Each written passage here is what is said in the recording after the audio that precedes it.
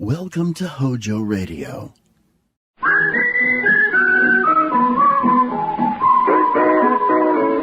Winston tastes good like a cigarette should. Winston tastes good like a cigarette should.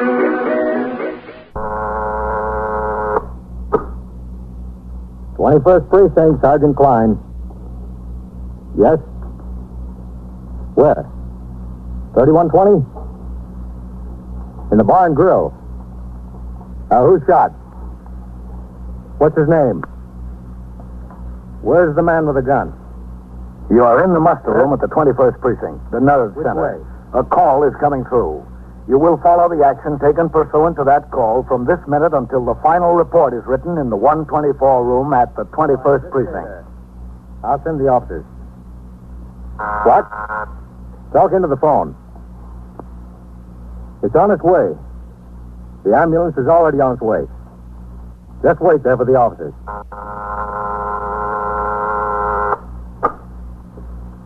21st Precinct. It's just lines on a map of the city of New York.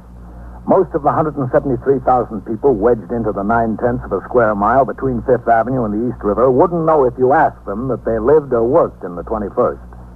Whether they know it or not, the security of their persons, their homes, and their property is my job. My job and the job of the 160 patrolmen, 11 sergeants, and 4 lieutenants, of whom I'm the boss. My name is Kennelly, Frank Kennelly. I'm captain in command of the 21st.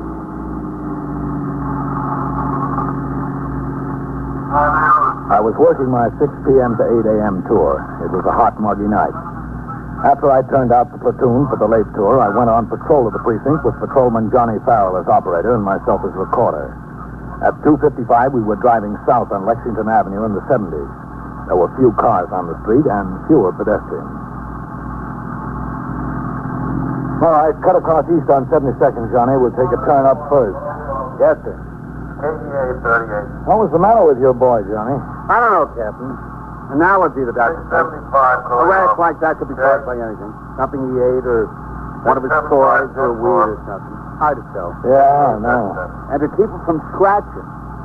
How are you going to keep a kid 5 years old from scratching in his sleep unless you try Well, if there's somebody running. Huh? Where? This side, down on the next block. Oh, yeah. Let's take a look.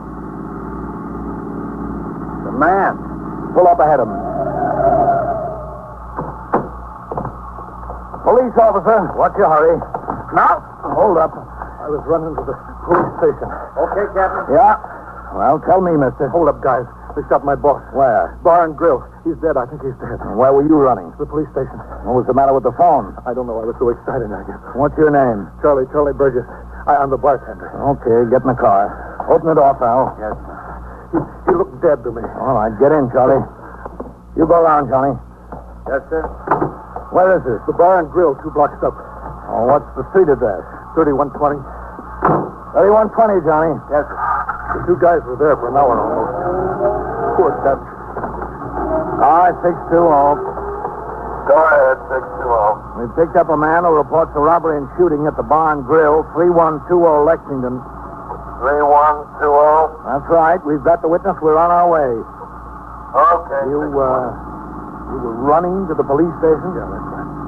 Police station's in the other direction. Oh, 2-1 precinct, car 631 and 632. The address 3120 Lexington. All right, come on, Charlie, let's go. Come on. I didn't know where the police station was. How should I know? Inside, Charlie. He's over there behind the bar. How come the music? Hold up, guys. Put a couple of quarters in the jukebox. I don't know. There. Is he dead? Yeah, he's dead. Here's the gun, Captain. Over here. All right, let it lay, Farrell. And pull the plug on that jukebox. That's it.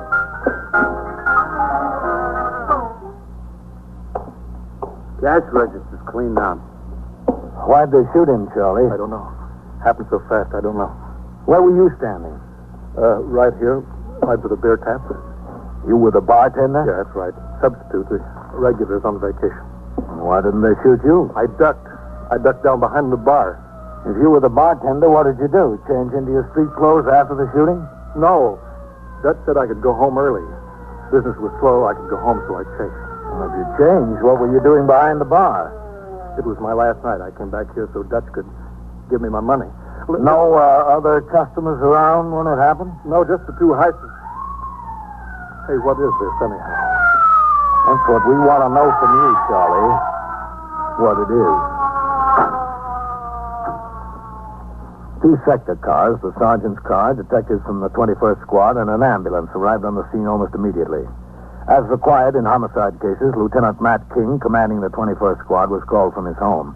Also notified were the Manhattan East Homicide Squad, the Medical Examiner's Office, the New York County District Attorney's Office, the Police Laboratory for latent fingerprint experts, and a police photographer, and such superior officers of the department as were concerned. Premises were completely examined for latent fingerprints and other physical evidence. The apparent murder gun, carefully handled, was tagged for evidence by the laboratory men for ballistics and fingerprint examination. The body of the victim was taken to Bellevue Morgue for autopsy. At 10 minutes to 4 a.m., Lieutenant King brought Charles Burgess to the station house for a detailed account. There in the 21st Squad, he was questioned by Lieutenant King in his office in the presence of Assistant District Attorney Louis Curley, two detectives, and myself.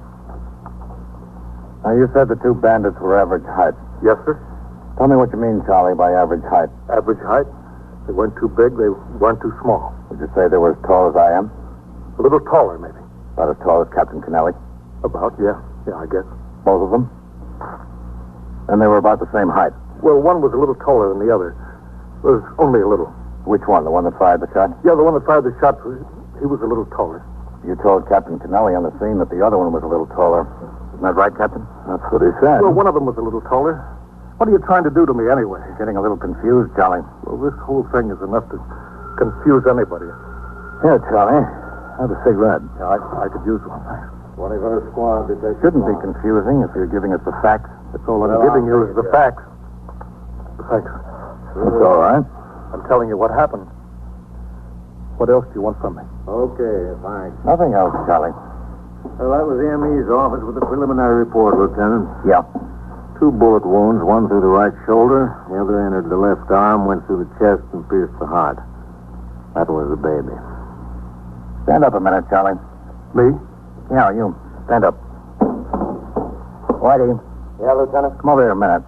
Yeah, sure, Lieutenant. Now, Charlie, supposing Detective Howard was the hold-up man with a gun. That's good, Whitey, right there. Supposing, Charlie, you were Dutch. Yeah, Dutch. About where was Dutch standing from the hold-up man when the shots were fired? Was about here, I'd say. Uh-huh. Where were you standing, Charlie? About right over there. But the bar ran along this way. Captain, would you be Charlie? Yeah, sure. Right about here? Yeah, right about there. I could show you better if I was myself. I want you to be Dutch. Yeah, Dutch.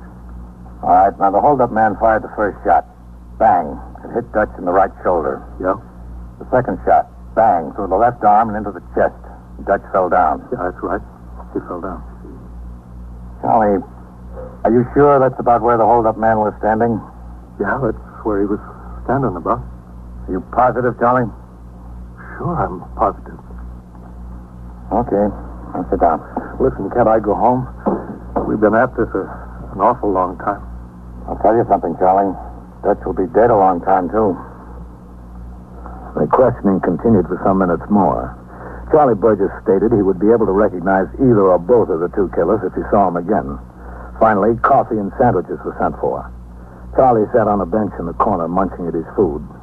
Two uniformed officers arrived with a pair of narcotic addicts they caught in the act of breaking into and stealing goods from parked cars on Madison Avenue. It was a good collar. There'd been 10 to 20 squeals a night in the precinct concerning such thieves.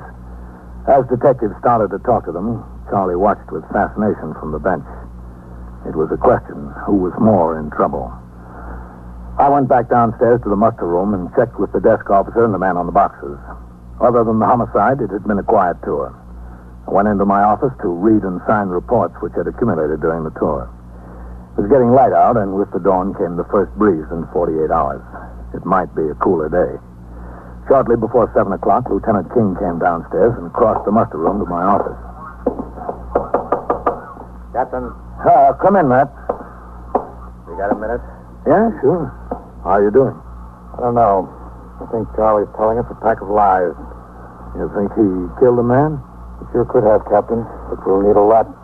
We'll need to know if it was his gun, where he got it, and so forth. We'll need a straight story on what went on there. Yeah. Oh, could you use a cup of coffee, man? Yeah, Captain. There's some hot. Oh, I think so. Hey, what about the three customers he keeps talking about? If Charlie didn't kill Dutch, somebody had to. Somebody right out of his head. Oh, Sergeant. Excuse me, Captain. Go ahead, take the phone. 21st Precinct, Sergeant Klein. 37. All right, listen, you're ringing in 3 minutes late. I don't care what the clock in the jewelry store says. According to this clock, you're 3 minutes late. All right.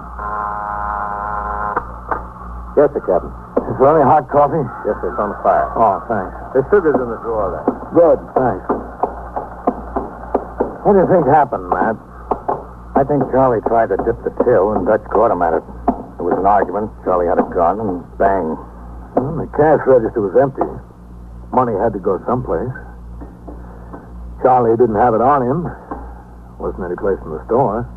I know, but he ran a block and a half before you nailed him. Could have been dropped in a trash can, a hallway, or even a mailbox. Sugar, man? Yeah, please. Yeah, help yourself. Thanks. I've got 2 men out checking every trash can and doorway between the bar and grill and where you stopped him, Captain. Good. But he could have had a friend who carried it away. Yeah, that's a possibility. The problem right now is what we're going to do with Charlie. We haven't got enough to book him in on homicide.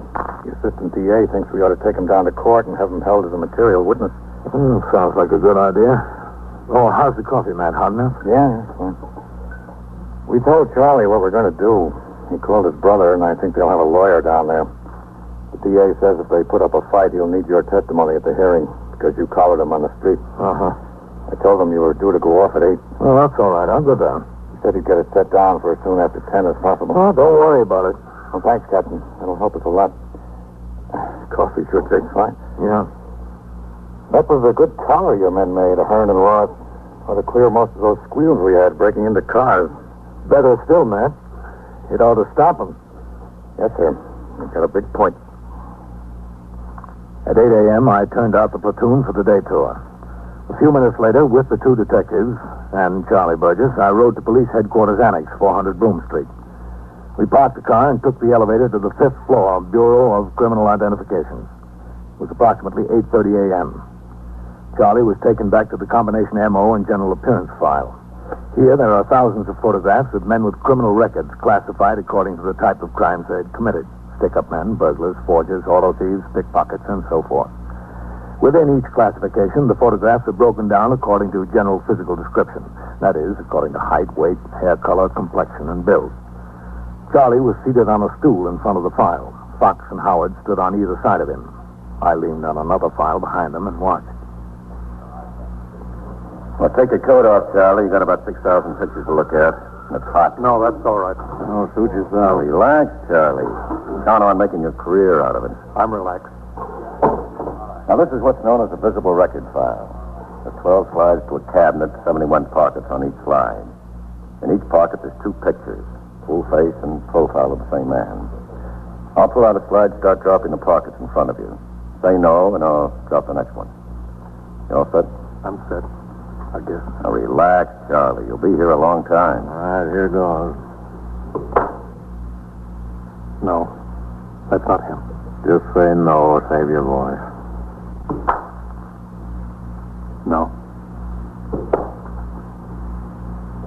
That's the guy. That's him. This one? That's him, I tell you. That's the one that shot Dutch. That's him. Are you sure? I'm telling you. Okay, study it a little longer, make sure. I don't have to study. That's him. Study it anyway. Whitey, come here. Now, just sit there, Charlie. You believe him? You? I ask you first. Captain? You said it like it mattered. It's like hitting the sweepstakes. 50,000 mugs to look at, and he makes the 3rd picture. Well, either Charlie lives right, or he's the best liar I ever met. You are listening to 21st Precinct, a factual account of the way the police work in the world's largest city. Charlie Burgess was put to work looking through the mugs for the number 2 man. Meanwhile, Detective Fox had an identification man pull the complete jacket on the suspect he identified, Al Hance, also known as Alfred Harrod, a man with a record of 2 arrests and 1 conviction, armed robbery. This information was telephoned to Lieutenant King. So was the report that the murder gun bore no readable fingerprints.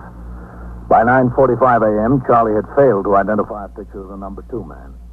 He was taken to the car, and we drove farther downtown to the criminal courts building at 100 Center Street. There in felony court, he was met by his brother and an attorney.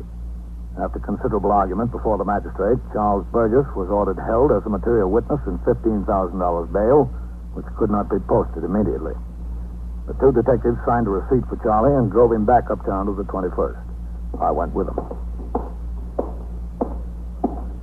In there, Charlie, in the lieutenant's office.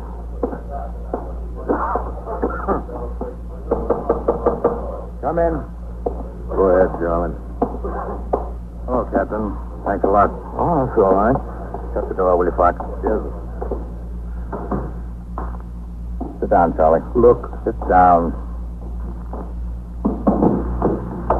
Captain, you were in on this thing before any of us, except Charlie, that is. Do you think you can get him to talk sense? I'll try. Look, I don't feel like talking to anybody. I'm bushed. Well, what do you think we are? I'm really bushed. Can't I get some sleep? Maybe? Maybe. What kind of an answer is maybe? It's as good as the answers you've been giving us, Charlie. You know I wouldn't do nothing like killing Dutch. I liked him. I loved him. Like a brother, I loved him. Charlie, there's more murders over love than hate. I'm telling you. Everything stacks up against you, Charlie. You say there were 3 other fellows left the bar right before the holdup. We can't find a trace of them. They were in there. They were in there. You could have used the phone to call the cops. Instead, you ran to the police station. Only you ran the wrong way. I'm from Brooklyn. I only worked there 3 days. I got mixed up. That's natural. Is standing behind the bar in your street clothes natural? No. Why did it happen when there were no customers in the joint, Charlie? I don't know. What do you want from me? Facts, Charlie. Just facts. I'm giving you facts. That's all I've been giving you. Isn't it a fact that you waited until all the customers were gone and you pulled a gun on Dutch? No, it's not. Isn't it a fact that you shot him in cold blood with the intention of saying 2 hold-up men walked in? No. And you were running away and ran right into my arms? No, it's not so. It's not so. It's not. Well, Charlie, I hope it isn't so. For your sake. Because whoever did do it is going to wind up in the electric chair. That was as far as we could get with Charlie. I left him with Lieutenant King and went downstairs to the muster room. I signed the blotter and left the precinct, not due back on the job until 8 the next morning. In the meantime, Lieutenant King had detailed 2 men to trace Al Hance, the former convict whose picture was identified by Charlie Burgess. From different sources, they learned 2 facts. One, that Hance owned an automobile, a 1949 Plymouth Coupe painted 2-tone green, that Al Hance now lived someplace in the neighborhood of St. Mary's Park, the Bronx. That night and early the next morning, detectives cruised the streets within 10 blocks of each side of this park looking for such a car. At 4 o'clock in the morning, one was spotted parked near the Mott Haven yards of the New Haven Railroad. The registration was checked with the Motor Vehicle Bureau. car was registered in the name of Al Hance. 2 men of the 21st Squad were assigned to a stakeout. By 8 a.m., he had not shown up. 2 detectives were sent in relief. They watched until 6 p.m. Still, no luck. At that time, Detectives Fox and Howard were sent in relief. They watched the car for 7 hours. That's him, Whitey. There he goes. Let's get him.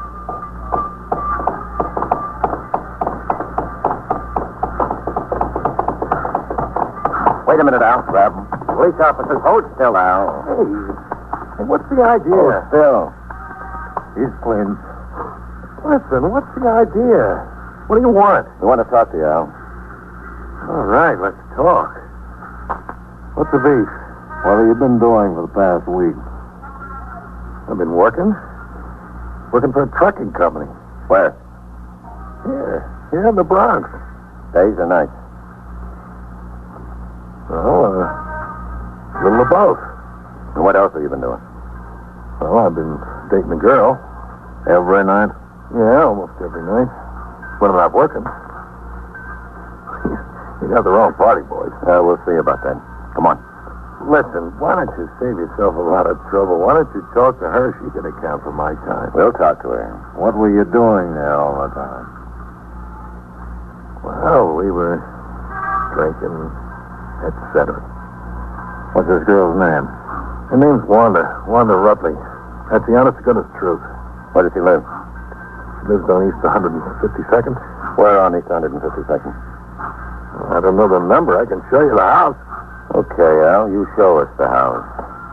Come on, there's our car. The detectives took Al Hance to their car. They drove to East 152nd Street, where Hance pointed out the house in which he said the girl, Wanda Rutley, lived. They drove him downtown to the 21st for questioning by Lieutenant King concerning his activities of Tuesday night. He denied all knowledge of the holdup and murder. At 4 a.m., Lieutenant King instructed Detectives Fox and Howard to go back uptown to the girl's room. All right, I'm coming. All right, I said. Taking a girl up in the middle of the night. Yeah, what do you want? The police officers want to open up. I don't care who you are. Girls gotta have some self-respect. You're a sound sleeper. I gotta take sleeping pills, doctor's orders. Hey, don't any cops work the day shift?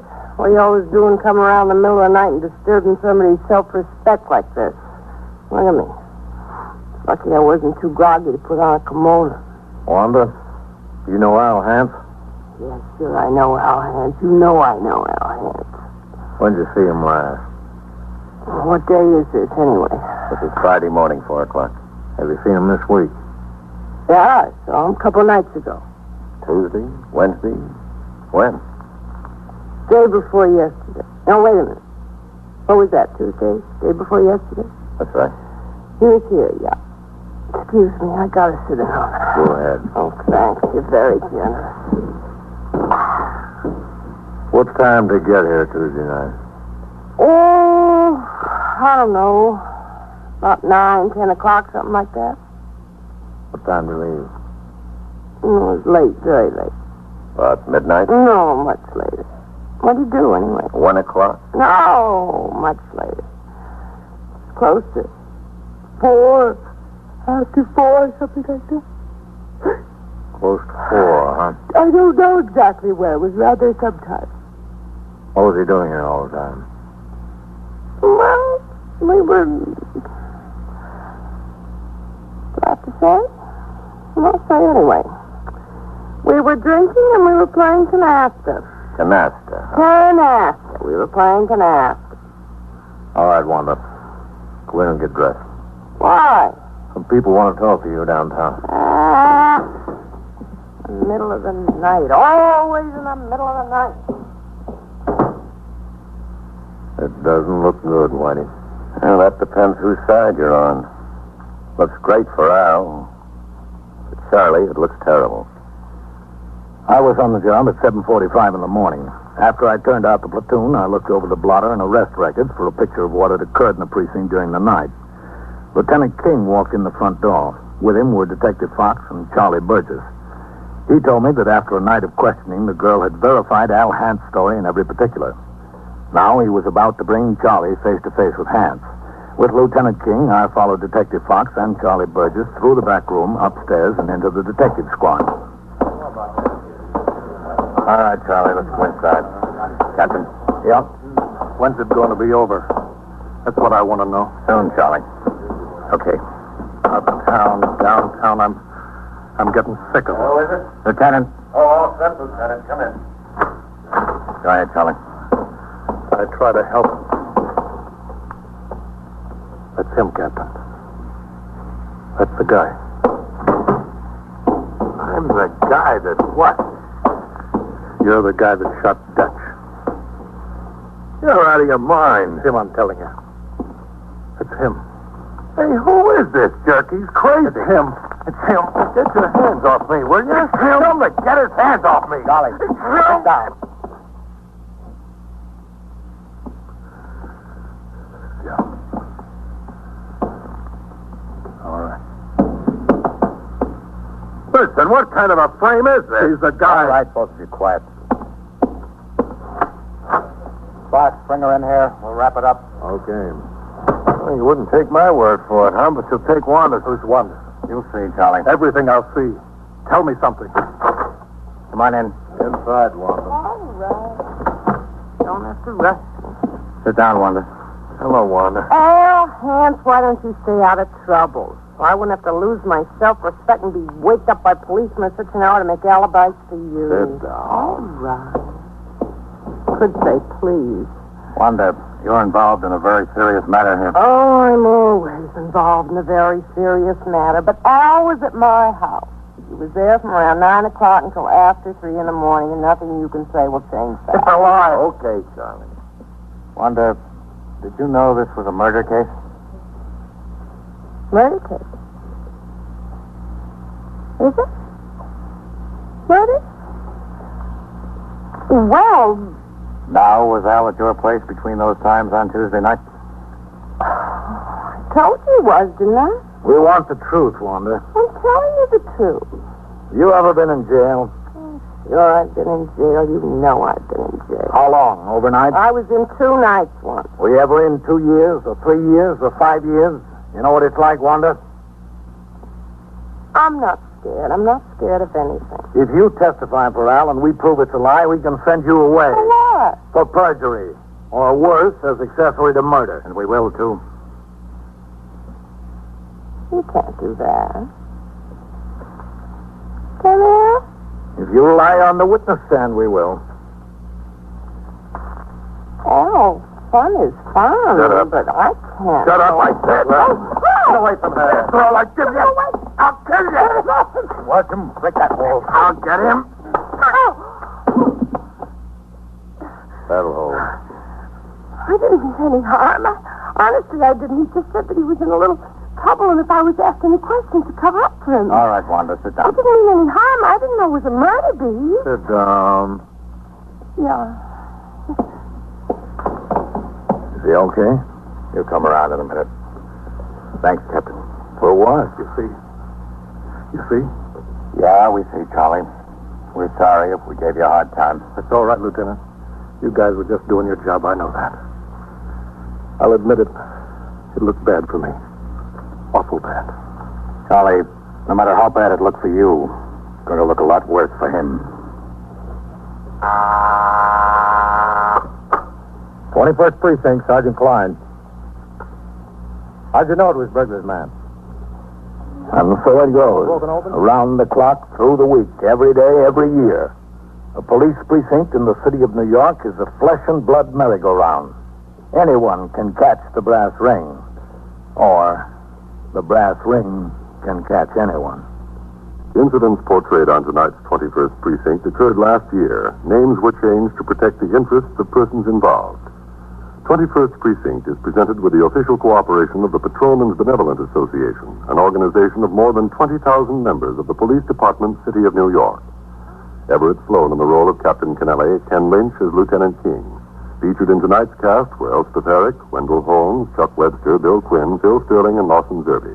Written and directed by Stanley Niss. Produced for CBS Radio by John Ives. Art Hanna. In every Chevrolet showroom across America, more and more people are looking at the car that's just out and just wonderful. The 1957 Chevrolet. Some are looking at Chevrolet's daring new front-end styling, the bold new grille, big, beautiful sloping hood. Some are looking at Chevy's handsome new rear end with high-fashion fenders and fresh new design. Everyone's enthused about the new color-fashioned interiors and the sleek command post instrument panel. And the biggest news of all, Chevrolet's fuel injection. HOJO Radio, we're your old-time radio headquarters. Stay tuned. 21st Precinct, Sergeant Klein. Yes, ma'am. Case? It isn't gas? What's the address? Which one? You are in the muster room at the 21st Precinct, the nerve center. Call is coming in.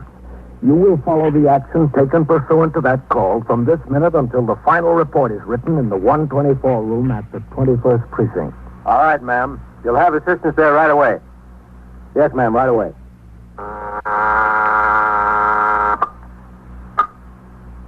21st Precinct. It's just lines on a map of the city of New York.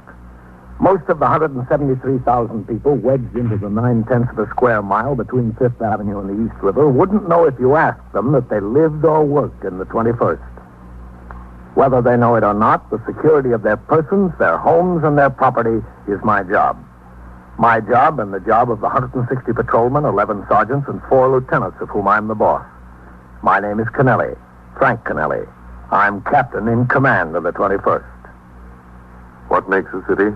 Not buildings, not subways, not business. People make a city. From dawn to midnight, from midnight to dawn, the rich and the poor and the good and the bad pour their lives together and stir up the city, as in the 21st.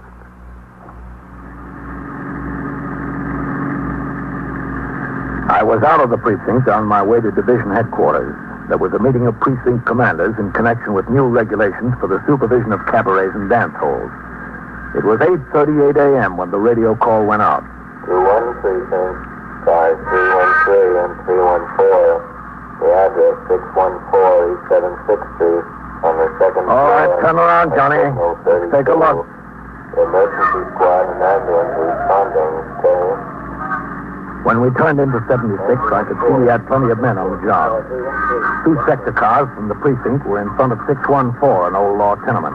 So was the sergeant's car. Ahead of them were the emergency service car and an ambulance. You stay with the car, Johnny.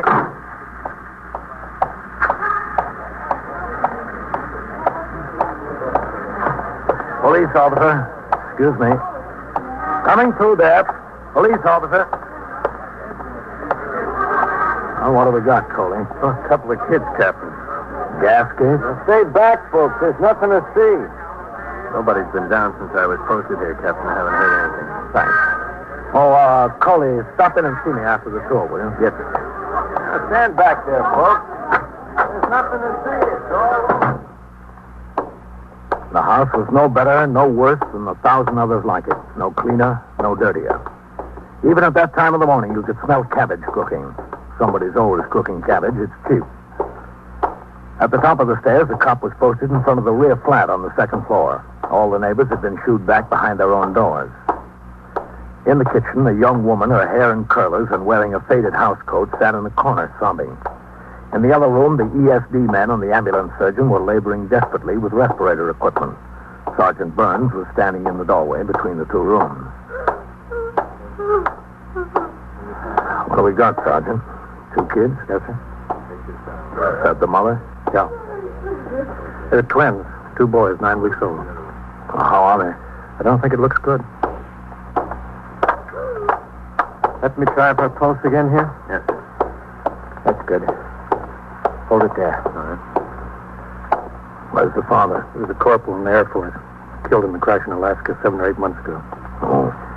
She said that since she brought the twins home from the hospital, she's been keeping them in a couple of dresser drawers. These. She said she puts the 2 drawers on the table at night right next to each other. Mm-hmm. Each of the twins got wrapped in tight in a blanket in his own drawer. Then she uses this yellow blanket across the top of both the drawers. That's what knocked him out. Blanket on top.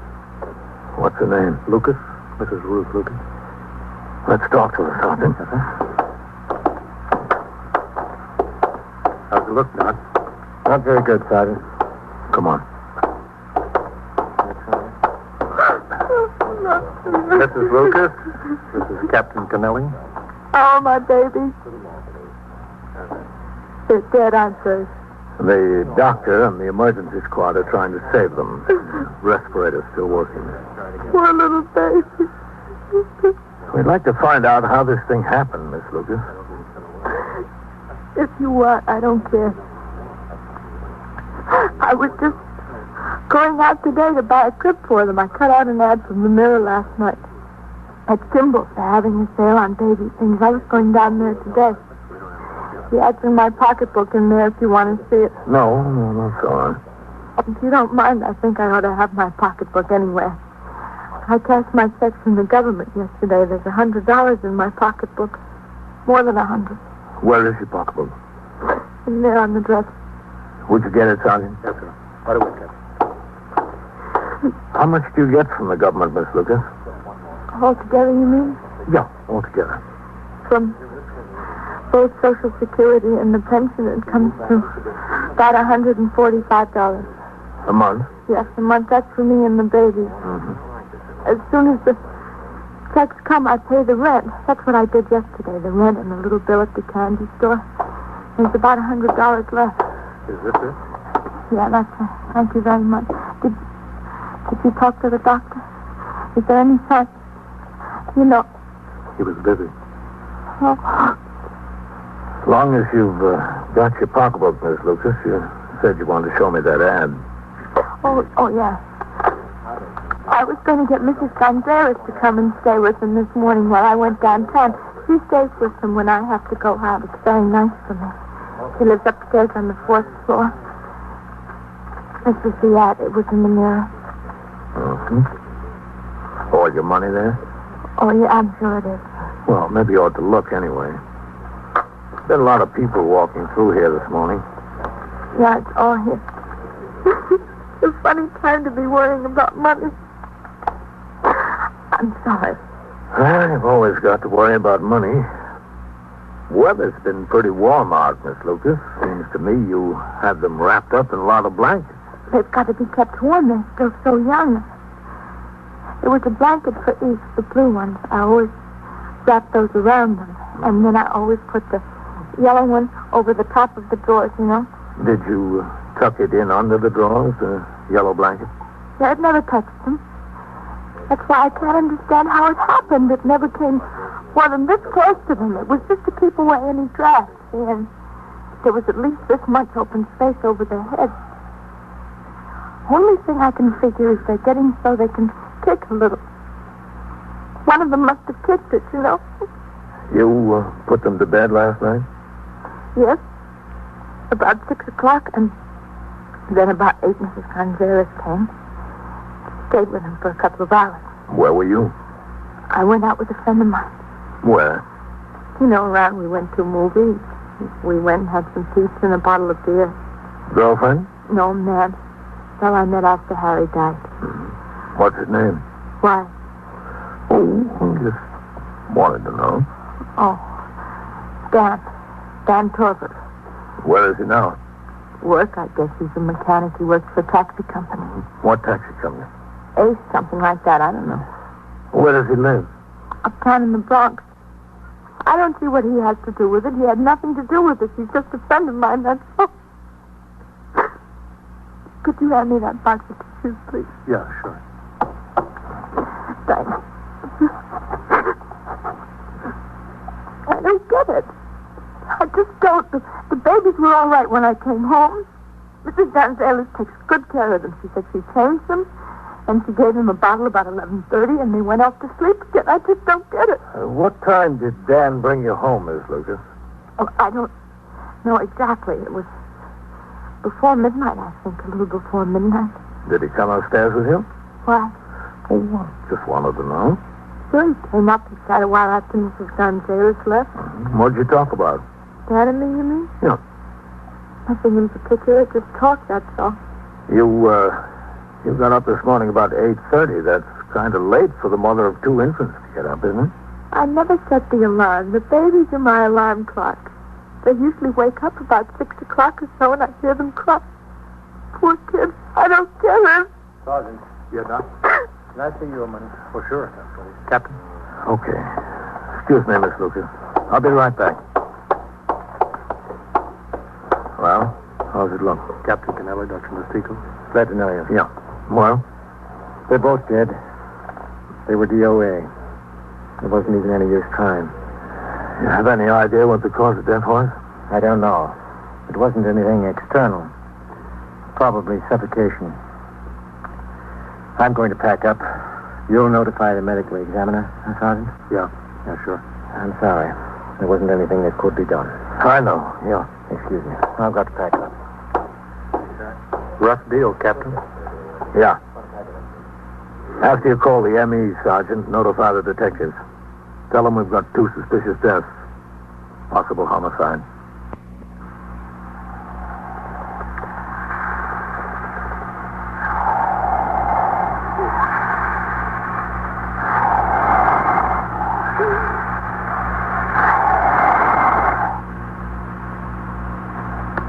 The longer you're in the job, the easier it is to do the hard things. But there's one thing that never gets easier. That's telling a mother her kid is dead.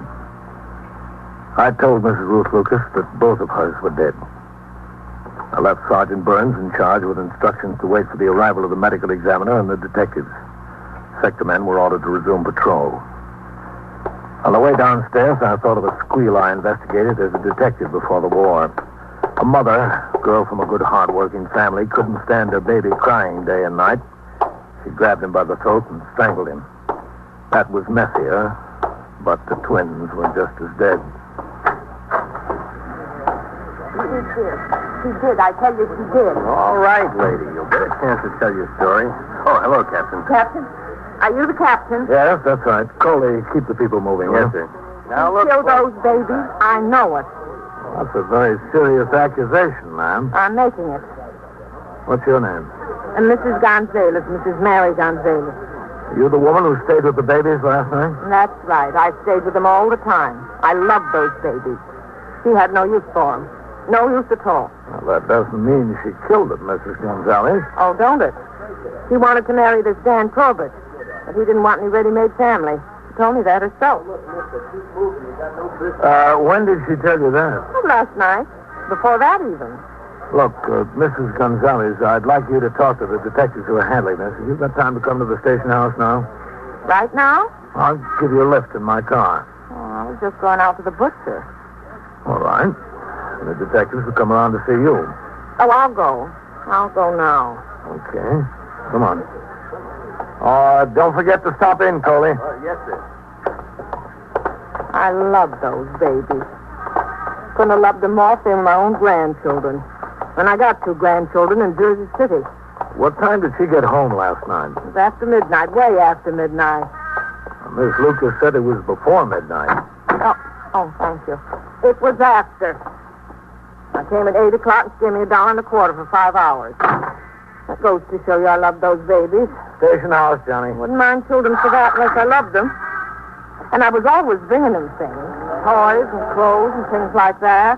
She, told me that Dan Talbot came home with her last night, Miss Gonzalez. Yes, I pronounce it Gonzalez. I'm not Spanish, you see. That was my husband's name, my second husband's name. Rest his soul. Did they, say anything in your presence? Well, no. When they came, she just gave me the $1.25 and I went upstairs. But I could smell liquor on her breath. Was she drunk? Well, she'd been drinking. I could see that. And I could see she didn't love them. I loved them. I spent more money on them than she ever paid me. A lot more. She killed them. I know she killed them. She was much sicker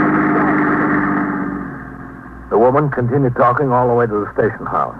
She told me everything she knew and everything she suspected. She ran the gamut from fact to rumor to guess. When we got there, I took her upstairs to the office of Lieutenant Matt King, who commanded the 21st Detective Squad. Then I walked down the rickety stairs through the back room. 2 division plainclothesmen had a sharply dressed policy rider there prior to booking. The 124 man was posting the newest teletype alarms. I walked out into the muster room. Sergeant Klein on the boxes waved at me, and I walked over.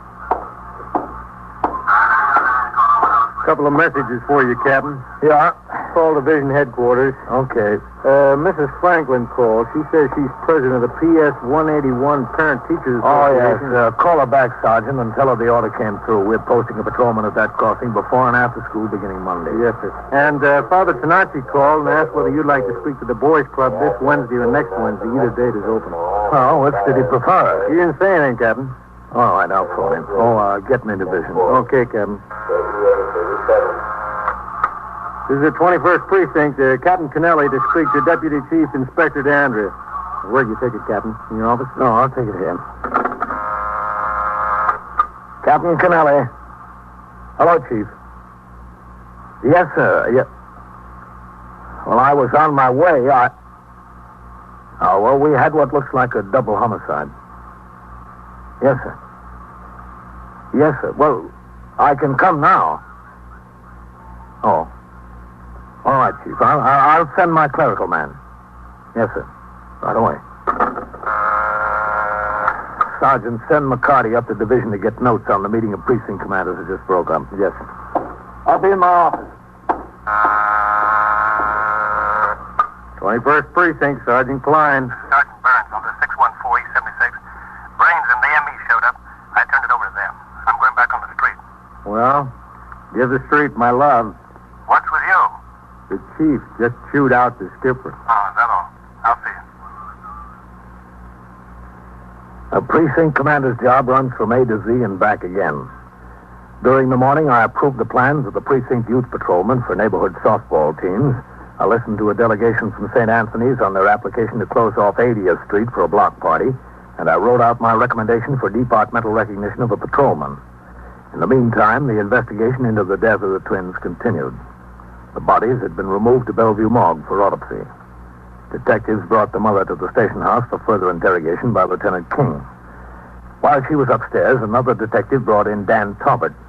Lieutenant King preferred that he not see Miss Lucas at the moment, so Talbot was asked to wait in my office. While I signed reports, he sat there waiting for Lieutenant King to come downstairs and talk with him. Yes? Busy, Captain? Coley, I'll be right out. Yes, sir. You sit here, Dan. How long will it be, do you know? Oh, won't be long. I don't like to miss the time on the job. All right, Coley. Captain, some fellow who works in the laundry over on York Avenue told me that Mrs. Gonzalez is a neighborhood gossip. You know, in the twins case? Yeah, the detectives know about that. Look, Coley, a loan company in Flushing wrote in and said you were 3 payments behind on a note. She had sickness in the family and the bills piled up, Captain. I thought it was for a washing machine. Well, the note was, yes, sir, but she got sick afterwards. I'm going to get straightened out with him payday. I told him that. I'll see that you do. We don't want any more letters. Coley. Yes, sir. Don't say you're going to take care of it and not do it. If you can't make it, let me know. Maybe I can call for you and get an extension. Yes, sir. Hello, Captain. Hi, Matt. Your man's in here. Oh, that's all, Coley. Yes, sir. Well, what's it look like, Matt? Not very good for the mother. Go ahead. This is Dan Talbot, Lieutenant King. That's all right. Sit still. Oh, thanks. What's the name, Kane? King. K-I-N-G. Lieutenant Matthew King. Oh, where's Ruth? Upstairs in the detective squad.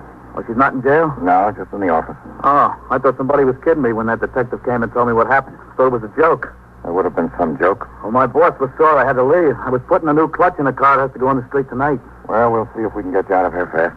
She wouldn't do that to those kids. Must have been an accident. Accidents don't happen in pairs, not like that. I mean, Ruth wouldn't do anything like that. Was it all right if I smoke in here? Have one of mine. Here. Oh, thanks. Thanks a lot, Lieutenant. Thanks. I mentioned it. How long have you known Ruth? Oh, I don't know. 5 or 6 months, 7 months, something like that. How'd you meet her? Well, to tell you the truth, it was in a bar and grill. I used to stop in there once in a while for a glass of beer. I saw her in there 2 or 3 times alone. Thought it was kind of funny, a pregnant girl coming into a bar alone like that. Yeah. I asked about her. Somebody told me. I don't know. I guess I felt kind of sorry for the kid. We got to talking one night, and that was that. You kept seeing her right up until the time she had the baby? Yeah, it was funny. I'd visit her at the hospital. Some people around there thought I was the father. I didn't say nothing. I let them think what they wanted. And after she brought the kids home? It was just like before. I kept seeing her, taking her out, when she could get this Mrs. Gonzalez to sit, you know. I understand you talked about getting married. Oh, who told you that, Ruth? Is it true? We talked about it, yeah. Can I have that ashtray, Captain? Yeah, sure. Thanks. But there never was anything definite. Not one way or the other. What do you mean, not one way or the other? Well, there was a lot of problems. We both had our problems. The kids? Yeah, that plus the fact I'm not making a fortune, you know. I figured you get married, you want to enjoy each other for a little while anyway. There's time enough for kids a little later when you feel like settling down. And you'd probably have been married already if it wasn't for the kids. Oh, I wouldn't say that exactly, Lieutenant. Maybe, yeah, I don't know. Did you ever tell her that?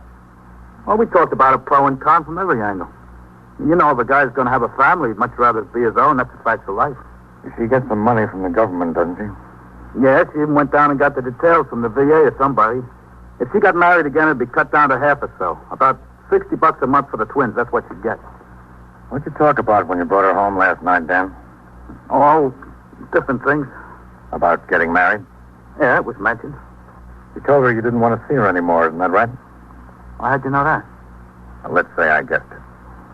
Well, yeah, that's true. I mean, the whole thing seemed kind of hopeless to me. I told her I'm a young guy and I don't want to take on somebody else's obligations. I could see it would only lead to trouble if I did that. That's exactly what I told her. If we got married, it could only lead to trouble. I'll tell you something, Danny. You didn't get married, and it still led to trouble. The questioning went on for another 15 or 20 minutes. Drink last night, Dan? I sat there watching and listening. Interrogation is a great skill, and Matt King knew his business. He was friendly, polite, and patient. Dan Talbot tried to be as helpful as he could without hurting Ruth. He was helpful, but he hurt her. Step by step, Lieutenant King was building a case of murder first against Ruth Lucas. At 4 p.m., I turned out the platoon for the night tour.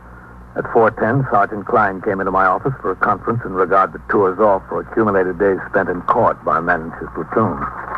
I guess that does it, Captain. Thanks. All right.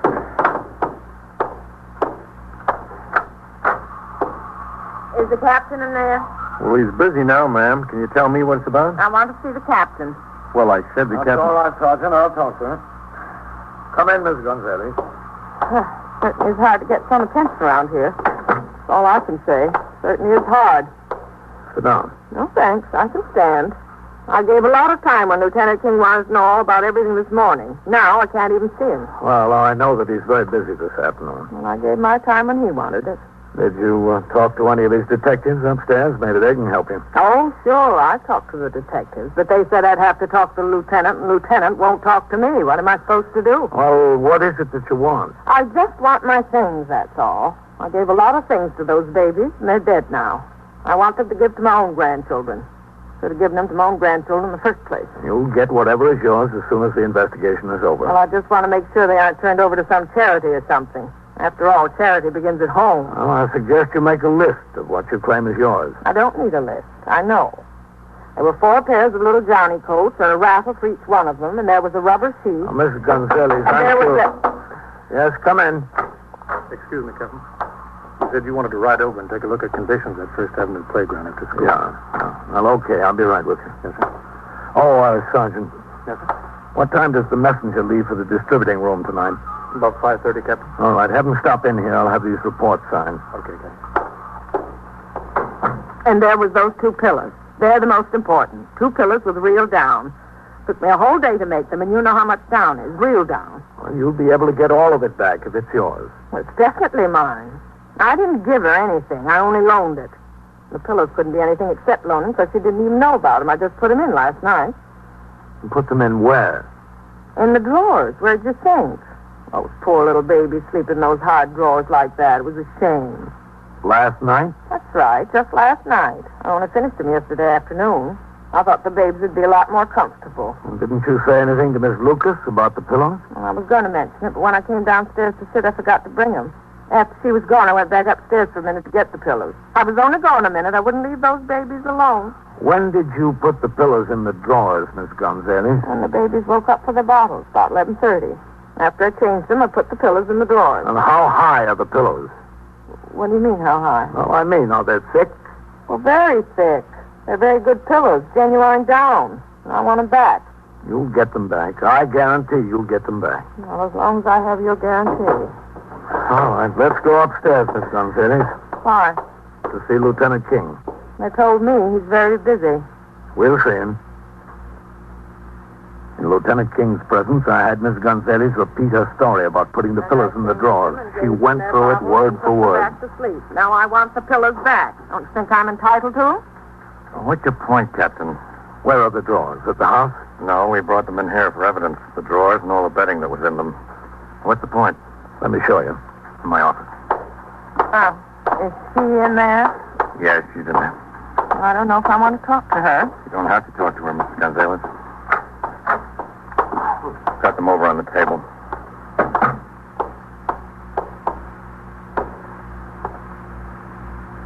Hello, Mary.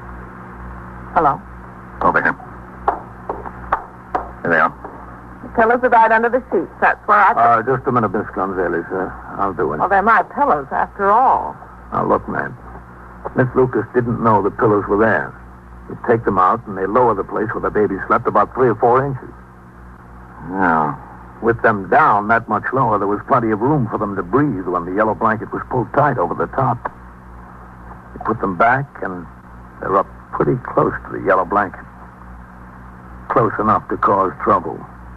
What kind of trouble? Mrs. Lucas, would you come here a minute? I asked what kind of trouble. Look, I'm tired. I'm awfully tired. I know.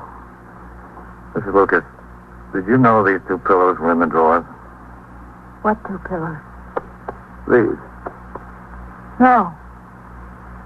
How'd they get there? I never saw them. I put them there last night. I wanted the babies to be more comfortable. Didn't you see that they were sleeping a little higher than usual? No, I really didn't. You mean that I caused the babies to smother me? That's right, you did. Oh, dear God. Dear God. All right.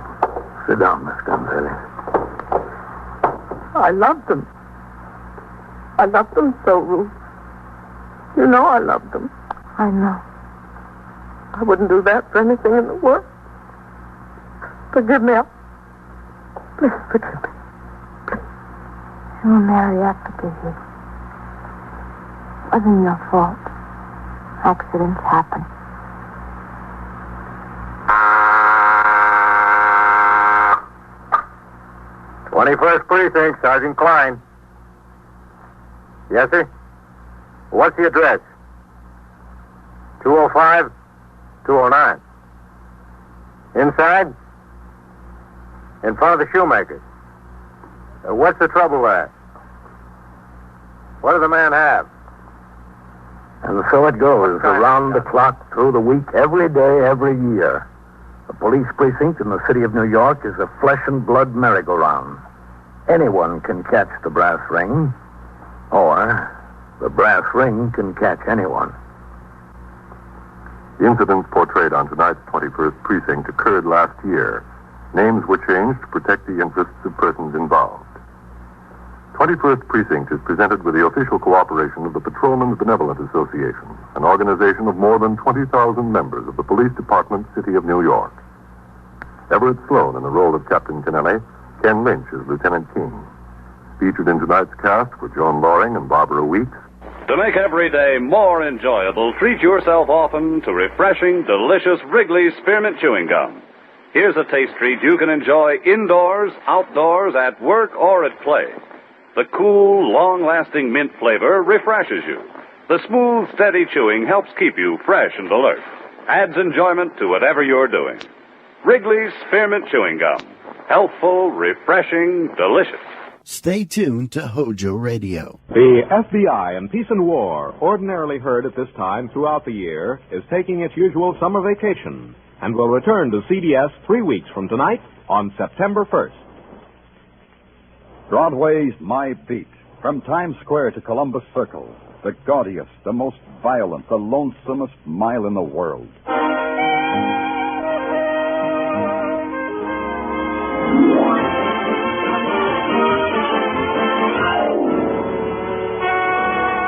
Broadway's My Beat, with Larry Thor as Detective Danny Clover.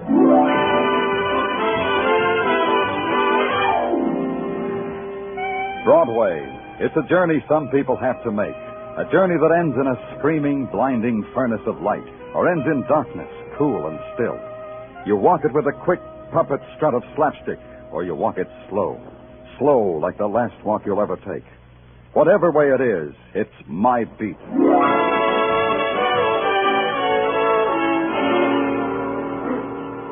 Broadway is full of people that are like pieces of a jigsaw puzzle. One of them, if you put them together right, will turn out to be Jed Stacy, scandal reporter for a rag that reports scandals. If it's a hot August evening and he's wearing his Hollywood shirt and yellow silk mohair pants, $90 the outfit, he'll buy you a free meal for a price. Jacques, bring us prosciutto with melon, vichyssoise, shrimp poulette, and a decent white wine. You got that? Oui, Monsieur Stacy. Yeah. Okay, Jed. Why the banquet?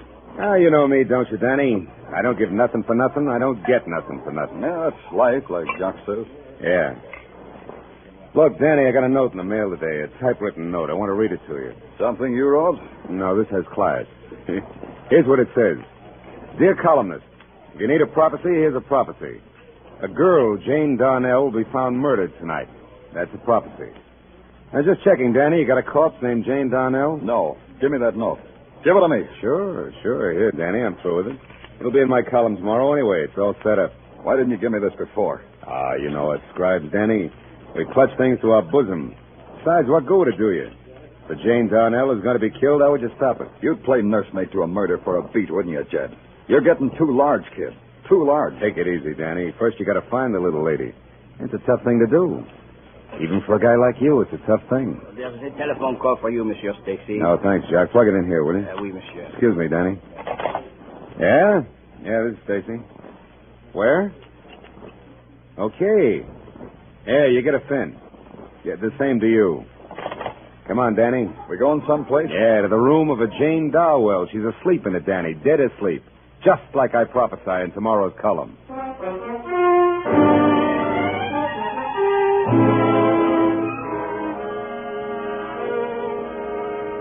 In here, Lieutenant. Right over there on the bed. Yeah, Sergeant, I see. Strangled, huh? With a silk stocking. I'm not a guy who knows about a thing like this, Danny, but it looks like the murder weapon is a pretty inferior piece of merchandise. $1.98 will get you 3 pairs. Take your hands off that stocking, Jed. Huh? Oh, yeah, sure, Danny. Police methods. I should have known better. Okay, Sergeant, give me the rundown. Call from the landlady at 8:10 p.m. Yeah? Landlady's story as follows. She returned here at 5 after 8, and then she... Where'd she return from? Corner bar. She spent the afternoon there singing Ghost Riders in the Sky and nursing a 10-cent beer for 6 hours. And they threw her out at 8 sharp. And we checked. Go on. Well, the landlady knocked at the door of Jane Darnell, the deceased. Upon receiving no answer, she walked in and found the deceased thus. Like so. Okay. Where's the landlady now? I peeked across the hall when we came in, Danny. Yeah? There's a little old lady sitting in a rocker with a compress on a little wrinkled forehead and a little wrinkled nose on top of a big bottle. Landlady, huh? Yeah. Right in here, lady. Come on, right in this room. Take your hands off of me. I've been walking a long time without your help. Who's this, officer? A man who says he lives here. A man who My says his name name's is... Mac Taylor. What's going on here? Okay, officer, that's all. What's your business here, Mr. Taylor? I live here. Now answer a question for me. What's this all about? Did you know Jane Darnell? Oh, my Shirley. She takes 2 hours every Saturday night in the bathroom. And she is the... Oh, that's her over on the bed. What's the matter with her? She's dead. Murdered. Murdered? Well, who did it? Mr. Taylor, there's millions of people in New York. A little while ago, one of those millions of people came into this room and wrapped a silk stocking around Jane Darnell's neck. The person who did that was the person who murdered her. Do you know who it was, Mr. Taylor? Mr. Taylor didn't. She was just the other renter here in the boarding house as far as he was concerned. She never even smiled at him, he said. Man, you'd have to be mighty strange to kill a girl for that, he assured me. I assured him he'd better stick around. And then I went home and had indigestion all night from the meal Judge Stacy ordered that I never ate. The next morning, I spent the first 2 hours mulling over what I had in the murder of Jane Darnell. It came to 2 things. All I had was a girl in the morgue and a typewritten note saying she'd be there. Or, as Sergeant Tartaglia put it... All we got, Danny, is a girl in the morgue and a typewritten note saying she'd be there. Tartaglia, would you mind repeating that? Oh, sure, Danny. I said all we got is Never mind. Anything on that typewritten note Judge Stacy gave me? Kind of typewriter? Stationery? Oh, typed on a Corona portable. A new model. Cheap grade of stationery. The 5 and 10 cent store stuff. Routine check turn up anything? Not yet. I can't find a thing on this Jane Darnell. No friends, no relatives, nothing, Danny. Well, looks like this will be a tough one for us to crack. It'll take time, Tartaglia, but it'll crack. Danny Clover speaking. What? Who is this? Tartaglia, trace this call. Yeah. Who is this speaking? I can't hear you. Speak louder, huh? Yeah, I got that. When? Who is this speaking? Hello? Hello? What? Oh, look, operator, I was talking to someone and we were cut off. I see. Well, thank you, operator. Tartaglia! Calm and efficient service, You traced Danny. the call? Oh, sure. Well, what?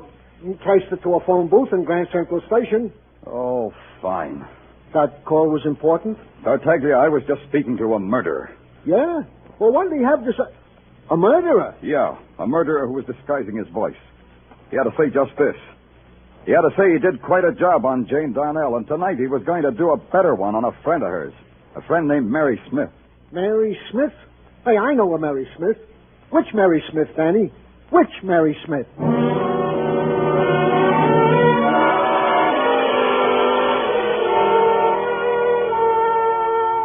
Tartaglia was right. In a city of 8 million, what chance do you have of finding a Mary Smith?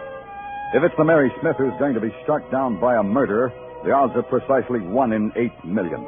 You come up with Mary Smiths, all right. You trace one of them to Sing Sing, where she was doing 20 years for dynamiting a bank.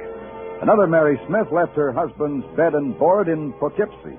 And you talk to a Mary Smith who says... Mister, my name's Mary Smith, and I know a secret. Humpty Dumpty sat on a wall. Humpty Dumpty had a great heart. So you try again. Forgive me, sir, for have kept you waiting. It wasn't my hour for meditation. Are you Mary Smith? Yes, of course I am Mary Smith. In China, my name is Lesu. But since I am in America, I have adopted a name that is 100% American. Mary Smith. And do you know a Jane Darnell? No, I am sure I do not. Jane Darnell. Oh, Americans have such a strange name. Yeah.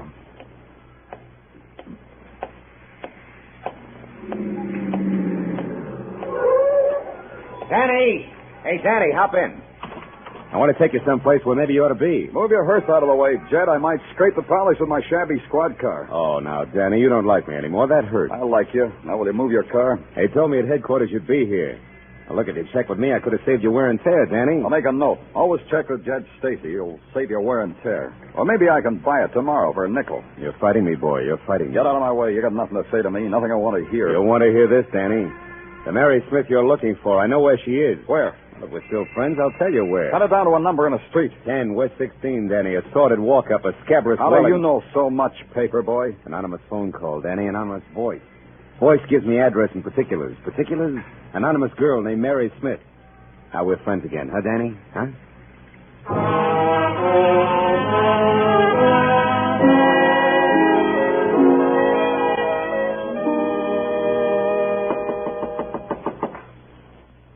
Miss Smith. Miss Smith. Open up, Miss Smith. It's the police. Maybe you should open it yourself, Clover. Yeah.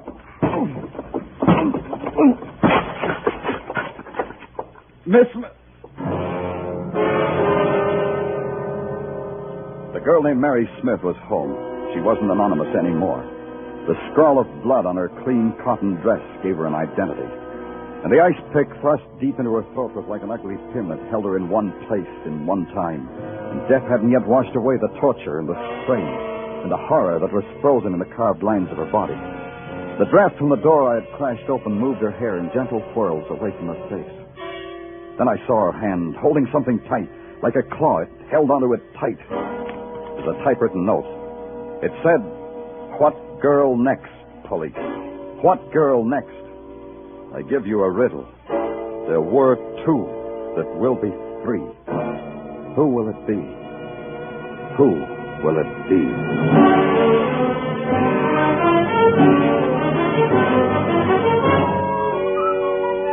You are listening to Broadway's My Beat with Larry Thor as Detective Danny Clover.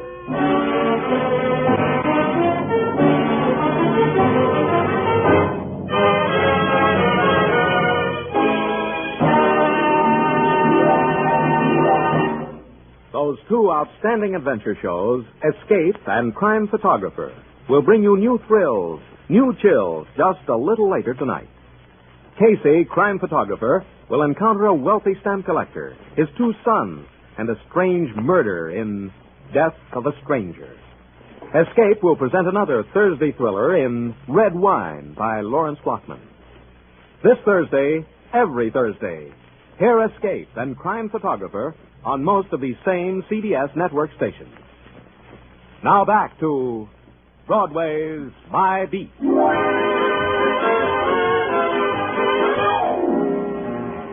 Broadway all depends on the mood you're in. You can be part of the mob and perform for the sightseers, or you can write notes about murdering women and go about your business of murdering. In the latter case, Broadway dangles from strings. Broadway performs for a madman. It puts on a mask of horror and talks in whispers. Two people had died violently, and the clues I had for their dying were about as valuable as a pinch of dust. Correction, I had a thing of value. Another note. What girl next, the note said. It would be valuable if I knew what girl next. The only ray of sunshine at headquarters next morning was a police sergeant named Tartaglia, who did all sorts of remarkable things with details and file cards and pencil sharpeners. Morning, Danny. Good morning, good morning, good morning. Yeah, what have we got, Tartaglia? Well, I checked Judge Stacy, like you said. Mm-hmm. Yeah, he's got a pretty good alibi. He was with you at the approximate time of both murders. Only approximate. How long does it take to kill a person? Hey, what did you find on that boarder, Mac Taylor? Oh, he's got an answer for every question we ask him. Right now, we're still checking the answers. So far, Mac Taylor's been telling the truth. Okay. What's in that envelope? Oh, in this envelope, Danny, intelligence from the FBI. Well, with Los Angeles still operating, it's a wonder they have the time. Let's see it. Yeah, sure, here. You know, on account of we didn't have any data on Jane Darnell and Mary Smith, I wired the prints down to Washington like I... Oh, like you should have. Yeah. This data you're holding was wired back. Hey, those boys in Washington sure work. Hey, look at this, Tartaglia. Huh? A link. A link between Jane Darnell and Mary Smith. Washington had their prints because they worked in a war plant. That tells you something, Danny? Maybe. Maybe a lot. They both worked for the same outfit, the Westfold Tool Company, a manufacturing firm across the river in Jersey. Get my hip boots, Tartaglia. I'm going to take a boat ride.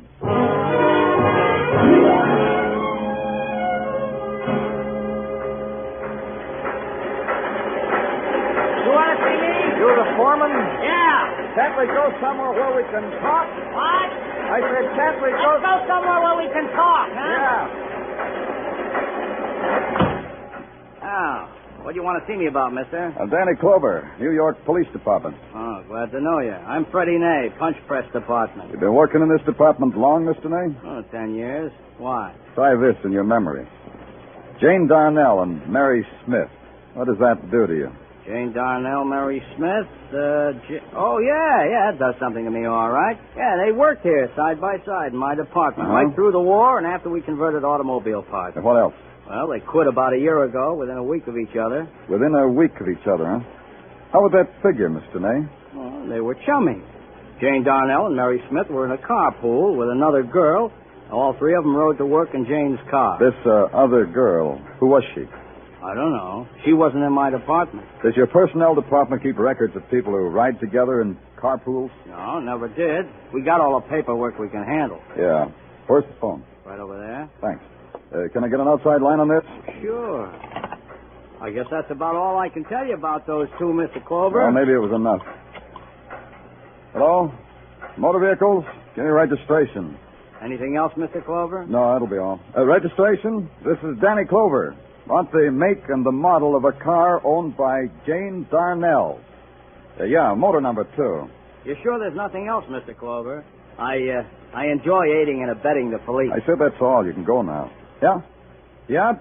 DeSoto sedan, 1947. Motor number 137 596. Yeah, I got it. Thanks. Get the operator to connect me with Sergeant Tartaglia at headquarters. Hurry. Tartaglia? Danny Clover, a detail, Tartaglia. A rush job. Fast enough maybe to save a girl's life. Now get this. A DeSoto sedan, 1947. Motor number 137596. Registered in the name of Jane Darnell. Find it, Tartaglia. Find it fast. Now all there was to wait.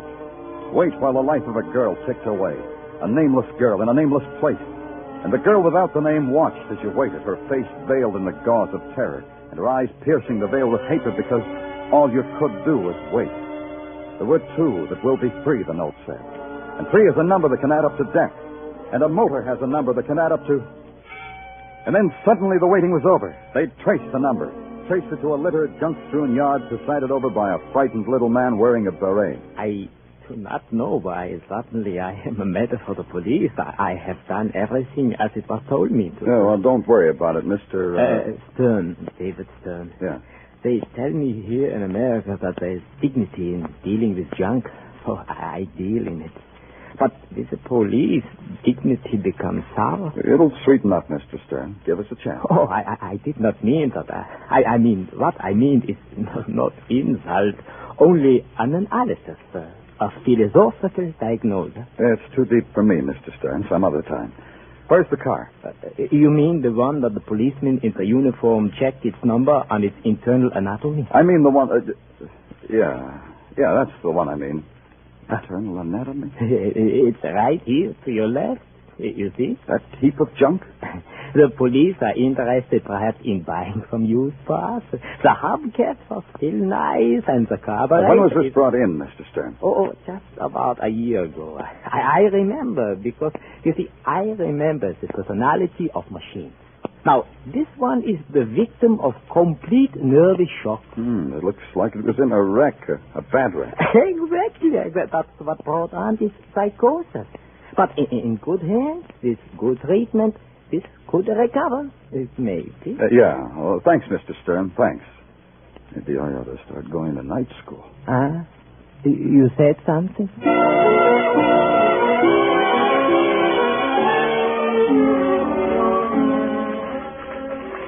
Danny, hi. Welcome to Police Transcript and Record. Your presence is like a shaft of light in a warehouse of darkness. Coswell, will you do something for me and not have it come out an epic? This will take much doing. What's your pleasure, Danny? Open a window. How do you guys breathe in here? Sergeant down? Yeah, Coswell. Open a window. Danny can't breathe. That was thrilling how you did that, Sergeant Downs. You may now go back to your typewriter. Anything else, Danny? I could fan you with this fan, courtesy Huxley's mortuary. Oh, thanks. A little closer, Coslow. Fine. Now get me everything you've got on an automobile accident. This car, about a year ago. Sergeant Downs? You get it, Coslow. I'll hold the fan. Your command is like a caress, Danny. Never mind, Downs. I shall get it. Oh, by the way, Danny, there's a gentleman sitting over there, been waiting for you. Gentleman by the name of Jed Stacy. Shall I present you? Get the dope on the accident now, as in right now. Yes, sir, Lieutenant, sir. What do you want, Jed? Oh, it's not what I want, Danny. It's what my syndicate wants. You know, columnists, no life of their own. That why you're always around when people die, so you can gloat? I didn't hear you say that, Danny. I'll make like I didn't hear it. Now, Danny, my syndicate is curious whether you found out who the number 3 girl's going to be. I bleed for you and your syndicate. You told me about the other two, Jed. How come you don't have a private line on this one? Danny, I got it. All by myself. Brief it for me, Coslow. Just the words, without the hand. How else? Accident involving this car, May 10th, 1948. Crashed into by Mrs. Mildred Quimby. Mrs. Quimby was killed. Who was in the DeSoto when it happened? 3 girls, Jane Darnell, Mary Smith, and Sally Webb. You got an address on this Sally Webb? Most assuredly. 417th West 55th. We also got pictures of the whole mess. You may have them if you want them, Danny, without signing. Take back your fan, Coslow. You earned it. Sally Webb, eh? That's the girl my syndicate wants. Do they now? Print this, Jed. Print it and I'll tear you apart. So long, Jed.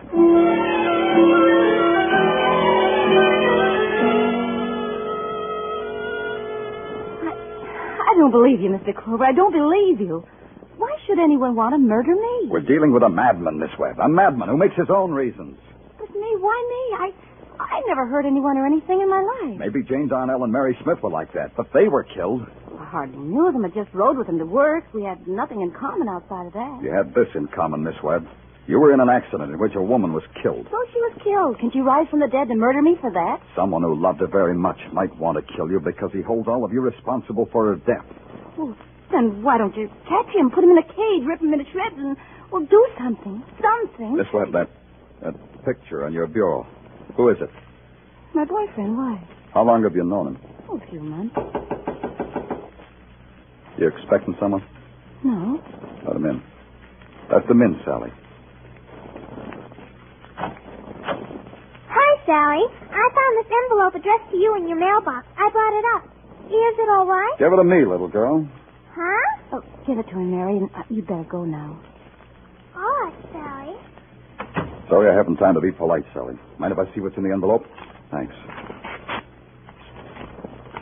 Here. Read it, Sally. And the third is Sally Webb. At 8 o'clock tonight, it's Sally Webb. Spin, Sally, spin till 8 o'clock. Then it's done. The same cheap paper, the same type, the same pattern. Now do you believe it, Sally? Oh, yes. Yes, help me, Mr. Clover. Please help me. If you'll help me. How? Just tell me how. Sally, I want you to spend the rest of the day as you would spend any other day. One of our men will be with you all the time. You'll never see him. You're not to look for him. But I want you back here before 8 o'clock, understand? Before 8 o'clock. Oh, I'm frightened, Mr. Clover. I'm frightened. The only way, Sally. You wanted him in a cage? That's where you'll be, just like you said. In a cage. So the trap was set. Sally Webb, the bait. New York Police Department, the hunter. The hunted? Somebody in that jungle city. Somebody crouching now in a dark corner until another time of killing. The man I had tail Sally Webb called in every half hour from a dress shop, a fruit store, from a laundromat, places like that. Then about 7 o'clock, the trap began to shape itself. A police cordon thrown around the block on West 55th Street where Sally lived.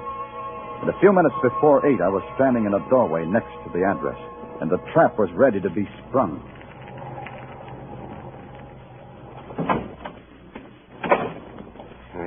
How about those, Lieutenant? How about north and south of 55th Street? They covered? Yes, sir. No one gets through on 8th or 9th. Except the girl. Except the girl, Sergeant, and whoever might be following her. How about our boy, the one you assigned to Taylor? He's got orders to drop out at the corner of 9th and 55th. Now, get this, Sergeant. I want your men in uniform to stay out of sight. Plain clothes as inconspicuous as possible. No noise. Yes, sir. That's what I told the men. Who's that? What chowderhead was stupid enough to use his siren? That's probably the patrolman Florio, sir. He's siren happy. Well, I hope he's going to be happy pounding the cement and flushing.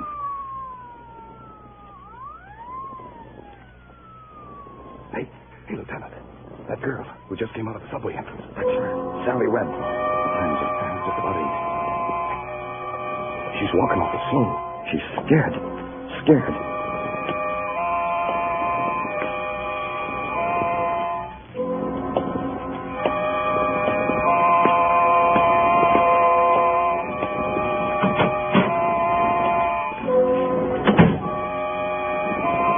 She's inside. See? The lights just went on. Let's go, Sergeant. Miss Webb, it's Danny Clover. Danny Clover. Lieutenant. Yeah, she's dead. She's dead, Sergeant. Close your eyes and try real hard to believe it. She's dead. But I don't understand. How could the coroner will call it a long, sharp weapon. The coroner's jury can blame me for it. What are you talking about, Lieutenant? The subway. The one place I forgot about. The one place where she'd be with 1,000 people and still be alone. She was stabbed on the subway. She had just enough strength to get inside her door. What are you doing, Sergeant? This stuff must have spilled out of her purse when she keeled over. Just junk, though. Lipstick, cigarettes. What's that? The piece of paper you're holding? Nothing, I guess. Just a piece of paper. Oh, wait. Something's typed on it. Huh? Read it. Now is the time for all good men to come to the aid of his country. I love you, I love you, I love you. Let's see that. The letterhead says Ridley's Department Store, furnishings for your every need. Get me a squad car, Sergeant. I got a feeling Ridley's is going to furnish my every need.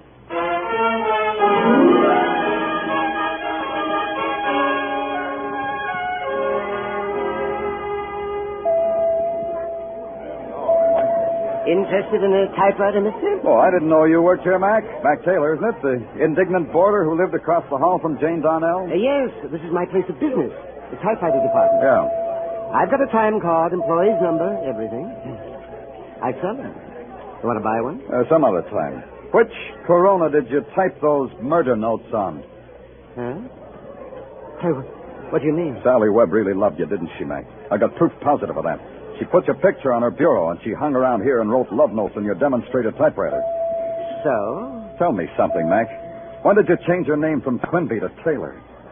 We've got a doctor in this department store, Clover. Maybe you need to see him. I have a picture of Mildred Quimby, my wife. What do you know about Mildred Quimby? I said I have her picture, Mac. Here, when she was killed in an automobile accident. Look at it, Mac. Go on, look at it. I'll kill you. Like they killed my wife. Like I killed all of them. I'll kill you. Mac, put away that gun. This place is filled with people. What do I care about people? My wife is dead. Watch out. Dead. That man's got a gun. You'll be crazy. Down, everybody. Get out of the way. That man's a killer. Come and get me, Clover. Yeah. There's only one way to get you, Mac. Clover, you can't miss.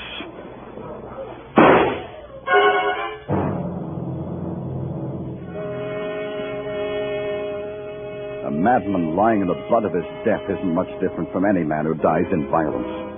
There was a kind of furious serenity on the face of Mac Taylor, or Quimby, as though all at the same time he rejected and embraced the peace that a tearing bullet had offered his brain. They took him away, then someone swirled a mop over the blood-stained tile of the floor. And that was the requiem for a madman. Broadway is a street of sounds. The hissing sound of the neon, the sweet sound of a girl's laugh, the harsh, rasping sound of the light deep inside the earth, and the other sound, the sigh, the painful sigh no one hears. It's Broadway, the gaudiest, the most violent, the lonesomest mile in the world. Broadway, my beat.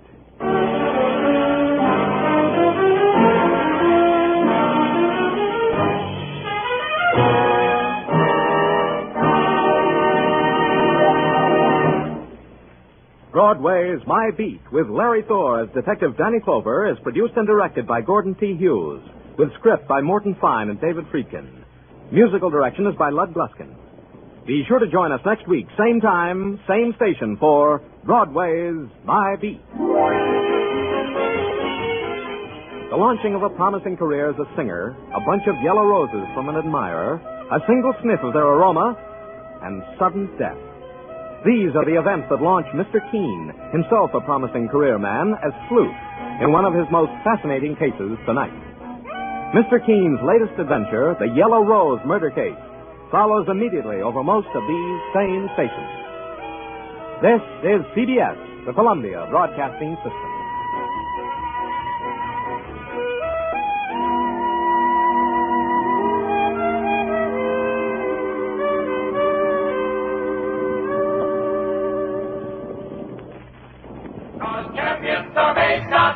Yes, sir. Get on your way. Get on your way. Get on your way with Wheaties. It's good to know that champions are made, not born. Gives us all a chance. For instance, let's go back to 1943 and listen to the story of champion Mickey Mantle of the New York Yankees.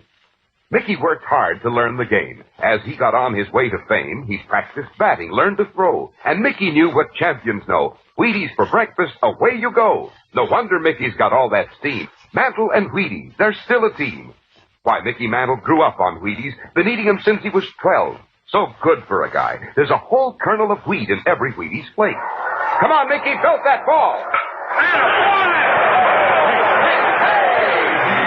He's on his way, on his way. He's on his way, on his way. Get on your way with Wheaties. 'Cause champions are made, not born. Yes, sir. Get on your way. Get on your way. Get on your way with Wheaties. Breakfast of champions. HOJO Radio, we're your old-time radio headquarters. Stay tuned. Broadway's My Beat. From Times Square to Columbus Circle, the gaudiest, the most violent, the lonesomest mile in the world.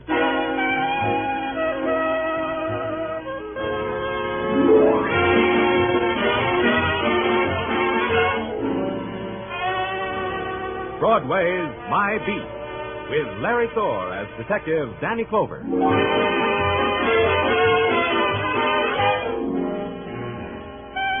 Broadway.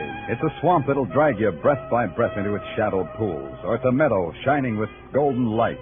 It's a place and a time and a loneliness that reaches out for you, then beckons you into an airless room and locks the door. You get out or you don't. Either way, it's Broadway, my beat.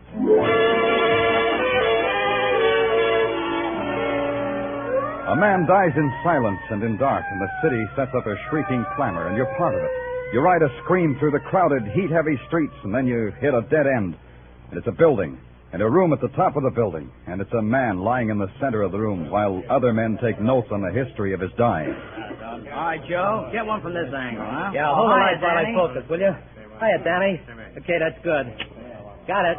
Now get a shot of all that food. Oh, what a banquet this guy laid out for himself. Danny, come over here. This will interest It never interests me, Doc. What have you got? Val Dane, the novelist. Ever read any of his stuff? No. Neither do I. The wife does, though. Says she's mad about him. But she went mad over Rebecca of Sunnybrook Farm. Well, let's have tea some other time, huh, Doc? Tell me about Dane. Yeah, well... Hey, first tell him about me, huh, Doc? Tell him about me. Oh, yeah. Danny, this is Clem Picasso. Yeah, that's who I am. Picasso. Picasso, haven't I heard your name someplace? Sure you have. Clem Picasso, the painter. I paint flagpoles. That's where it was. You were painting a portrait of a flagpole for Dane, is that it? No, you don't understand. I'm the real article. Let me tell you about me. Yeah. If it wasn't for me, you guys wouldn't even know Dane was dead. Tell me more about yourself. Well, I was painting a flagpole on top of this building, see? All of a sudden came a gust of wind. I grabbed hold of the pole, dropped my pail of paint right through that skylight there, see? I look for spilled paint. I find a dead man. That is the experience that happened today to Clem Picasso, flagpole painter. Unforgettable. It'll live in my memory, too. You got anything to add to that, Doc? Only this, Danny. This room is a fortress. Dane must have built it on top of his penthouse for a retreat. It's ventilated by an air conditioning system. The only source of outside light is that skylight, and that's at least 30 feet from the floor. Mm-hmm. There's no phone, and the room was locked and bolted from the outside. Dane couldn't get out. This place is bare. No writing materials, nothing. Yeah, like a tomb. Maybe he needed this kind of atmosphere to think. Maybe. All the boys found when they broke in here was Dane and that table, loaded with food, all jarred. Fruits, chicken, all sorts of good things to eat. What's the matter, Doc? You hungry? Just tell me how Dane died. He died of starvation, Danny. Huh? Yeah, all that food, and he died of starvation. Curious man, this Val Dane. Huh, Danny? I could have dropped it right there. Val Dane, I told myself, had committed suicide by starving himself to death, thereby obtaining new material for his next novel. That's what I told myself. That's how much sense it made. And that's why I couldn't drop it. In New York, hardly anybody dies in a vacuum. A man as famous as Val Dane never does. There has to be a close friend or relative to break the news to, and in a case like this, to question. It wasn't tough to find out that Val Dane had a wife, now divorced, and the city directory said she lived on West 79th Street. The Department 105. As simple as that.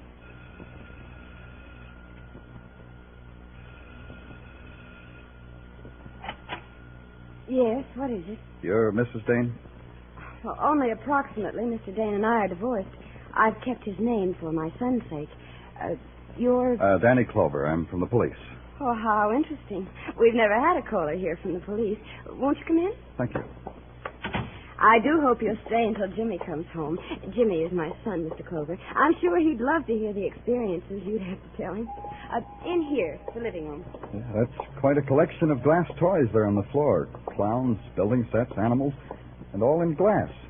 Jimmy must be an unusual boy. Oh, yes, he is. That's all I have left in life, Mr. Clover. To make him happy. There's something I have to tell you that might make you quite sad. About Jimmy? No, it's about your former husband, Val Dane. He's dead. Oh, I'm so happy. Well, I mean, I'm relieved. I was afraid with Jimmy being on the street. Then it doesn't affect you, Mr. Dane's death? I think I should be more sad if I read in the papers that a man I never met had died at the age of 93. I see. No, you don't, really. How could I feel sorrow for Val Dane? He was a miserable 10 years thrust into my life. Why do you say that? Because he was a talented egoist. He cared nothing for Jimmy. Cared even less for me. We lived for him. He lived for Val Dane. When did you see him last? 2 years ago. In that horrible cabin in the Adirondacks. He forced us to go there so he could write. And one more thing, Mr. Clover. Yes? When you write your report about me, put this down. Put down Joanne Dane, Val Dane's ex-wife. She's glad he's dead.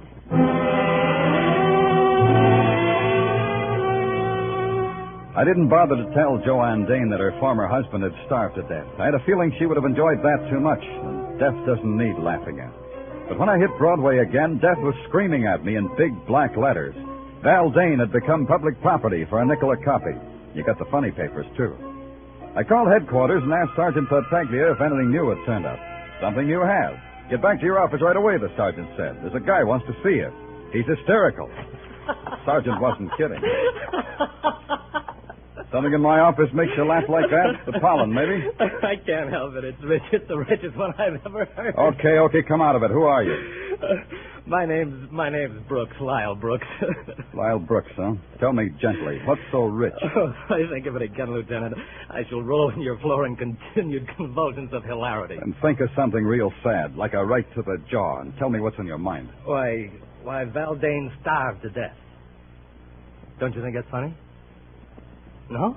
Well, I think it's funny. What tickles you about a man's death, Brooks? About Val's death? He was such a pig, and he starved to death. Well, that, Lieutenant, is humor. Category ironic humor. What's your interest in Val Dane's death? I'm his ghost. Ghost, huh? Tartaglia. Yeah, Daddy. Now, what do you want? Book this guy for impersonating a human. Hey, that's a serious... Right now. Tartaglia, book him. Well, sure. For impersonating a human, huh? Come on, you. Policemen have a sense of jest, too, I see. Come on, you. So I'll explain.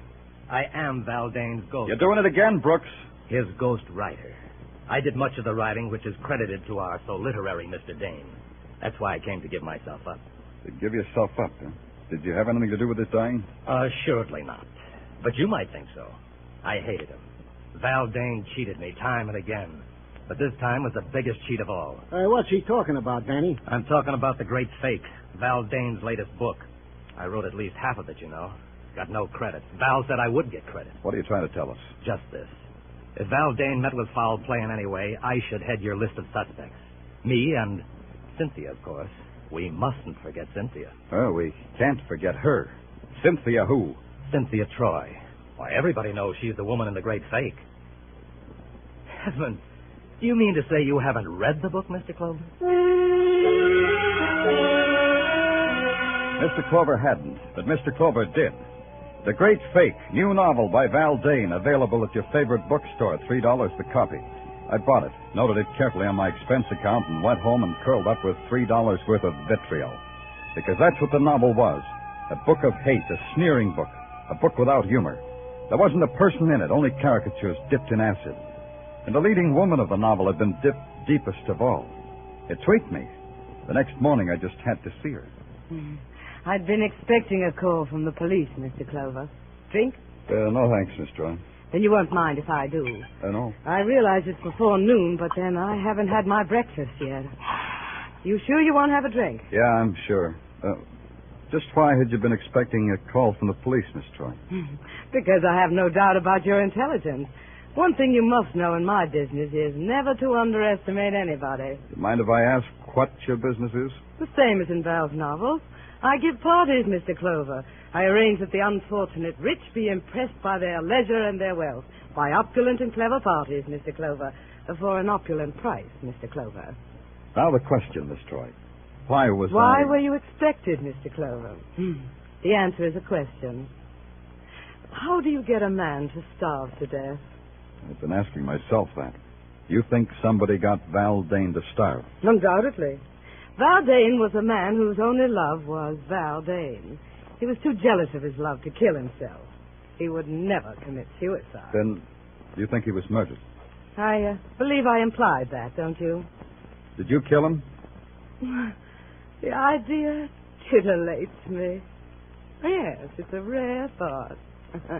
Ask me that again, Mr. Clover. Look, Miss Troy, the social graces aren't one of my social graces. In your circle, how do you tell a lady to quit stalling? By telling her. Then let's quit stalling, huh? Very well. You've read Val's novel, yes? It made a fool of me, didn't it? Is that why you killed him? Locked him in that room and starved him to death? I should like to have done that, Mr. Clover. The idea... Yeah, I know. It titillates you. You've started a train of thought, Mr. Clover. I should like to have locked him in that room and spent days of ecstatic joy watching Val Dane starve. I went back to the clean, almost domestic air of the police laboratory and waited while the lab boys checked and rechecked the coroner's report. No matter how you shook it, it came out that Val Dane had died of starvation. Then it caught up with me what Cynthia Troy had said. It would have given her days of ecstatic joy to watch Dane starve. There was only one place anyone could have done that. That was from the roof and through the skylight of Dane's death room. I took a uniformed officer with me because maybe that kind of ecstasy leaves a clue. Danny, I've been over every inch of this roof. There ain't a particle of it that ain't intimate and familiar to me. I'm also sick of the sight of it under my nose. Okay, officer. You can get up off your hands and knees now. Thanks, Danny. You know, Danny, maybe it'd help if you told me what it is we're looking for. I don't know. Threaded cloth, a cigarette butt, the smell of hate. The smell... Huh? Hey, Danny, you dizzy from the altitude or something? No. You can go now, officer. I won't need you anymore. Okay. Hey, you know, it's kind of pretty up here. Huh. All the lights of the city. See, that reminds me. I think I'll take my wife to the top of the Empire State Building. It'll be like a second honeymoon. So long, Danny. Don't stay too long in the night air. Yeah. There has to be something.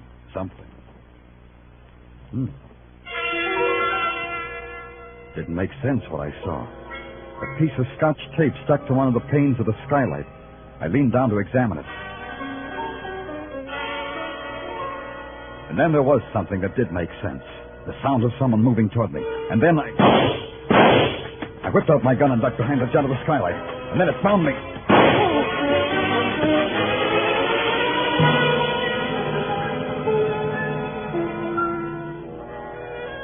When I woke, a sickly dawn spread itself over the roof and over me. I took inventory and found I was missing 2 items. A valuable hunk of skin from my right temple and a piece of Scotch tape. Just that. Scotch tape.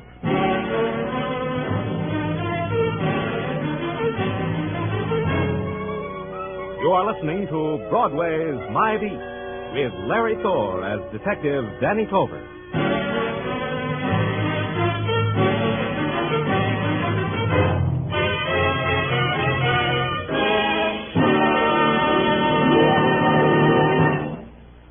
A thrill a minute. High-tension suspense from the word go. Dramatic excitement that builds and builds until it explodes in a smashing climax. That's Inner Sanctum, the great mystery show that's another of CBS top-notch Monday night programs. You'll find Inner Sanctum one of the most entertaining spots on your Monday night listening schedule.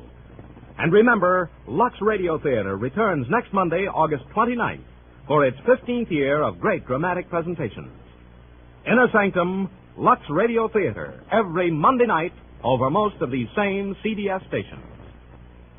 Now back to Broadway's My Beat.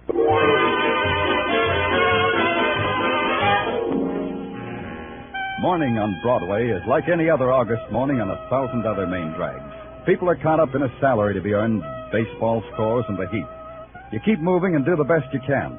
The best I could do was to try to push my way through a brick wall. Progress was practically at a standstill.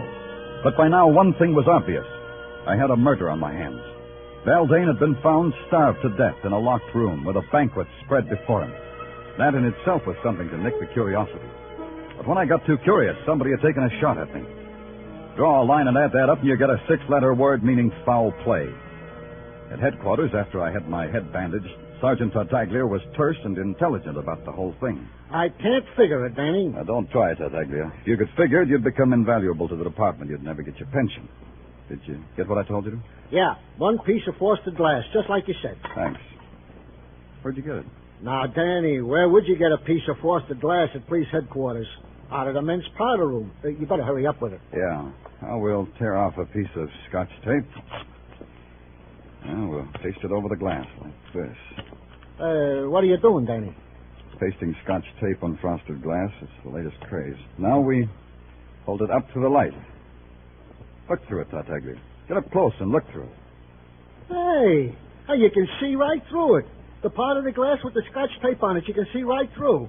Hey, that's a neat trick, Danny. It's also a clue, Sergeant. The skylight to Val Dane's retreat was frosted glass. Somebody stuck that missing piece of tape on the glass so they could watch Val Dane die. Uh-huh. Tartaglia, suppose you were locked in a room loaded with food and you were starving to death. What would you do? I'd eat the food. Unless what, Tartaglia? Unless nothing, Danny, I'd eat the food. Unless what, Tartaglia? Danny, I said I'd eat the food unless it was poison, Danny. You're so right. Tartaglia, I want all the food found in Val Dane's room transferred to the technical lab right away. I want every piece of it analyzed for poison. I want the analysis on my desk as soon as possible. Right. Now, wait a minute. Yeah. Danny Clover speaking. Plainclothes Meshikoff, sir. Assigned to follow Cynthia Troy. Okay, Meshika, what do you got? At 9 a.m. this morning, Cynthia Troy entered the Fifth Avenue apartment of one Michael Green. Who? Cream. Michael Cream. C-R-E-A-M. Cream. You know, like in cream. So I took a plant in the hall.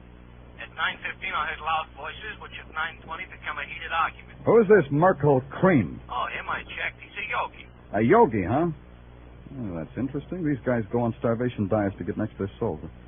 Thanks, Mechikov. Stick with Cynthia. Hey, Tartaglia. Yeah, Danny. Get my bed of nails. I'm calling on a yogi.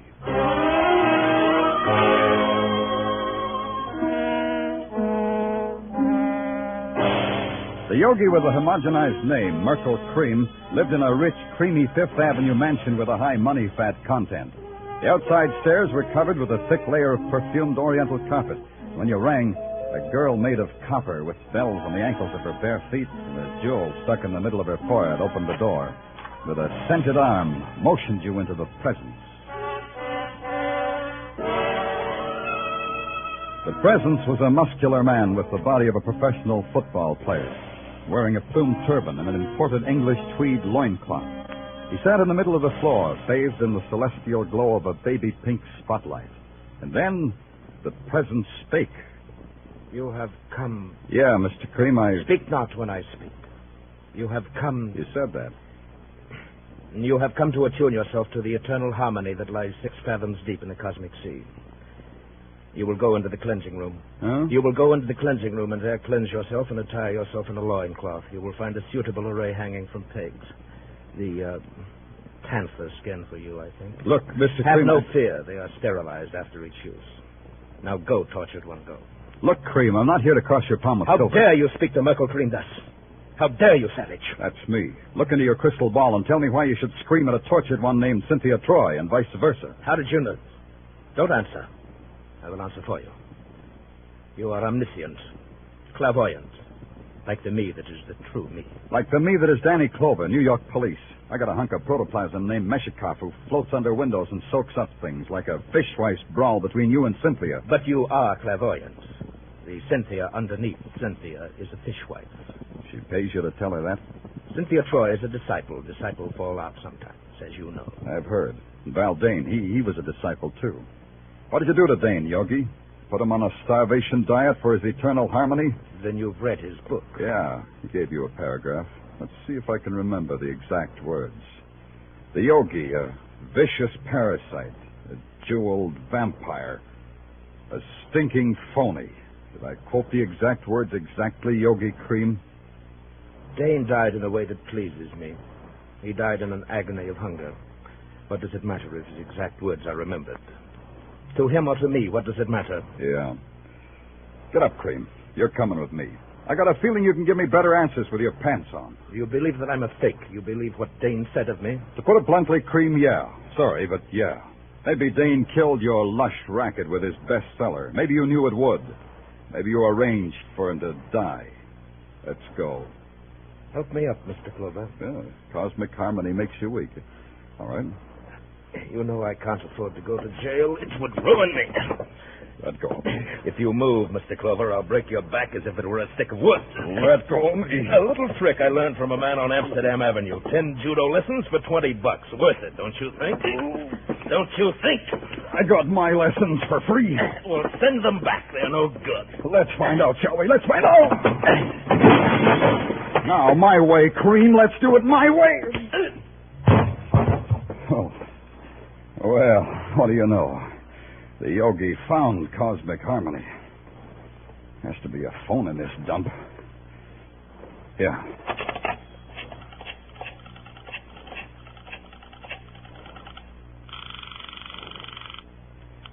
Headquarters, Tartaglia speaking. Tartaglia, this is Danny. Send a stretcher to pick up Yogi. Mr. Merkel Cream? Yeah, he spilled out of his bottle. One stretcher coming up. Hey, Danny, we got a report on that food. Yeah? Give it to me. Oh, I was about to, Danny. You know, it's very interesting. Tartaglia, if you don't talk fast, order a stretcher for yourself, too. What about that food? Well, that's what I'm telling you, so interesting. It was not poison, Danny. Baldane's food was not poison. Until the Yogi was in condition to talk to me, I had to talk to myself. What kind of man was Baldane? That was the big question, the important question. Locked in a room long enough to starve to death, and he refused to touch the food, the unpoisoned food at his fingertips. Why? What was the mentality of the man? Once, long ago, he had been human enough to marry, to have a family. Maybe that was the clue. Once somebody loved him. Maybe his ex-wife, Joanne Dane, would be calmer now. Maybe she could divorce her memory from ugliness.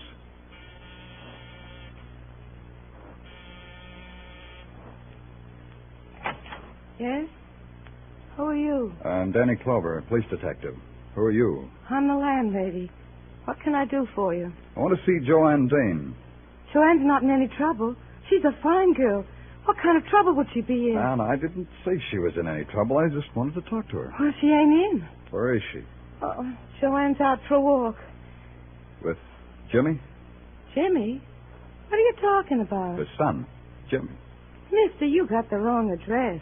Joanne's got no son. Nobody lives here by the name of Jimmy.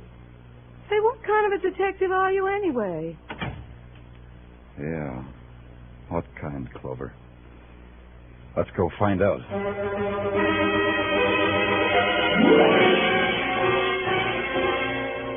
Oh, here are the vital statistics you asked for, Danny. Yeah?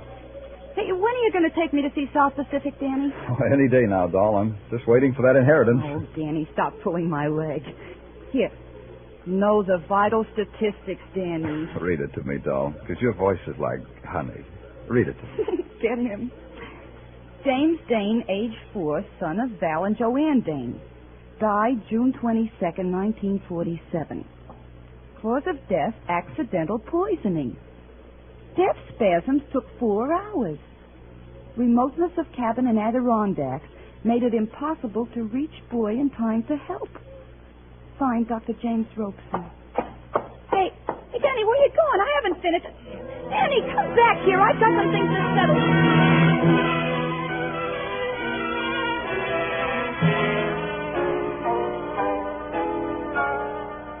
I was out when you called before, Mr. Clover. Yeah, I know. Joanne, your landlady said you'd gone for a walk. With Jimmy. Jimmy loves to walk on a sunny day like this. Where's Jimmy now? Out playing. Joanne, I asked you before. Now, don't lie. When was the last time you saw Valdane? I won't lie. A few weeks ago, as I told you. A few weeks ago, yeah. Another question. Why did you go to see him? To ask him for money. I hated myself for it, but Jimmy needs clothes. You see, he'll be going to school this fall, and... I see. Joanne, did you take anything with you, anything that you gave to Val? Well, I don't think so. I can't remember that I did. Food? Why... food in jars, chicken, preserves, things like that? Well, now that you mention it, Mr. Clover, yes, I think I... Yes, Joanne, you told Val that food was poisoned, didn't you? Just before you left, just before you closed the door behind you. You told Val it was poison, didn't you, Joanne? What are you talking about? Just before you locked the door and bolted it behind you, you told him that. You pointed a gun at him and told him that. Why should I do that? Joanne, listen to me. Jimmy is dead, isn't he? Jimmy dead? Jimmy dead? Jimmy died 2 years ago. You know that, Joanne. No, what? I don't know what you're saying. In the Adirondacks, one summer 2 years ago. Jimmy took some poison by mistake. There was no way to get help soon enough. You and Val had to watch him die. You're making all that up. You blamed it on your husband. You blamed him for bringing you there because it was so remote. No. It wasn't that way at all. Yes, it was. You left that food with your husband, Joanne. You told him it was poisoned. You knew he'd never have courage to taste that food after seeing the way Jimmy died. Your husband took his chances with starvation rather than suffer the way Jimmy did. Jimmy suffered? Jimmy dead? Yes, Joanne, he's dead. These glass toys are only a lie that you're making yourself Put believe. them down. They're Jimmy's toys. Your final revenge, Joanne. You had to watch Val die. Yes. You came back each night to look through the skylight. Yes. Finally, when he was dead, you came back to remove that tape. That's when you saw me. Yes.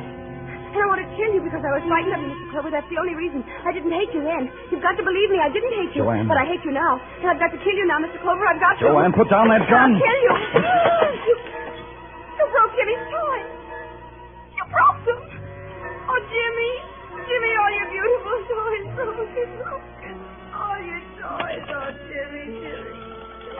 How can you forgive me, son? I'm sorry. Oh, you're Hello. Give me the police department. This is Danny Clover. No, I don't want a riot squad. I want an ambulance. The doctor.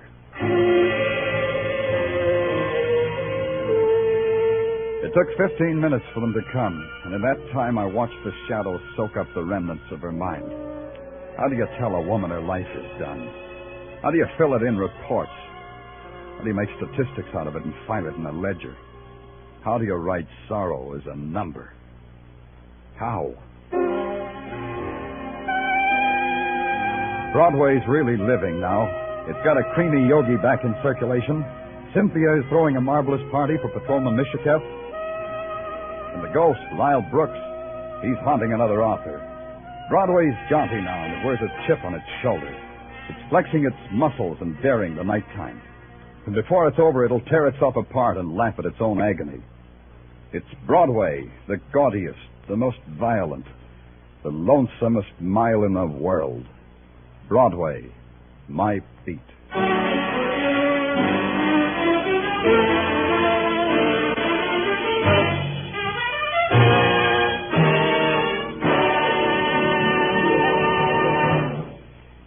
Broadway's My Beat, with Larry Thor. Detective Danny Clover, was directed tonight by Cliff Howell, with script by Morton Fine and David Friedkin. Musical direction is by Lud Gluskin.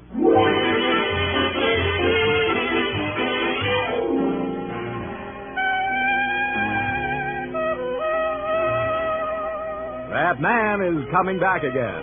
Yes, Arthur Godfrey is returning from his vacation, and he'll be helping some promising young performers up the ladder of success when Arthur Godfrey's Talent Scouts return to the air next Monday night over most of these same CBS network stations.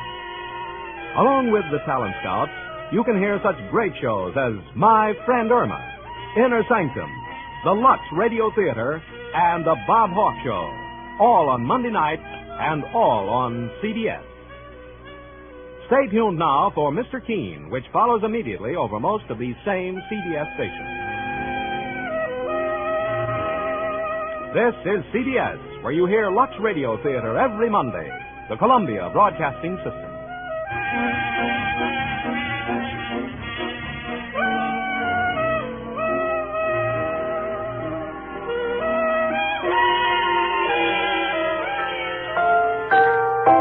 Say, want a brand new breakfast idea? Then get the Betty Crocker cereal tray, the Betty Crocker cereal tray. Yes, indeed. Try the brand new cereal assortment with 10 individual packages in all. 4 Wheaties, 4 Cheerios, 2 Kicks. All top favorites and all extra fresh. Yes, it's fun to take your pick from Wheaties, Cheerios, and Kicks. Get the Betty Crocker cereal tray, the Betty Crocker cereal tray. Get that tray today. Stay tuned to HOJO Radio. Are you willing to undertake a dangerous mission behind the enemy lines, knowing you may never return alive?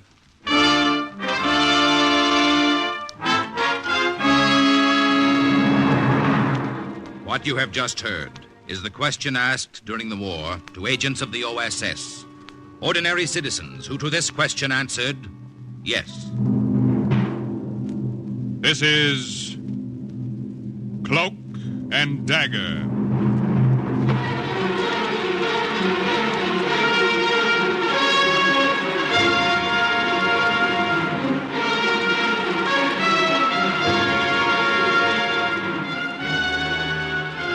Black warfare, espionage, international intrigue.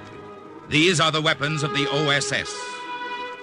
Today's story, the Brenner Pass, is the story of an American engineer who single-handed cut off the escape of part of the German army in Italy from onrushing American troops. The Brenner Pass is suggested by actual incidents recorded in the Washington files of the Office of Strategic Services. A story that can now be told.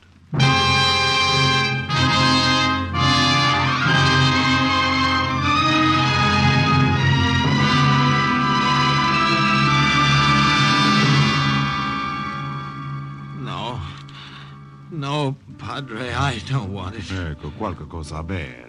Drink it. Drink this, figlio mio. It will warm your insides. I want to talk to you. I want to tell you. Drink this first. Buona.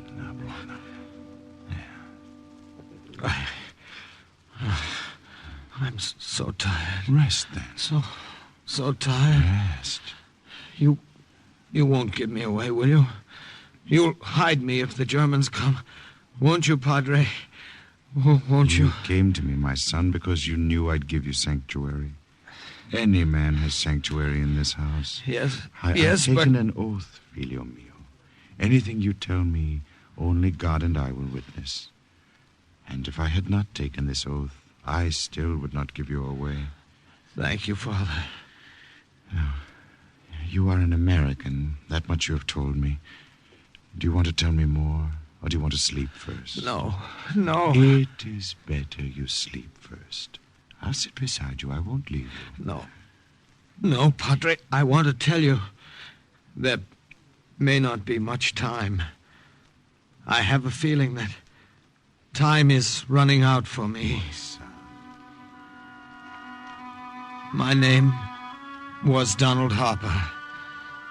I say was because somehow I don't feel as if I have a name anymore.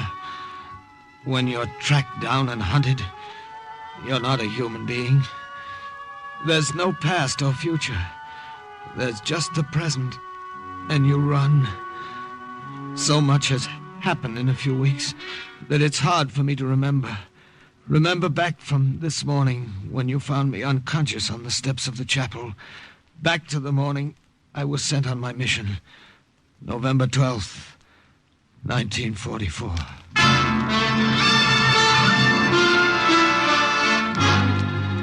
Captain Harper, I'm well aware of everything we have to gain if this scheme of yours succeeds. You still think it's just a scheme, eh, Colonel? I don't have to think. I know what your chances are of actually getting through to the Brenner Pass and blowing up that highway. And I know what'll happen to you if the Italian fascists or the German police get you. I know a couple of things, too, Colonel. One of them is the country up there in the mountains. Hmm? Yes, I nearly broke my neck half a dozen times when I was a kid climbing the rocks around my grandmother's hut. And just before the war, I took a trip from the States to see her again. I skied over every inch of that mountain near the Brenner Pass. Colonel, I know I can do it. We've been through this before, Harper. I'm aware of everything in your favor. Your knowledge of the country, the fact that you were an engineer before the war. Just give me supplies, some TNT, an Italian uniform, and some phony papers in case I tangle with the fascisti. It's all I need, Colonel. I tell you, I can do it. It's true. If that highway to the Brenner Pass could be destroyed, it would take the Germans months to repair it. It would cut off one of their retreats out of Germany. Of course. Now, we'd have them where we want them when the American armies advance. Their backs to the mountains and no way out. That's it. Your permission, Colonel. Please let me try it. You say your grandmother's hut is right near your objective? Yes, sir. I'll give you names to memorize of other partisans in the mountains who might help you on the way. I'll have all the supplies you requested, and you can leave.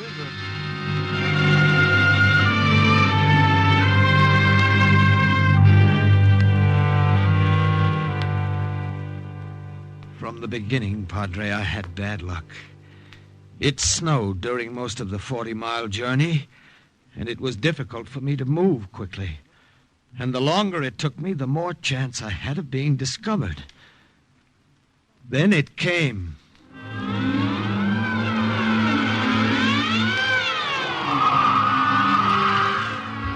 You know what a storm is like here in the mountains. How it can blind you and throw you against the rocks. When it was all over, I realized what had happened. I had been thrown off my course. But that wasn't the worst of it. My knapsack was gone, all my supplies, and the packet with papers the OSS had forged for me. I had no identification now, and no food. But I still had the TNT for the highway near Ampezzo.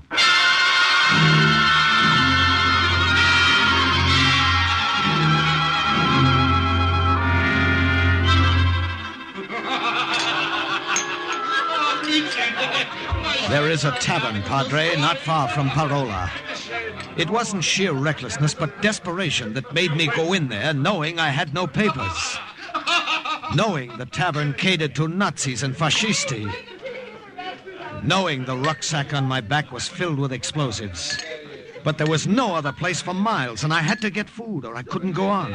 Come, Tony, tell us more of the story. Oh, well, as I've already told you, she was fat as prima donna. Yeah. Oh, Mia, she was big. She was like this. And look what she sang. When she sang, it looked like this. La, la, la. See? What would you like to order? Some bread and cheese, if you have it, and some coffee, black. Very strong, if you have it, please. See? Where's the beer I ordered? Bring it fast if you know what's good for you. Yeah, see, fast. Bring it fast if you know what is good for you. See, coming right away.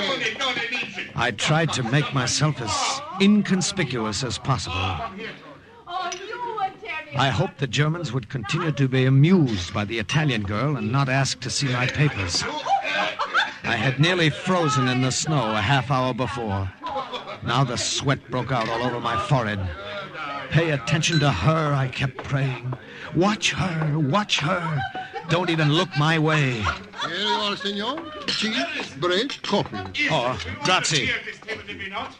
It is here. I have it here, right here. Oh, that soldier must be important to be served first. Come here, soldier. Come over here and tell us how important you are. Well, no, I'm not important at all. Forgive me. The waiter should have served you first. That's right. He's not important. Come, take a sip of my beer, Tony. It will make it taste better. No.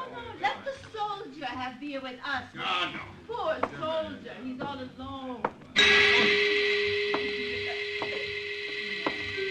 Buongiorno. Come and have some beer with us, soldier. No, grazie, signorina. I will just finish this coffee and then I must go. Tony, forget him. Come back to work. Wait a minute. You must not be rude, soldier. Men are never rude to me. If I ask you to drink with us, you must. No, please, signorina. Some other time, perhaps. Now I must go. Ha! You are afraid of me. Afraid of girls and afraid to drink beer. Oh, you should be back in your mama's lap, I think. I will give you some beer now. Perhaps you will acquire a taste for it. Here.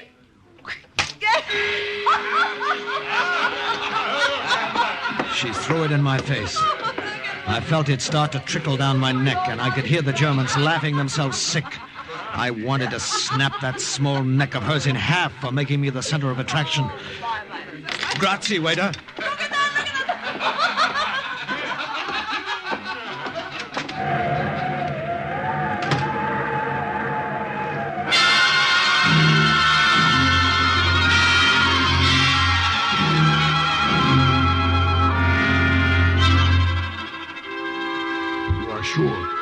You are very sure you are not followed here to my house? Very sure, amico, and it's snowing again. Even the tracks from my snowshoes are covered. We must be careful, very careful, all of us partisans. The Germans are closing in on us.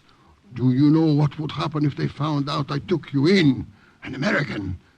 This would happen. But I tell you, there's nothing to worry about, and I'll be gone in the morning. The morning. One. All I want is a night's rest. There is a bed in the back room you may use, Senor Harper. You are sure you are not followed, very sure. Yes, and I'll be gone in the morning before you're awake. You must not think, senor, that I am being inhospitable, but these times, they're very bad times for all of us. Yes, I know. To live is important, too. Yes, in order to fight back later, one must leave now, no? Yes. And the Germans are clever. Very clever. If they knew you were here...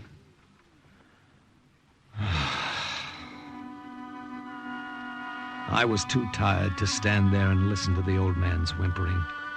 Too tired to watch his narrow eyes like small brown buttons dart about the room, looking first at the windows and then at the door, half expecting the Gestapo to come. All I wanted to do was sleep. I fell across the bed, but a few minutes later I sat bolt upright, listening to the voices in the next room. Daughter is here, an American in the back room, sleeping. Are you sure? Are you sure he's an American, Father? His name is Harper. Donald Harper, Tony. The American OSS sent him. Oh, an American, eh? Oh, how the German police would like to know that. That girl, the girl from the tavern, the friend of the Germans. I didn't stay to hear any more. There was a small door leading out to the back of the hut.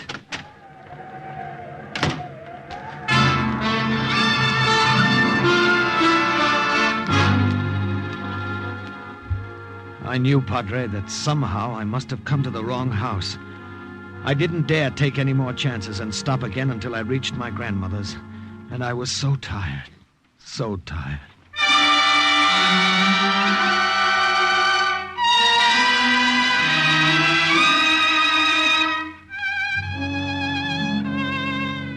Donaldo mio.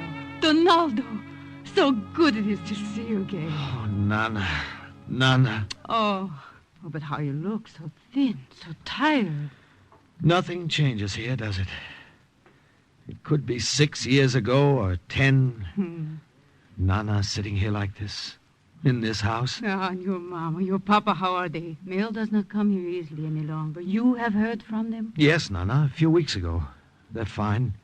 They tried so hard to get you to America when the war came. I would not go anywhere, Don Mio. This is my home. No one could make me leave my home. Not the Germans, not the fascisti.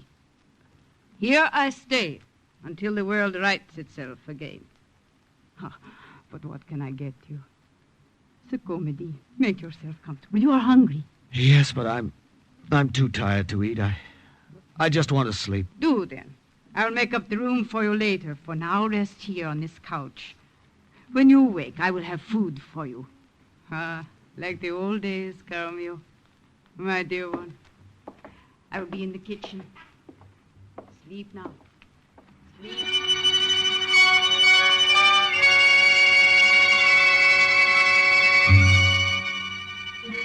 I don't know how long I slept. When I awoke, I wondered for a moment where I was. And then I saw her, standing over me. Oh, how like a little boy you sleep. I've been watching you. You?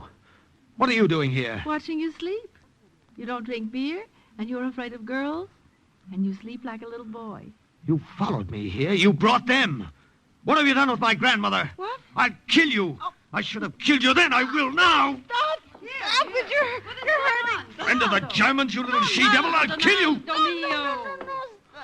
Donaldo, here. What is going on? Nana, you all right? Of course I'm all right. What are you doing? Tony, what is wrong? Oh, your grandson has his mother's hot Italian blood in his veins. He wants to kill me, that's all. Oh, I'm ashamed of you, Donaldo. This girl, she's a friend. Friend? I will get the soup for you, Signora Apicella. Perhaps some soup will cool his temper. But, Nana, I saw that girl with the German. She's... Oh, she told me about that. She did not know who you were then. Yes, but She wondered why you disappeared from her father's house. She knew the name Donald Harper because she heard me speak of you often. So she came here, after you. Nana, When she saw you asleep, then she understood why you had run away from her. She was with Germans. I was there. I heard... That girl, Donaldo, is the leader of our group of partisans. Your leader? But the Germans... Oh, the Germans. I amuse them. Porky, animali. I tell them funny stories, and they laugh at me. Here's your soup. They do not hear me laugh when I get them drunk and they tell me things I can use to our advantage. Your soup. Drink it. Tony, I'm sorry. I understand. Che bella questa ragazza, Donaldo, no? Yes, Nana, the girl is very pretty. Oh, Signora Apicelli, you embarrass me. Donaldo, we are friends now? See? See, Tony. Friends.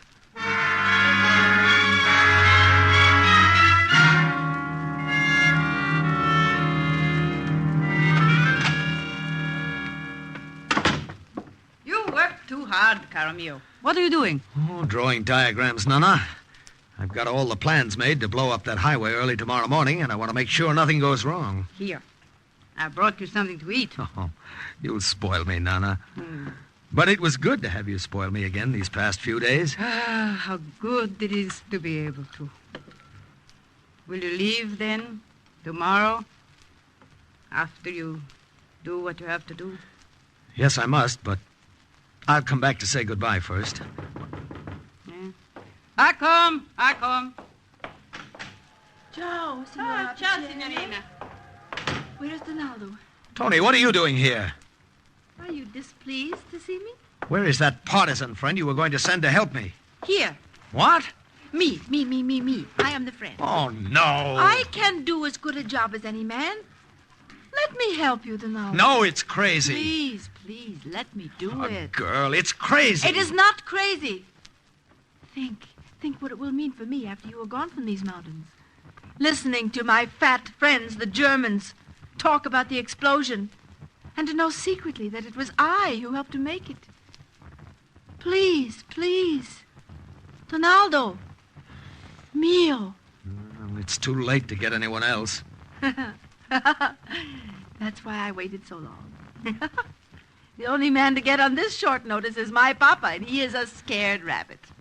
I was right the first time. You are a little she-devil. See. Take her with you, Donaldo. All right, then. Pay attention to this diagram. See.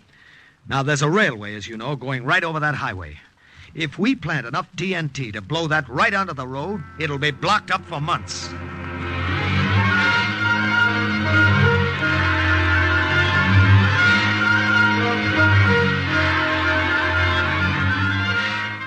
It was about 4 o'clock in the morning when we got to the highway and climbed up on the tracks of the railway.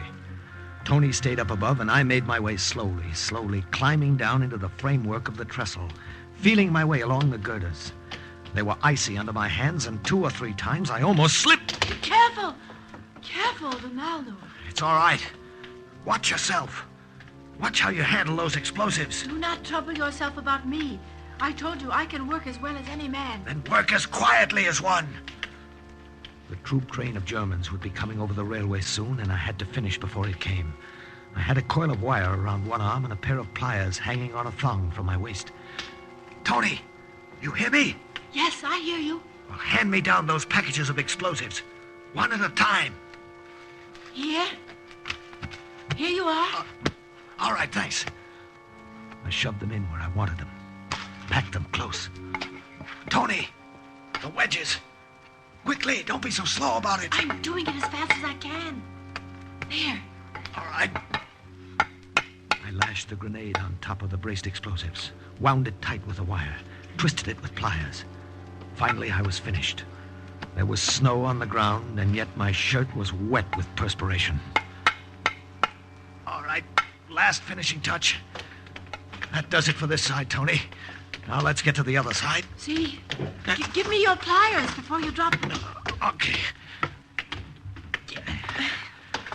There. Oh, I have helped you much this far. See? See, you've helped me much.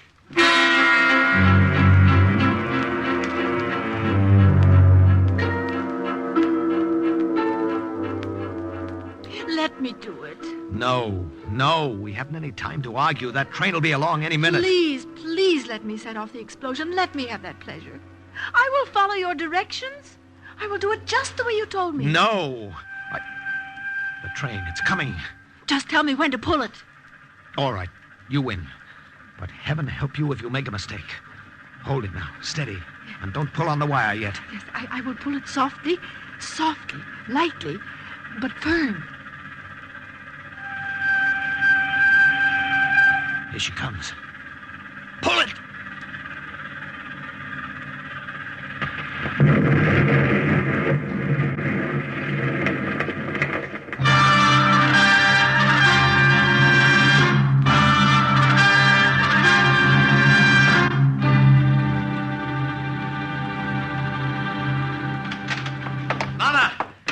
It's done. And I pulled the wire, Signor Nana. Abatella. Nana, what is it? It is nothing. These attacks come on after. Nana! Tony, some water, quick. No, I will stay with her. Donaldo, you must leave quickly. No, I'll stay. You go on. This section will be swarming with soldiers after what we've just done. And if they find you, they'll wonder what you're doing here. Men do not know how to take care of the sick. I will stay and help you. All right. Get the water.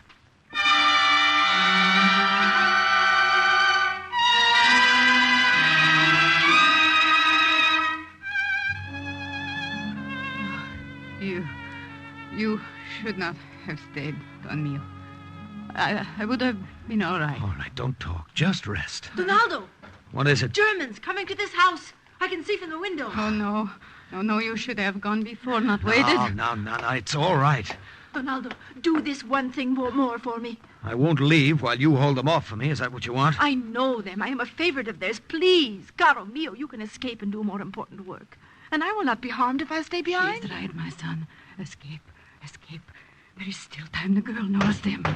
Upstairs. They may be around the back, too, so go upstairs. Jump from the window to the roof of the barn. You can make it from there. No, Tony. Go, I say. Promise not to turn back. Promise.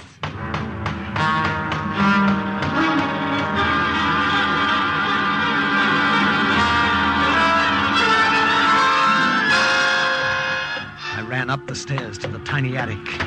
I heard the door close downstairs, so I knew they had come in. I could distinguish their voices, too, although I couldn't hear a word they were saying. I opened the window and saw it was an easy jump to the roof. Then Tony screamed. And I forgot my promise to her and went back, flattened myself against the wall at the head of the staircase. No, I have done nothing, but I came here to take care of this poor old lady. Well, can you not see that she's ill? Give her another taste of the stick. Oh, please, let the girl alone, please. Perhaps another taste of the stick is what she needs, Signorina. Somehow, Tony, you are always around when there's trouble. Trouble and Tony. Masha, need the truth out. Oh, let the girl alone, I beg of you. Donaldo! No, go back. What's this? I surprised the first German when I jumped him, brought the butt of my gun down on his head again and again. But the other German was not so simple a matter.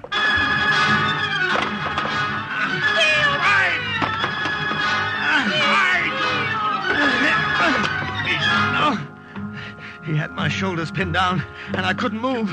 Then I saw Tony standing over us, a heavy candelabrum in her hands. Good work, Tony. Now listen to me carefully, Tony. Take my grandmother back to your house. No one will know you were here. If others question you, tell them my grandmother was here alone when someone, a stranger, took refuge here and killed the officers who came. Then she went to your house because she was afraid. Will you remember that? All of it. Will you be back? Will I ever see you again? Who knows? Perhaps. Carlina, my dear little Tony. Now go. Go quickly.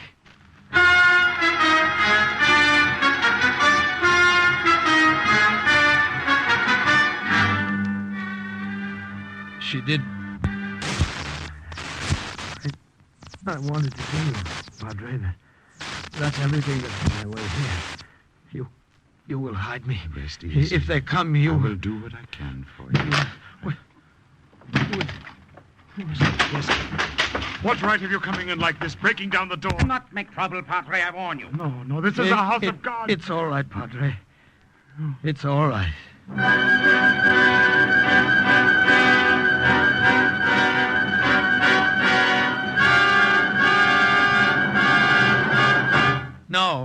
No, you're mistaken. My name is not Donald Harper. I'm an Italian soldier.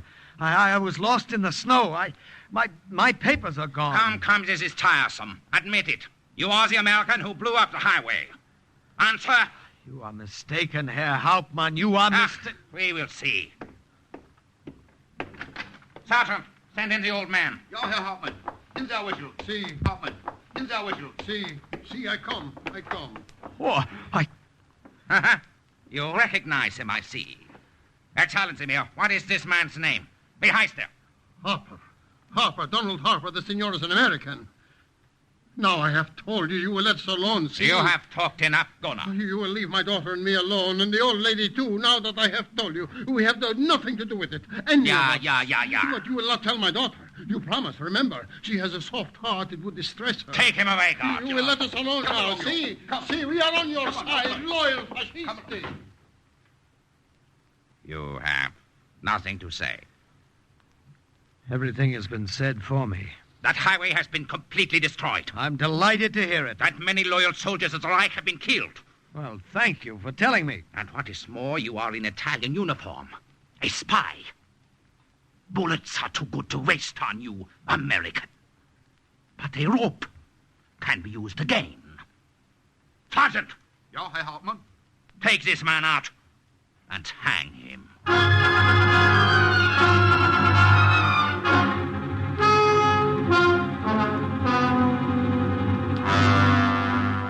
But I cannot do this. You will do as you are told, Herr Doctor. Here is the death certificate of the American who was hanged this morning. Sign it. And the cause of death you wanted I should write. As I told you. Just as I told you. Heart failure. A pity.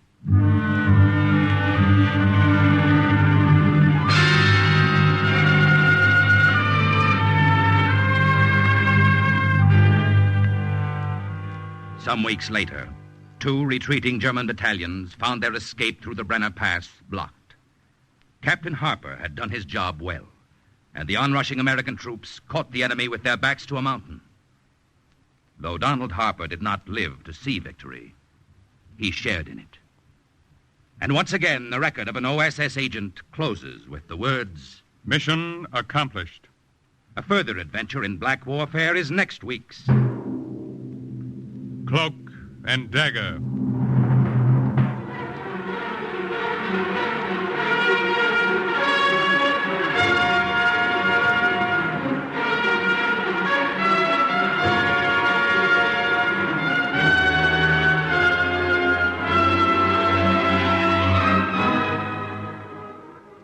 Heard in today's Cloak and Dagger adventure were Everett Sloan, Hester Sondergaard, Barry Kroger, Louis Soren, Virginia Payne, Raymond Edward Johnson, Carl Weber, and Boris Aplin.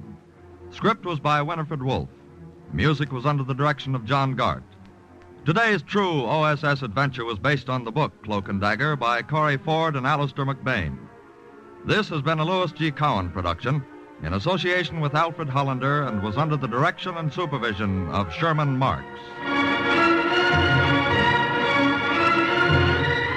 Stay tuned for the second big mystery, High Adventure, on NBC. I'd like to tell you folks about Kraft's golden cheese food, Velveeta. Velveeta is such good eating.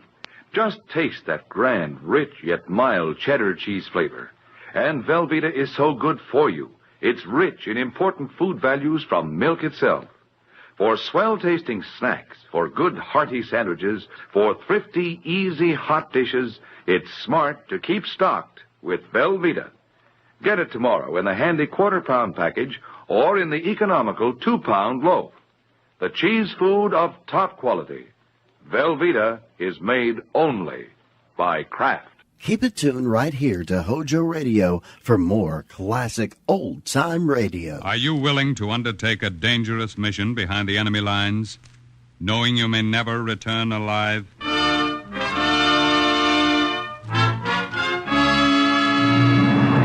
What you have just heard is the question asked during the war to agents of the OSS. Ordinary citizens who to this question answered, yes. This is Cloak and Dagger.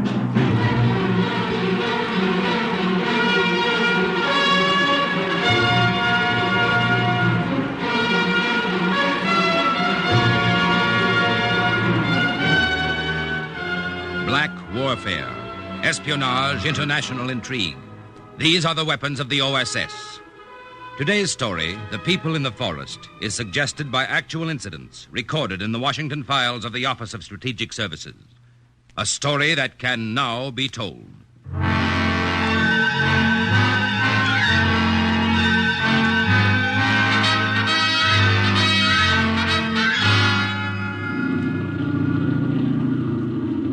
The plane began to slow down, and then it circled slowly. Someone pulled the cover off the jump hole, and I got my first view of France. Occupied France. August 1944. Action stations. On the ground to the right, I could see fires like safety matches lit in the moonlight. And I wondered how big they really were, those fires that were out there to guide us in. The dispatcher told me I was to jump second. Running in. Ready, number one? Ready. And then it happened. The first bad break of that mission. Only it didn't happen to me, it happened to Chris Fowler. See you in France, Capella. Okay, Fowler. Number one. Good luck. Go! Geronimo! I just stood there looking down, watching him go. And then my heart started to pound all over me. My breath caught, and I nearly choked on it. Chris fell and fell and fell. But the chute didn't work. It came out of the bag and streamed unopened behind him. Paratroopers call that a Roman candle. Tough break. Want to turn back, Scarpella? Huh? No, I'll jump it. Okay, then. Ready, number two? Number two. Ready? Ready? Jump! The wind came up and hit me in a rush. I felt myself falling. I think I died a few times until I heard the crack of the chute. Beautiful. Beautiful, beautiful. The most beautiful sight in the whole world, that big white umbrella over me. The little safety matches on the ground got bigger and bigger. I realized they were torches. And then I saw a figure of a man waving. He started to get bigger, too. And then the torches were put out. I was about to get my first introduction to the French underground. Are you all right? Yeah, I'm all right. I saw what happened to your friend. It was too bad. Yeah. You had courage to jump after that.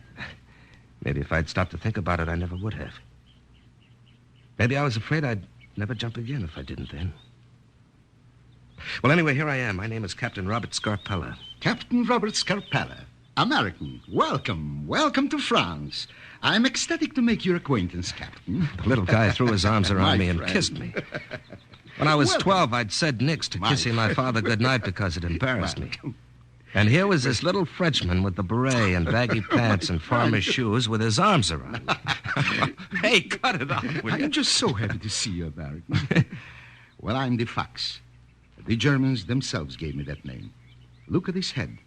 Would you believe there is a price on it? Oh, are you the leader? Yes, of one of our little bands. The British radio alerted us about your coming. Well, there's a good reason for my coming, Captain Fox. You may call me simply Fox. Okay, Fox. Well, all right. Now let's pick up supplies that were brought to you. Right. As for your mission, Captain, there will be time enough to talk about it when we get deeper into the forest to our hideaway. Is it very far from here? Unfortunately, there's a little walk. We were forced to move our headquarters last night after another German raid. Oh? What do you mean, another? Our positions have been raided 3 times the past month, almost as if the Boche were given a map of where we were in the forest. Oh? Sounds to me like somebody's dirty work. I have thought of that, Captain. But if there is a traitor in our group, I shall find him. We know how to deal with such. I'll bet you do. Oh, here we are. Oh, that's nice. Very, very, very nice. This Carmen rifle, beautiful, beautiful. Now, there are shoes in those packages, too, and food and grenades. Oh, what a beautiful rifle. I was to tell you to expect a heavy supply drop in a few weeks. Oh, what a beautiful rifle. We still are using field pieces from the Franco-Prussian War. But this is a beauty. Now gather up your things, Captain Scarpella. I'll be back in a few minutes. I'll be back. The fox disappeared into the woods. The whole thing seemed like a crazy nightmare. The whole forest surrounded by Germans.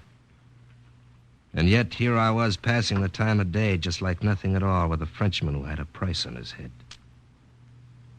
And somewhere out there, where he drifted, Chris was a dead heap under a lot of parachute silk. I grabbed a gun, and I waited for trouble. I didn't know whether to go after the fox and take a chance on being ambushed or stay where I was. Someone was coming. I ducked behind a tree. The only thing I could figure was the Germans had seen the plane, seen me land. I took aim. Carefully. Slowly. American, where are you? Oh, for crying out loud, what happened? What were those shots? I just wanted to get the feel of your gun. So I simply tried it on a couple of Germans over the edge of the hill.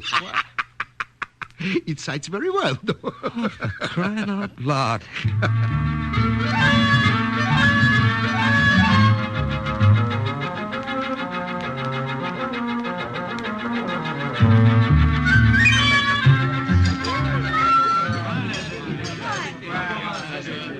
This little dinner party's in your honor, Captain Scarpella. Oh? I regret we have nothing better than wild rabbits to offer you. Well, this is swell. Quite a welcome.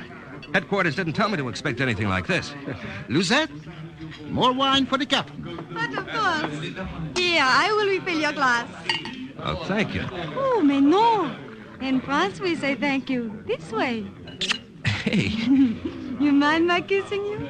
No, not at all. I love Americans. Uh-huh. All Americans. Hey. Come help me. I need your help. Luzette, let go. Marie's calling you. Oh, oui, Maman, I am coming. She's a very pretty girl, that, Luzette. Luzette, yes.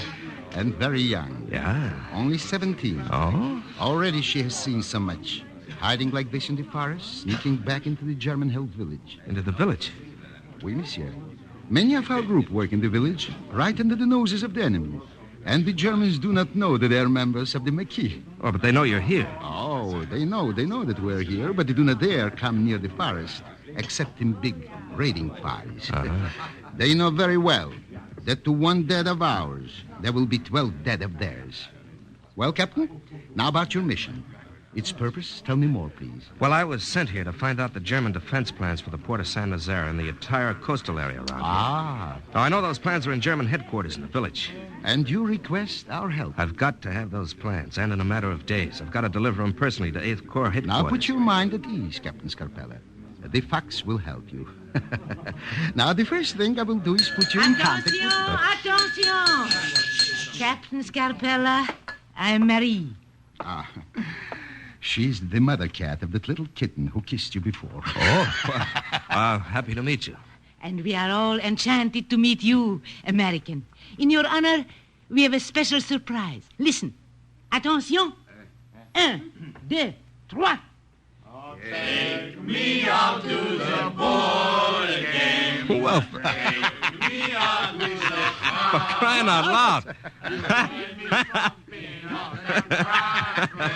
You're pleased, Captain Scarpella? Well, this is something to write home about. Write home about? Yeah. Yeah, nice, cozy evening with friends. Oh, you'd never know there was a war going on. Libos! Libos! Alert! Where's the lookout? There are 2 German trucks about a kilometer from here, Captain Fox. I see. What else? There are 2 divisions at least of German soldiers surrounding us. Captain Scarpella, I regret very much to have interrupted your welcome party in this manner. Renner? Oui, Le Fox. Renner? Oui? The new machine our American friend brought with him. Oui? Now, what is it called, Captain Scarpella? A bazooka. Oh, yes, this bazooka. Now, take it to an advantageous position. You understand? Oh, oui, Fox. Now, listen. Yes, now, my friend. Now is the best time for him and some of the others to learn how to use it. Oh, for crying out loud.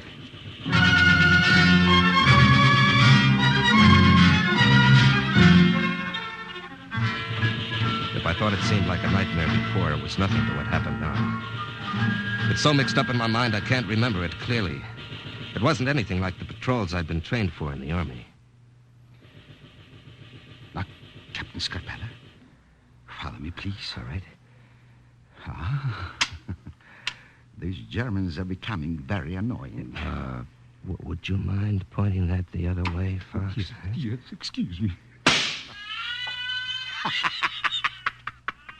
This bazooka is a beauty. Just a little beauty. From out of nowhere, a German soldier fell forward on his face. And then the Fox and I moved on. I remember thinking, cripes, this is like kids playing cops and robbers. French boys, still in their teens, ran by with the cross of Lorraine sewn on their coats. I saw Marie take aim behind a tree. And all the time, the Fox kept smiling. He never stopped smiling. I feel selfish, Captain Scarpella. Give me that gun. I will let you borrow yours a while. There, about 50 yards ahead, there is a juicy rabbit in German uniform. Oh? Please, get him.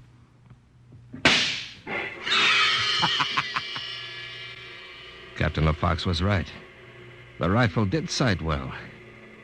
And then all of a sudden there were less Frenchmen around and more Germans all around us. In a case like this, my friend, the best course is to run. Well, let us run.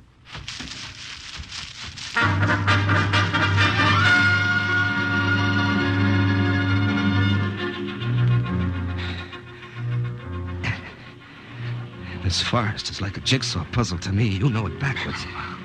It is from necessity, of course. I regret exceedingly that I must ask you to join me here in this swamp. We will stay here till it is safe to leave. Shh, the boss. Under the water. Leave only your nose above it to breathe. They are ghosts. How can one fight what one cannot see? I think perhaps in this time, Herr Hauptmann, they are scattered and disorganized. Perhaps this is the end of our trouble with them. Vielleicht. They have retreated. But those arrogant devils may return again. Well, we'll find out from our informant later how good a job we have done this time. Yeah. I'm going up ahead. Shall I stay here as guard? No. It is not necessary. There's nothing here. Come better with me. Yeah, Herr Hauptmann.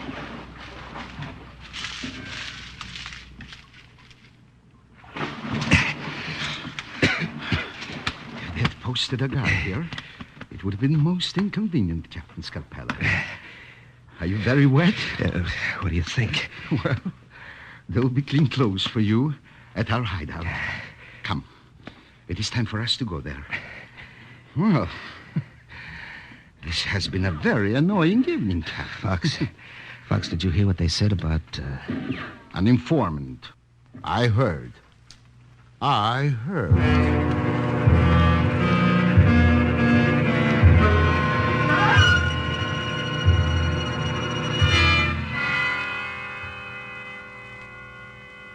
Captain Scarpella, Marie is employed as charwoman in German headquarters in the village. She is the contact of whom I spoke. Oh. What can I do to help you? Just tell me. There are plans for the defense of Saint-Lazare. What do you think the chances are that they may be in the files of the office where you work, Marie? Very good, I would say. Marie, tell me, what are my chances of getting into those files? Also very good. Mm-hmm. The door of the Hauptmann's office is left open for me, so I may wash the floors. I see. It will be easy to enter. As for the files, I have a key. A key? Wait. I will give it to you. Well, this is better than I hoped for. When can we go, tomorrow? Tomorrow? Why not now? The Germans are still out searching the forest, and the coast will be clear. Let us leave now. Well, I'll say it for you, Captain Scarpella. For crying out loud.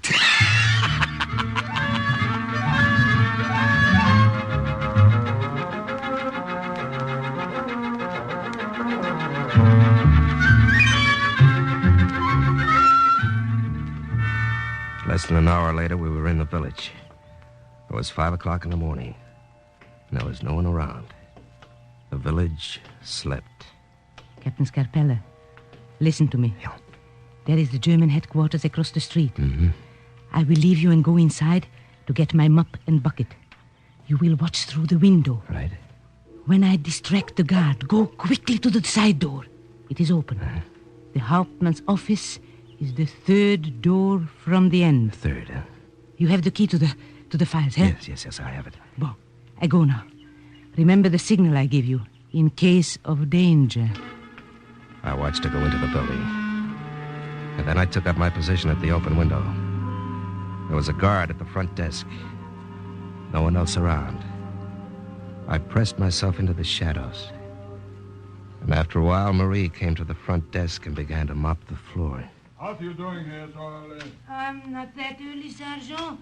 And the sooner I finish, the sooner I am through. Now go about your business, then. I knew that soon she'd do something to distract her. You're disturbing me. This too must be washed. No, I will be through presently. Fine. You spilled that all over my boots. No. So sorry. It was not deliberate. All over my boots. And look at the mess. The side door was open and she said it would be. Sorry for this. 1, 2, 3. The third door from the end. Over the other end of the room. I made it. The German captain's office. And in the corner were the files. The key in my hand was hot and sticky. It fit. It fit. The key fit. I knew it would, but somehow it slid in and turned.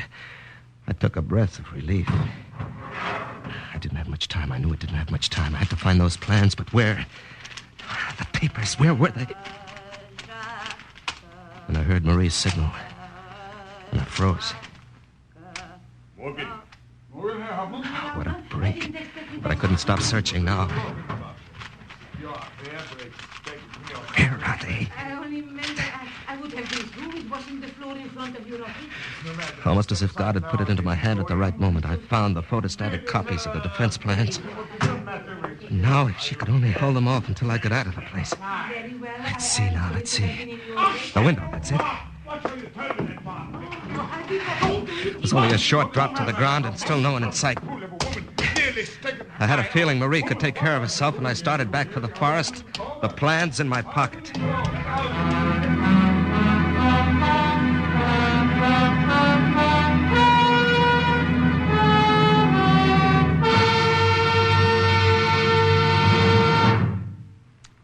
Now, see here, Captain Scarpella. I'm the map. You see? You come out of the forest 3 miles north at this point. Right. Is that a clear road, Fox? You will have no difficulty, Captain. There has never been any reason for the Boche to post guards at this exit. Now pay attention, Captain. I must talk to you. Both of you. Marie, what are you doing back at the farmhouse? Why are you not in the village? Marie, was there trouble after I left through that window? Do they know about the papers? They know, because they were told. Told by a dirty little spy from our own ranks. What? Now, please, quiet. This is my business, Captain. Speak, Marie. I overheard the spy. One of us. I blush with shame to think of it. The spy was telling the Boche captain about the papers and the Americans' mission. Fortunately for you, Captain Scarpella, the spy was not able to warn him early enough. Go on, Marie, go on. And the road is blocked, however. You are trapped here, American. You may have the plans, but there is no way for you to leave and deliver them. The road north is swarming with red ants of Germans. The traitor. His name. Give me his name, Marie. I will do better. I will give you the traitor. René, bring her in here. No, please. Throw her on the floor. Take me with her once. I said throw her on the floor. No. Listen to her sob, my own daughter, torn from my own flesh. Cry, daughter, not for what is going to be done to you, but for what you have done. Spy, traitor, this girl, my daughter.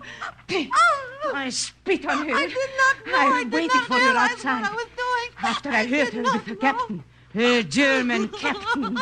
I waited for her and dragged her back here. Fox, do what you want with her. No. Losette. No. Losette, look at me. No. Was it you? You who gave away our positions each time? Answer. Yes, I told them. It has been so hard. I have known war for so long now. All my life, it seems. I have known 2 wars. Would I turn on my own?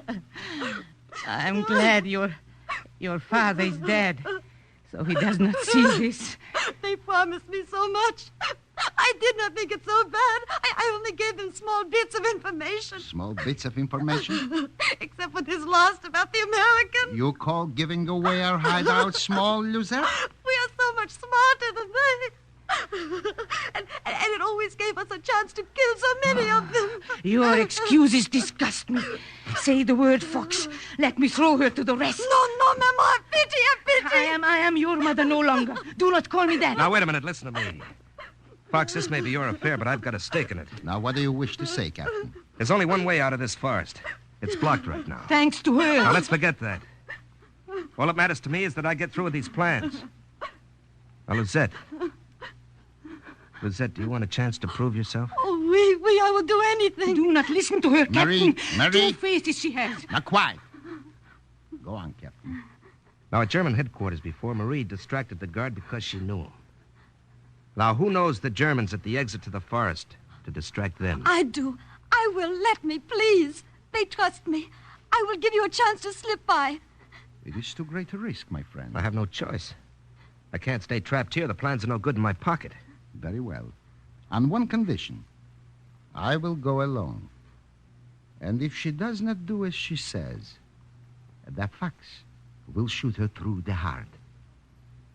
You have my permission.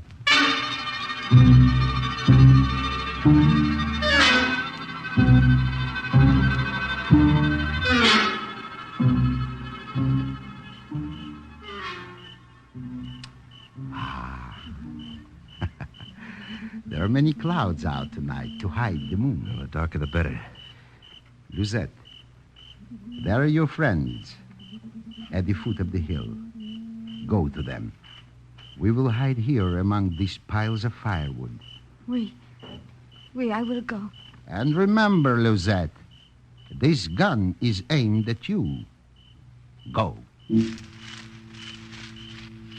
We hid behind towering cords of tree trunks and branches piled in the woodlot for the village's firewood. We watched. A few minutes later, we saw them. The soldiers and the girl, silhouetted against the moon. We couldn't hear what they were saying, but every once in a while we heard them laugh. They swarm about her like bees about a flower. Come this way. We will sneak past them and into the brush. Quiet now. She's doing a good job trying to redeem herself. And the stupid American is completely trapped with no way out. You're a sly one, Lucette. Du bist sehr klug. Slide 52. The Hauptmann don't make a mistake with you, no? There are advantages to being an officer, eh? Halt! My sword! Oh, we're caught. They see you, American! Run! Captain, this way, into the brush. Halt! Get back! Halt! Get back! Let go of the gun! I won't!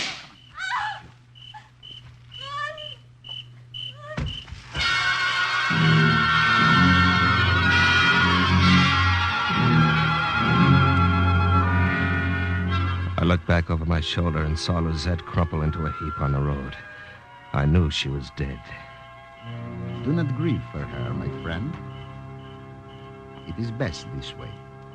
It is easier than living with herself. How do we get out of this? We're surrounded. You're surrounded, American. Surrender. Surrender. What means that We word? know you are in Deadwood, Lord. We have you cornered. Come out. Perhaps this will help your Mincho. Hopper, over there. Step out of the bush. Come Come on. on, you do the same. Trying to burn us out. If we come out, we'll be shot down by the machine guns. American, I have an idea. Yeah. Stand here. When you hear a loud crash and I call out, you run through the fire. It is not bad yet, my friend. He ran, like the fox of his nickname, to the tallest pile of firewood. In the dark night, I saw him struggle with a log at the base of the pile, and then the huge tower of wood came tumbling down and he screamed. I plunged through the fire and found the path.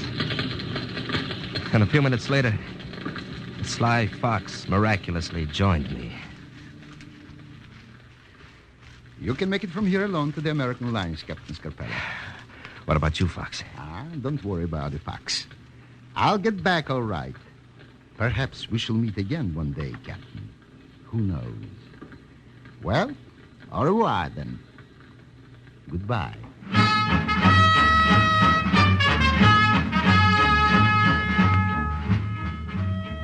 I never looked back.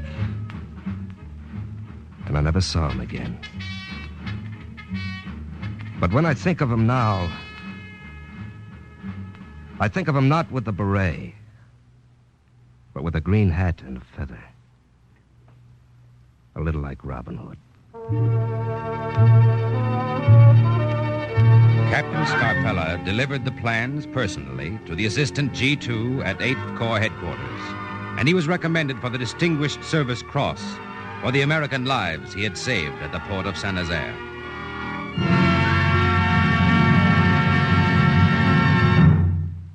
Thus, the exploits of another OSS agent closes with the words, "Mission accomplished."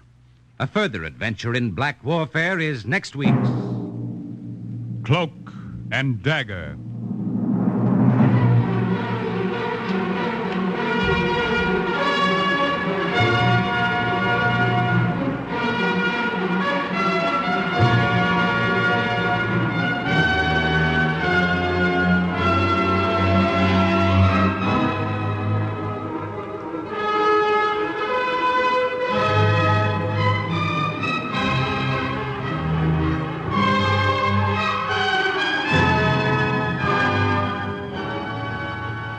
Heard in today's Cloak and Dagger adventure were Joseph Buloff, Lily Darvas, Larry Haynes, Nancy Franklin, Barry Kroger, Raymond Edward Johnson, Carl Weber, Boris Applin, and Jerry Jarrett. Script for Cloak and Dagger was written by Winifred Wolfe, and the music was under the direction of John Gart. Today's true OSS adventure was based on the book Cloak and Dagger by Corey Ford and Alistair McBain. This has been a Louis G. Cowan production in association with Alfred Hollander. It was under the direction and supervision of Sherman Marks. Robert Warren speaking.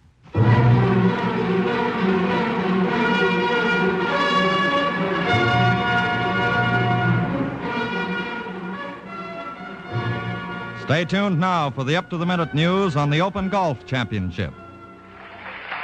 You know, everybody's working at top speed these days. The times demand the best we've got. And the best, when it comes to coffee, is measured in terms of flavor. The demands we place upon coffee today are greater than ever before. Every cup must measure up.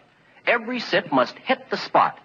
Now, not only to fill its all-important place as part of a good meal, but for the boost fine coffee gives, the lift to help you get things done. And besides that, since the shortage makes rationing necessary, each cup should make up in excellence for the cups we don't get in between. Now, to fill the bill and more than fill it, get Chase and Sanborn coffee. You'll marvel that a single cup can hold so much delicious flavor. The secret is that Chase and Sanborn is more than one coffee. It's the finer ones blended. And today, our experts are turning out the richest, most satisfying, most flavorful blend of our entire history. You want all the flavor you can get, so get all the flavor you can. Every time you part with a precious ration coupon, ask for Chase and Sanborn. Naturally, nowadays, with so many others buying Chase and Sanborn too, your grocer may sometimes run out. If he should, please understand and cooperate. And the next time, be sure to ask again for Chase and Sanborn coffee. HOJO Radio, where the classics come alive. Washington, calling Counter Spy.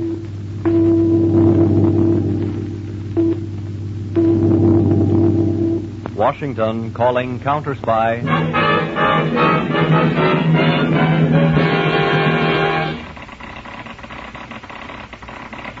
Harding, Counter Spy, calling Washington. Harding, Counter Spy, calling Washington.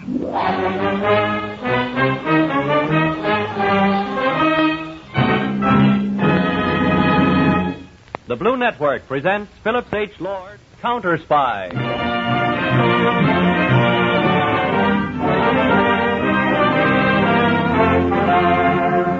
Counter Spy is dedicated to all government undercover men, that invisible army which protects our men on the fighting front, in our industries and secrets on the home front. Imagine chief counter spy of them all as David Harding.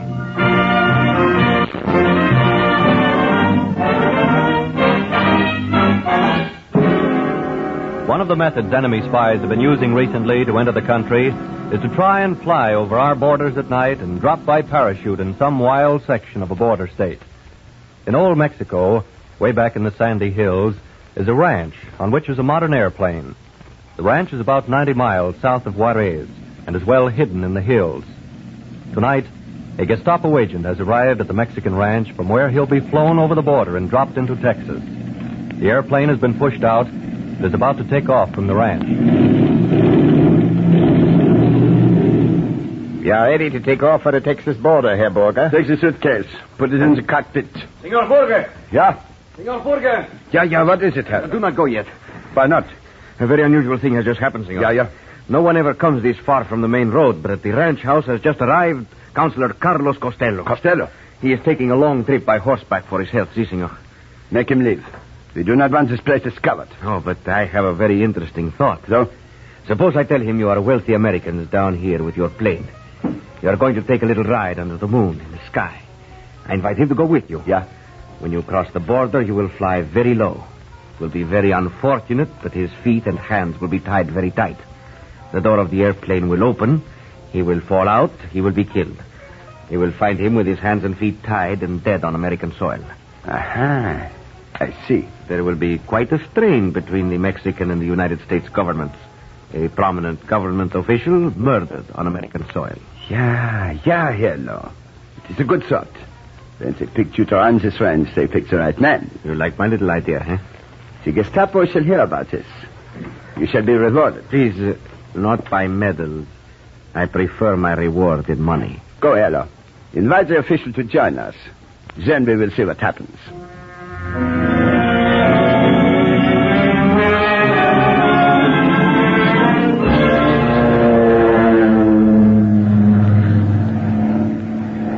We are so glad you could take this little flight with us, Counselor. Ah, so beautiful. I was never in an airplane at night. With the moon. It is so romantic. You are aware, Counselor, we have crossed the border between Mexico and the United States? No. Is it not against the law? Oh, I am sure no one will object while we have such a distinguished gentleman of the Mexican government. What is the meaning of this? Oh, you need help, Burger. Yes, Hans. Tie his feet while I tie his hands. Jawohl. Who are you? The Gestapo, if you would like to know. Right now. Why are you kidnapping me? They are going to open the door of the plane, and you are going to fall out. No, you cannot. You will be found on American soil, and a very delicate international situation should result. You are a fool. All my bones will be broken. They will know I was thrown from an airplane. The Gestapo is not so stupid. We will fly very low, so you will not be killed. But your body will not be mangled either. Drop as low as you can.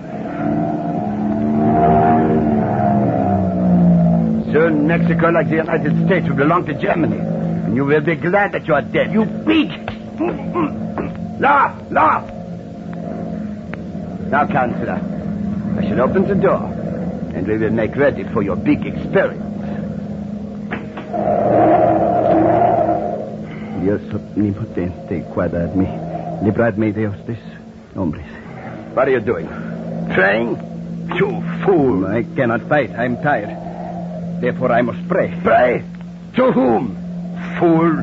Superstition. Jesus Santísimo, guardad mi alma. En ti es mi salvación. I will not hear such dribble. There are no enough hands. Here. Why do you have a crayon in your hand? Give me that. Please, senor. Give me a chance to leave. Now I shall push you through the door. Scream.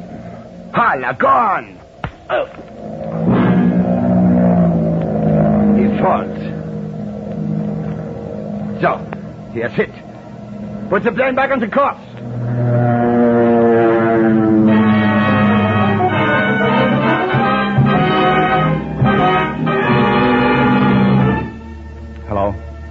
Hello.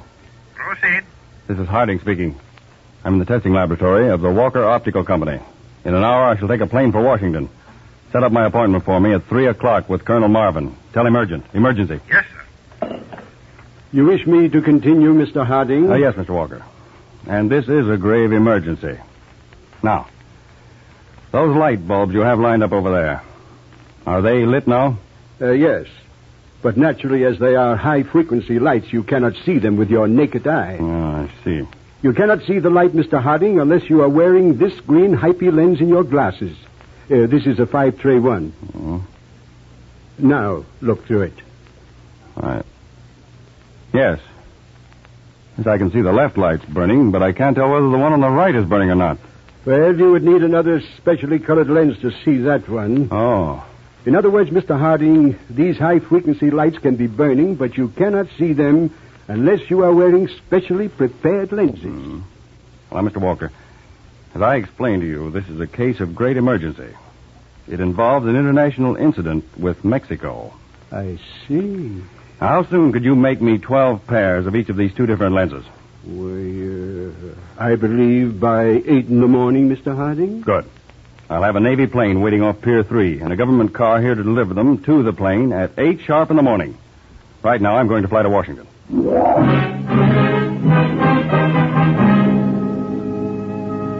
What can I do for you, Mr. Harding? Well, Colonel Marvin, we've known for some time that certain Gestapo agents have been getting into this country by flying over the border from a ranch in Mexico. Mm-hmm.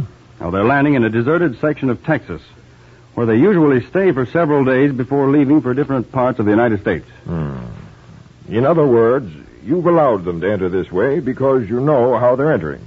And that's better than stopping this route and forcing them to find some other method, which may take you months to discover. Is that it? Exactly, Colonel. Harding, you know we'll do anything possible to help you. Now, Colonel, tomorrow night I'd like to have about 8 Army planes from Field A-46 fly all over the state of Texas and into Louisiana. Now, I'll be at field headquarters in Texas with a map to get their reports. What information are you looking for, Harding? Well, now, one house which we recently raided had up the chimney a high-frequency light. Now, that light can't be seen at night when you're flying over the house unless you have a certain colored lens in your glasses. Mm-hmm. I feel sure that there are a certain few houses for, let's say, 200 miles in Texas which have these lights hidden up the chimney. I see. Now, the pilot who's flying these foreign agents in wears these special colored glasses. He can see these high-frequency lights placed in the chimneys, and these help keep him on his course. And you want to locate every house which has such a light, huh? Yes, and it's vital. I'll have a plane ready to leave in 2 hours, Harding, and I'll fly down with you to see that you have everything you need. Thank you, sir.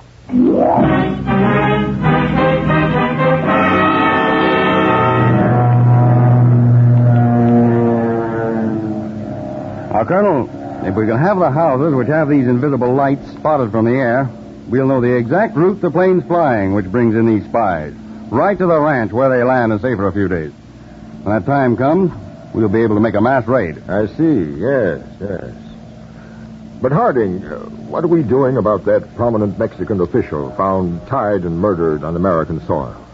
Now, that's a very embarrassing situation. Well, Colonel, there's something about that murder that I can't tell as yet. I want to check certain additional facts before I speak. All right, Harding. You're doing a wonderful job, and I'll see that 8 Army planes will be flying over the designated section of Texas tomorrow night. Thank you, sir.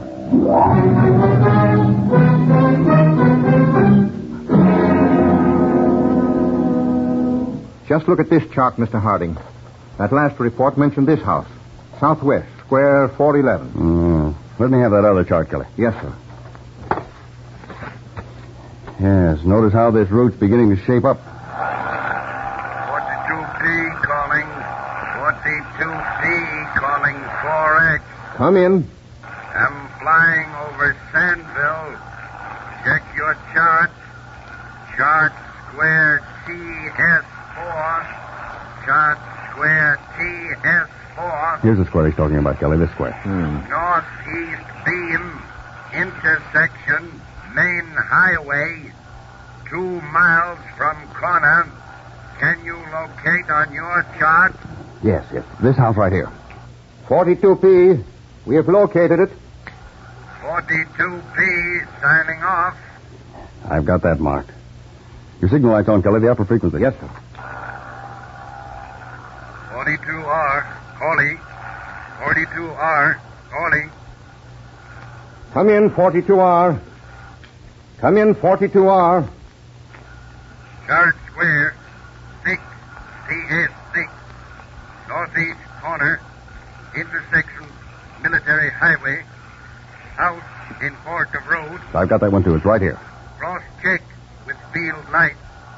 Southeast, due west. That's all. 42R signing off. Kelly, these houses being spotted are on a perfectly straight line from the border right to the ranch we've been suspecting. Now, tomorrow night, we'll fly this route, check all of the houses we're marking, and go right to their landing field. Now, bring a short wave set along with you in your suitcase.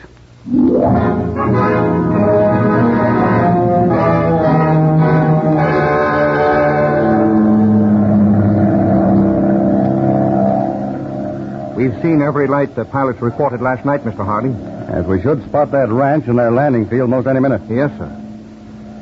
Kelly, I'm going to tell you something that nobody else knows. Yeah. It sounds plenty serious, Mr. Harding. You know that high Mexican official found murdered on American soil? Yes, sir. Well, he was murdered by members of this spy ring we're after right now. You mean they got him in Mexico, flew him over the border, and dropped him from a plane? Yes. But that isn't all.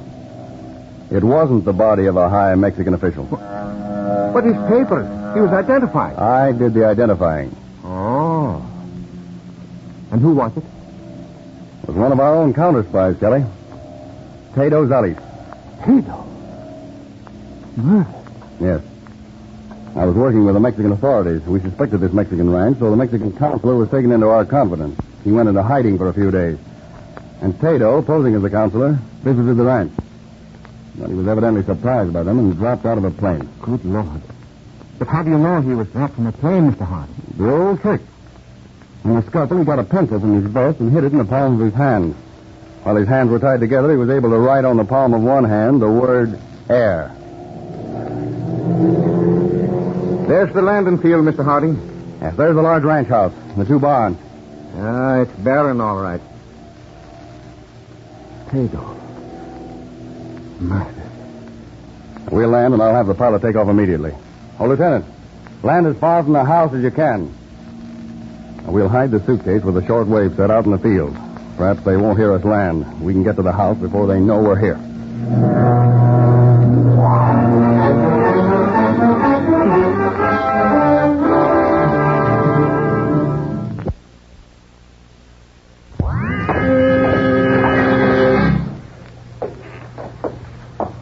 What do you want?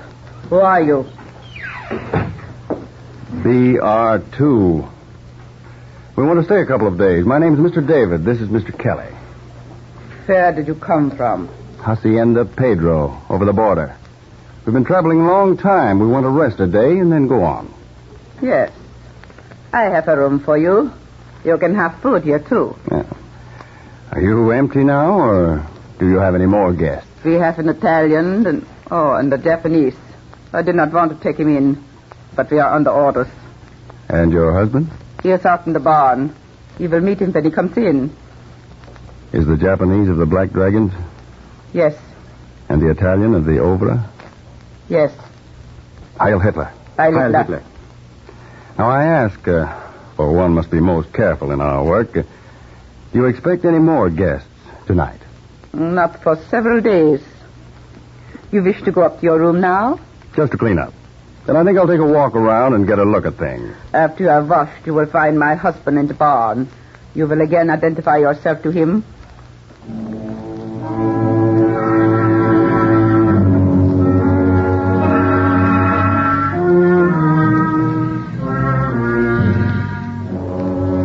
Calling 42B. Calling 42B. Calling 42B. Come in. Calling from field at location specified. Locate for me immediately. German couple, about 60. Want couple opposed to Nazi rule. Check my file numbers for names of couples already examined. Fly this couple to our present location. 11:30 tomorrow night. Check. Report sufficient. 42B off. That is all. All right, Kelly. Close the case. Slip it under the bushes again. Yes, sir. That Nazi woman in there was a brutal-looking character. Now, let's get right back to the house. I don't want them to notice that we've been gone too long.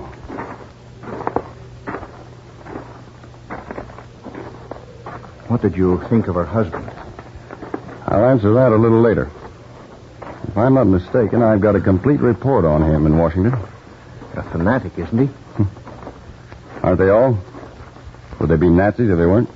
Well, if you weren't in on the inside of things, though, you could stop at the ranch and not guess anything was wrong. Oh, yes, they're clever.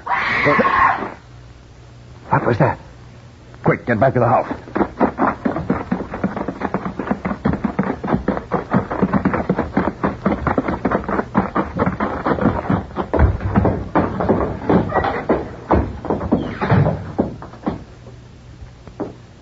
What's the matter? What's going on? Where is everybody?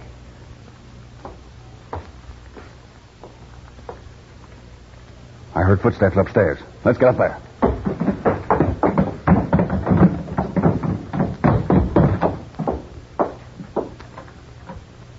Where are you? What do you want?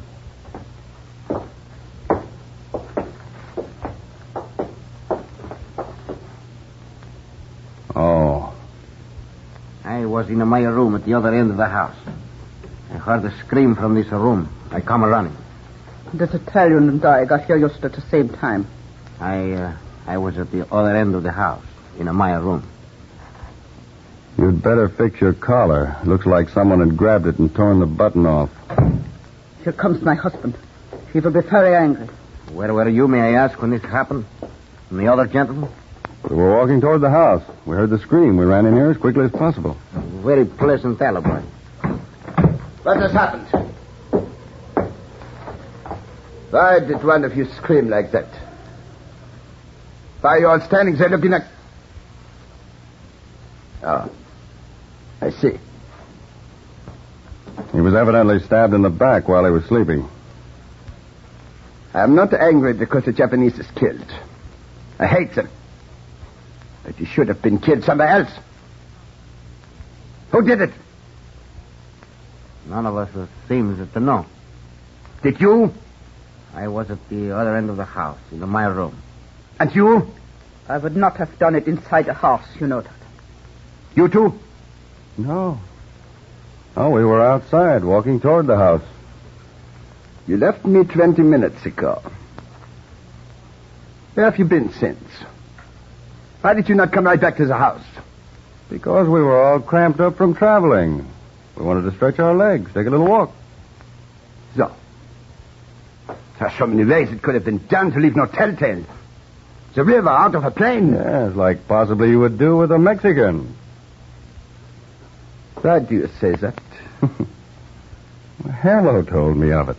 The Hacienda Pedro in Mexico. They all thought it very clever. That man Hello talks too much. Here. Let me get him up on my shoulder. I will take him out and bury him in the field. Gladly. There. Come with me. We will bury him to leave no traces. I will go with you and hold a lantern. Do you two wish to come? Not interested, thank you.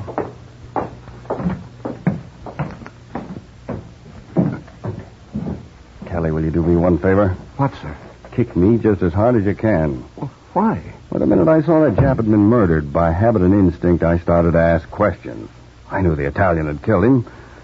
And all I'd have had to do was to ask about 3 more pointed questions, and there'd have been plenty of trouble. Come to think of it, you're right. You didn't think the woman killed the Jap spy? I think they were all in on it. It was planned before we got here. But that teaser you put out, Mr. Harding, you got results, didn't you? Yes, he fell for it. He's the one who thought Zolich was the Mexican official and threw him out of the plane. What's our next move? Just sit tight until the Army plane arrives at 11:30 tomorrow night.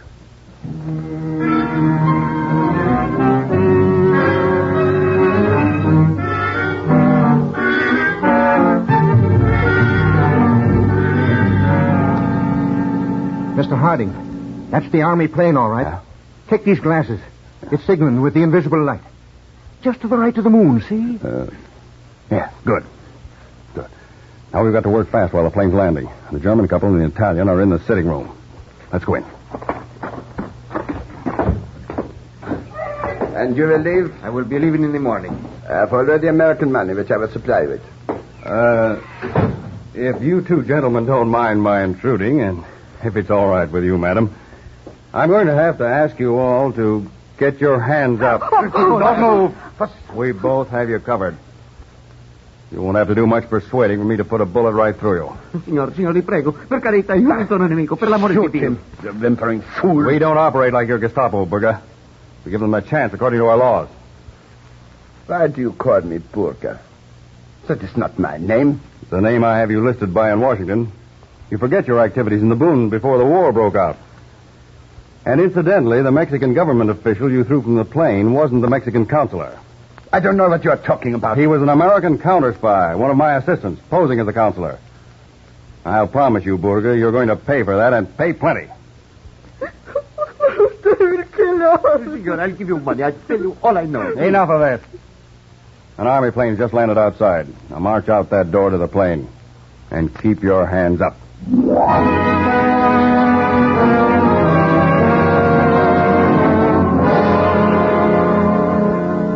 Mr. Harding, that's a sweet old couple the plane brought down. Yeah.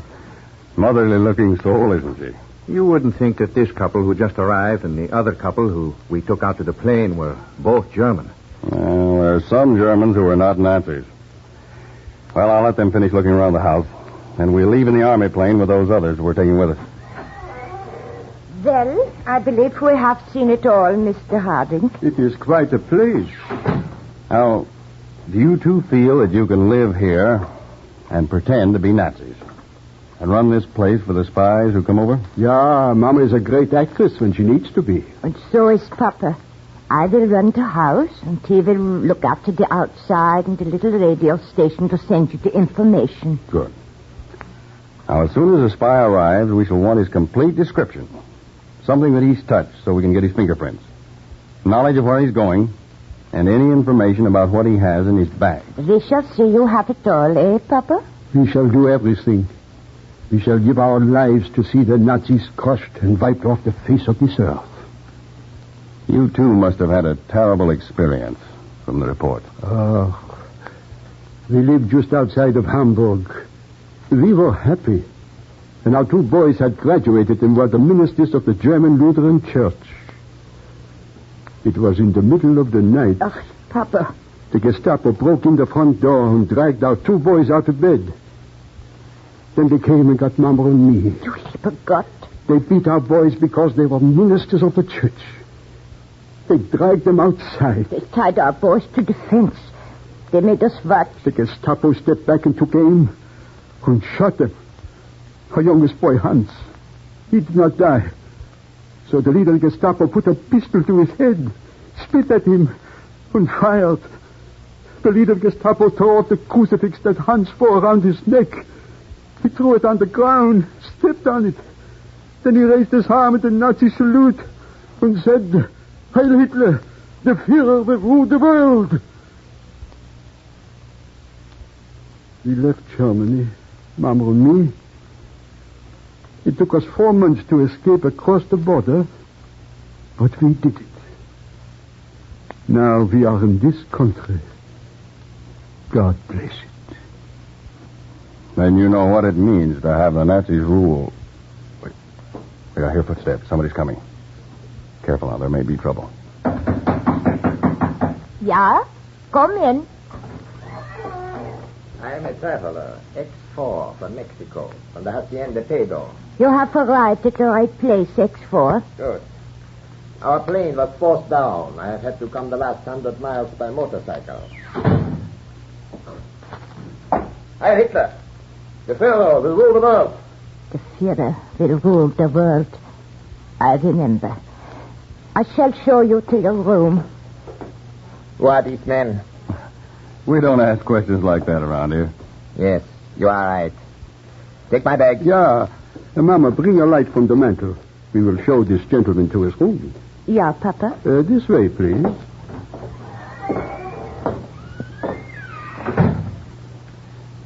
I don't think, Kelly, that we're needed here anymore. No. Let's go to the plane.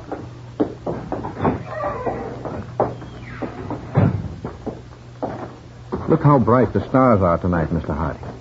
Yes, Kelly. Well, they're one of the things in this world that are permanent. permanent like the faith of Christian people. At the time of the Crusaders, barbarians tried to crush faith from the face of the earth. But the Christians rose up and pushed those hordes right back into the sea. Well, the great Christian army has risen again, and Nazism will be wiped from the face of the earth.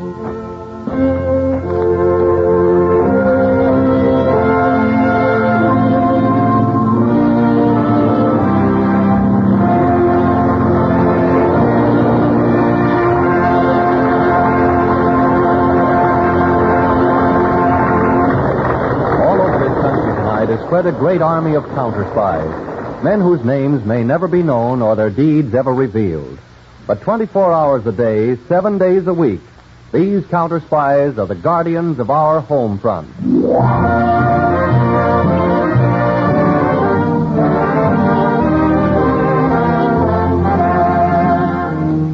Counter Spy will not be heard next week, June 29th. Starting Monday night, July 6th, Counter Spy, a Philip H. Lord production, will be presented at a much more convenient time. 8 to 8:30 p.m. Eastern Wartime, 7 to 7:30 p.m. Central Time, 6 to 6:30 p.m. Mountain Time, and 5 to 5:30 p.m. in the Pacific Time Zone. Tell your friends. Invite them to listen to these exciting dramatized cases. Make it a date for Monday, July 6th. At the new hour.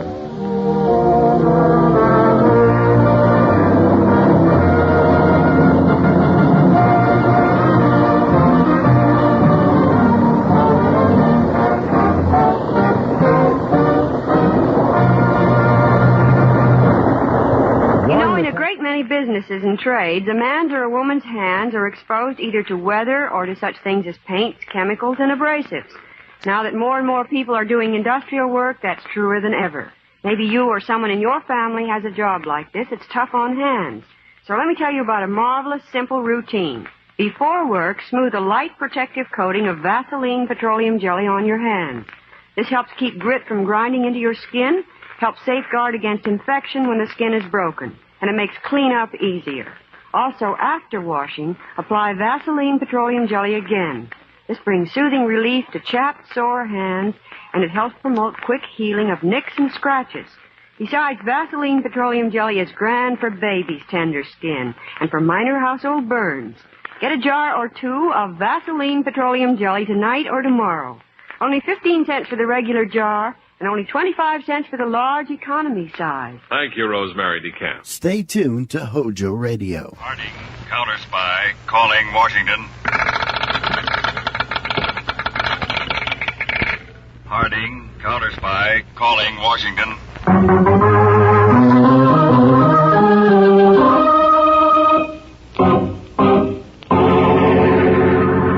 The Blue Network presents Philip H. Lord's Counter Spy.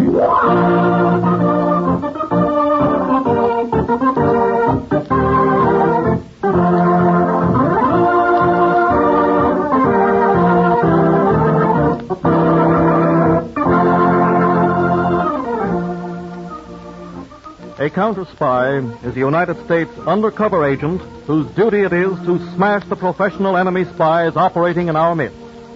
Imagine ace counter spy of them all as David Harding.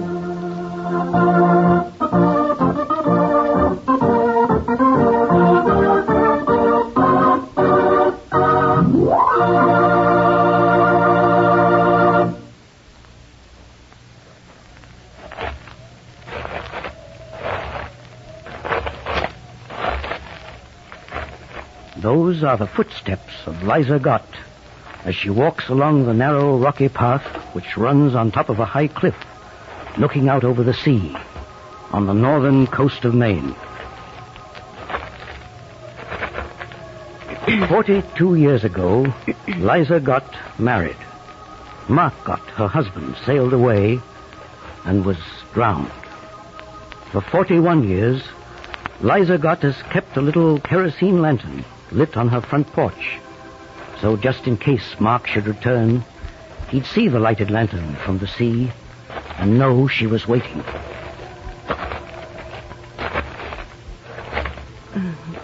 Well. Liza Gott is nearing her little house on the top of the cliff where she stays alone.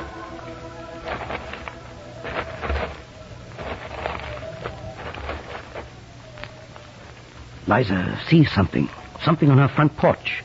She can see it by the light of the lantern.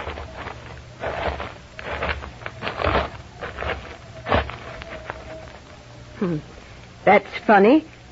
I didn't leave nothing on the front porch. It looks like a man. It is a man.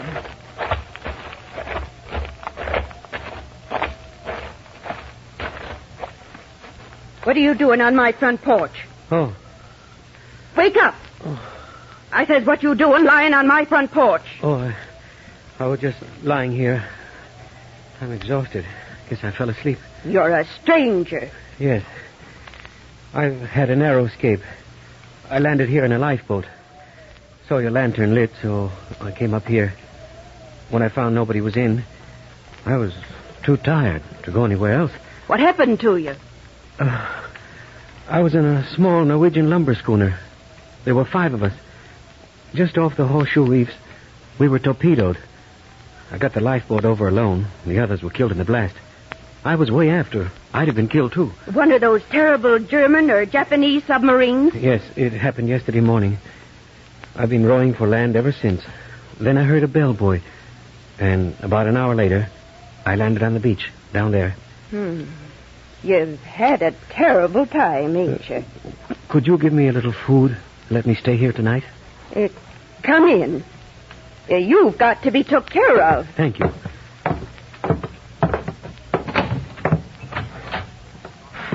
I'll have to light up a light.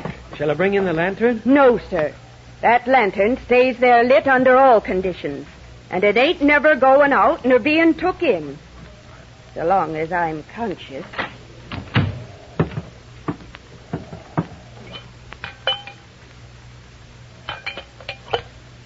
There.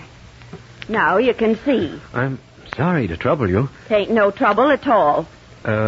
May I inquire your name? Liza Gott. And it's got 2 T's and no E before the L. Liza, not Eliza. What's your name? Berkman. Frank Berkman. You look pretty tuckered. Here. Now just lie down here on this sofa and make yourself comfortable. Oh, I have been through a good deal. Well, now you stretch right out. You put your head up here. And your feet down there. Now, are you quite sure you're comfortable? Oh, I never was more comfortable in my life. Well, that's good.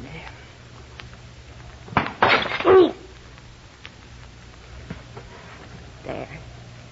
Now you can rest in peace.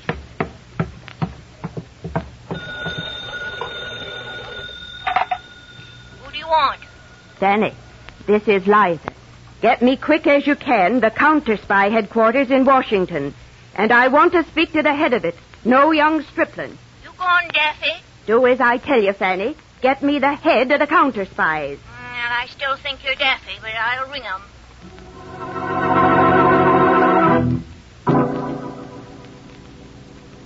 Fanny, ain't you got Washington yet? Yeah, we got counter-spy headquarters, but they're getting ahead of it.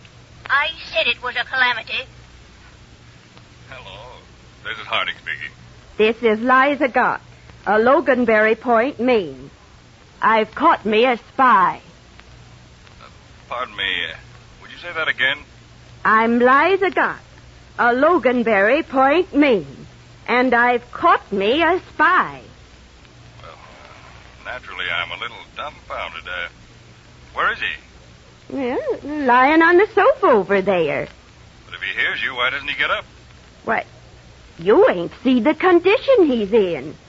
Is he unconscious? Very. And how do you know he's a spy? Well, he told me about rowing alone and hearing our bellboy at the Narrows, and then rowing an hour and landing on our beach.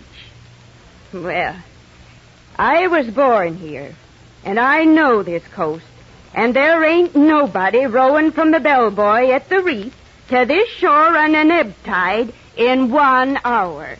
He's a prevaricator. What is Loganberry Point near? Ain't near nothing.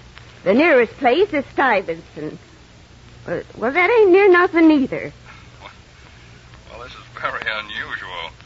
But I'll leave by plane immediately. Get to Loganberry Point somehow.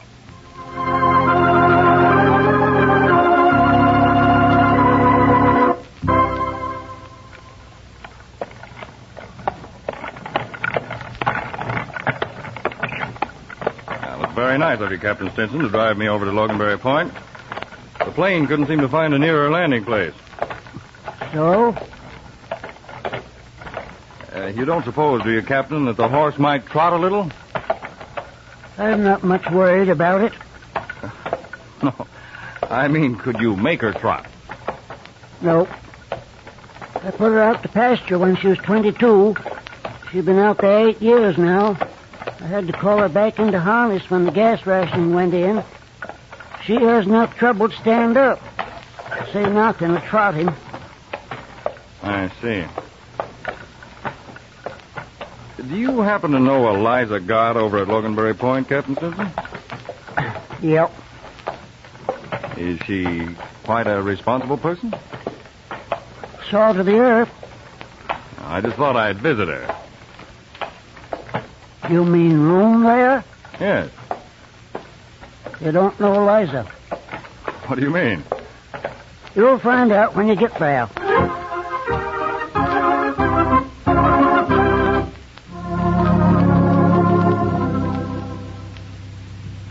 Come right in, Mr. Hardin. Thank you, Mrs. Gott. I took a plane as far as Stuyvesant and then had to drive over. Now, where's this man you captured? In the woodshed. Woodshed? That's where he is. No man but my past husband ever spent a night under this roof. And there ain't no man ever going to.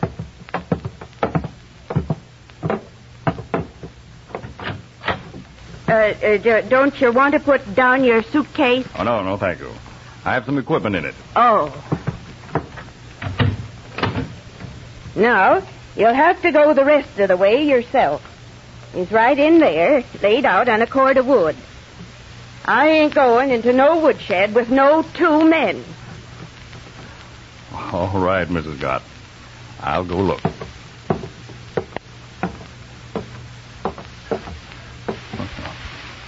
Sort of the worse for wear. Come on. Here, come on. Go away. Go away. Now, come on, sit up. Yeah, sit up. Oh, it's you. Are you the man she'd been waiting for? Yes. Then get me out of here. I had to pretend I was unconscious, or she'd have killed me. What do you mean? After she dragged me out here, she'd come out every hour. And if I was conscious, she'd hit me over the head with that piece of stove wood. Knock me out. Look at my head. I can't tell how much of it is your head and how much is bumps on top of your head. She'd hit me over the head, just as cool and systematic as though she were a pile driver. Let me have your fingers. I want to take your prints. No. You'd better, or I might call Mrs. Gott back. Yeah, that's better. I'll telephone your prints to Washington, and we'll see who you really are.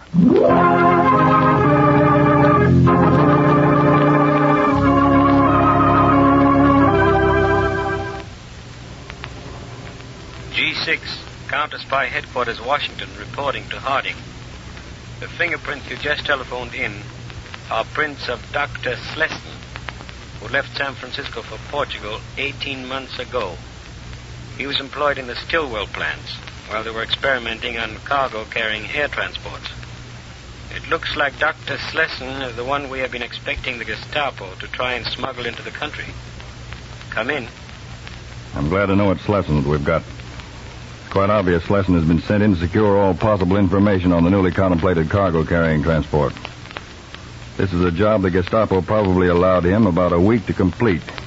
And then they must have made arrangements to get him out. I'll check with you later tonight. Well, Berkman or Slesson, You just heard that conversation. We know who you are and why you're here. I guess there isn't any sense to my denying.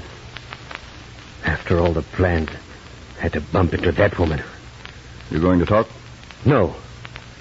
I see. Well, as the people of Loganberry Point would say, there's more than one way to skin a cat.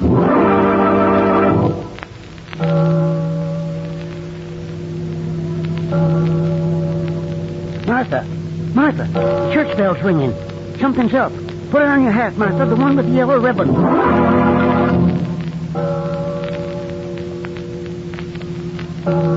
The church bell's ringing, and it ain't go to meeting night. They must be calling us for something special.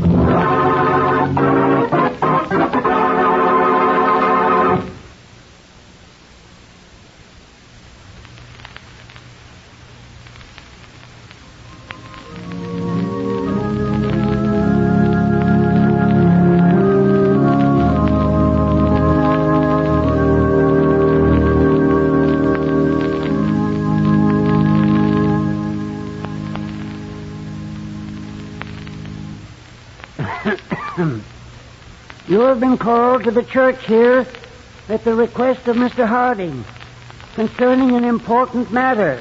I am proud to see every person of Loganberry Point present. Mr. Harding of Washington. Citizens of Loganberry Point, I know you're all aware of the circumstances of the German spy who landed and was apprehended here. He means Koch. Yeah. Now, our government knows why he was sent here. His mission would ordinarily take him a week. It is logical to expect he would be returned to Germany by the same route he arrived. Well, this part of the coast was selected because it's very sparsely populated. The Gestapo evidently believed landing here would be very simple. By all logic, I expect arrangements have been made by the submarines to pick him up at this very place within the week. Did you ever hear the beat? Now, all of you men present are lobster fishermen, or go out hand lining and setting trot lines. You know the reefs and shoals like your own backyard. You can weave in and out of them on the blackest nights and in the thickest fogs. I'm calling for volunteers.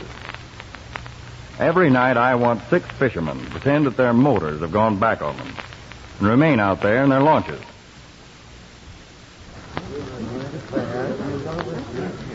Now, it's a dangerous undertaking. There's a chance you might be captured and even tortured for information. How many of you men are willing to volunteer?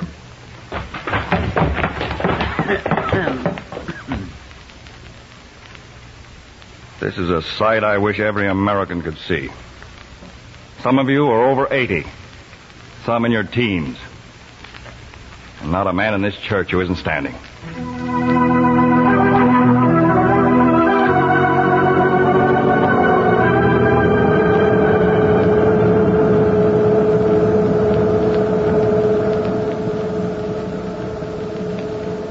We are breaking water, Herr Kapitän. Wegen the surface. Gut. Machen Sie auf. It is very foggy and dark, Herr Kapitän. We are among the reefs. I suggest you come on deck. Aufpassen. Ich komme sofort. Bleiben Sie bei den Motoren. Get a hold of it. Get the ropes around it. What's going on? Was ist das? Throw me that rope, or I will shoot. When we surfaced, we came up right alongside that little fishing boat. There is a fisherman on it. Good. Bring him aboard. We will question him about these waters. Take him down to the control room. He looks like an old man. Get him below. Ring him aft. The Captain wants him below decks, in the control room. Blackout ship. Jawohl, Herr Kapitän. Charge batteries. Hans Borchmann will soon be here. He smells fish all over him. Get down there, you fish!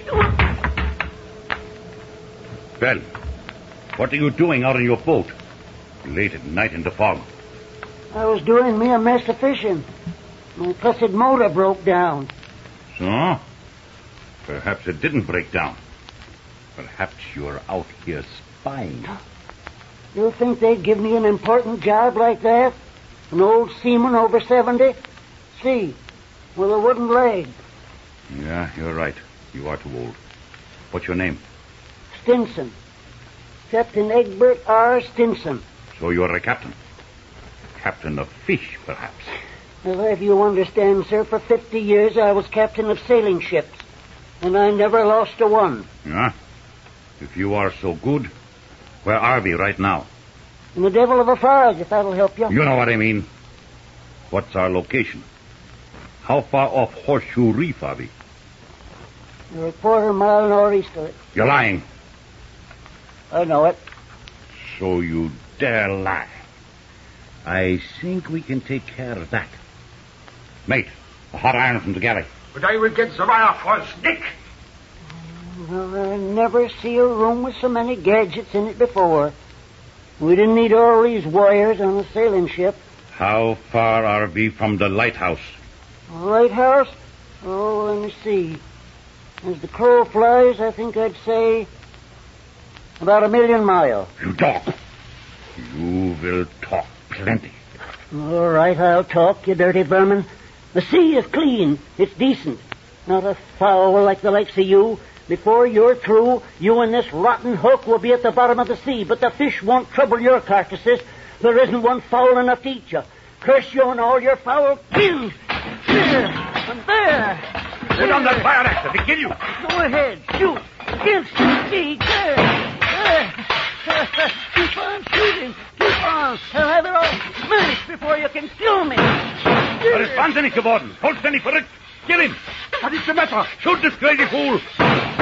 Come near and I'll chop your head off there. Look, idiot. Crazy fool. 6 bullets to stop him. Have the chief engineer and electrician both come to central control at once. Jawohl, Herr Kapitän. Chief engineer, electrician, report to central control at once. Inspect, repair damage.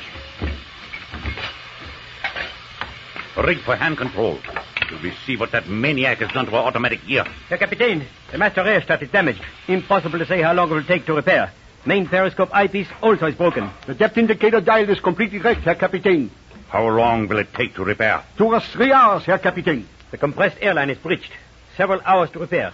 Also, main ballast hand valve jammed. Verflucht noch einmal! All this damage with the axe.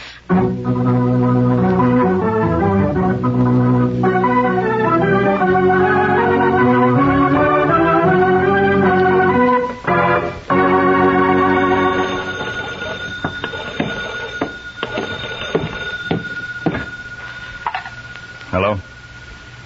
This is Elmer Greeley reporting from the lighthouse. Is that you, Mr. Hardin? Yes. The submarine's out here. Good. Good. What are the facts? Well, Red Googins just landed. His boat was lying about a quarter of a mile from old Captain Stinson's. He heard the sub come up, and they evidently captured Captain Stinson and took him on board. Go on. Red stuck around a few minutes, and he heard a lot of commotion, and then men trying to get the submarine to go down. But it sounded like it couldn't, like something had happened. So Red paddled his launch far enough away so they couldn't hear his motor, and then got to the lighthouse here. Fine. I've got all the information I need right now. I want to hang up and then use this phone. Now, let's see. I turn this little crank here. Yes, ring it long and loud. Sometimes Penny, the operator, lays down and takes naps.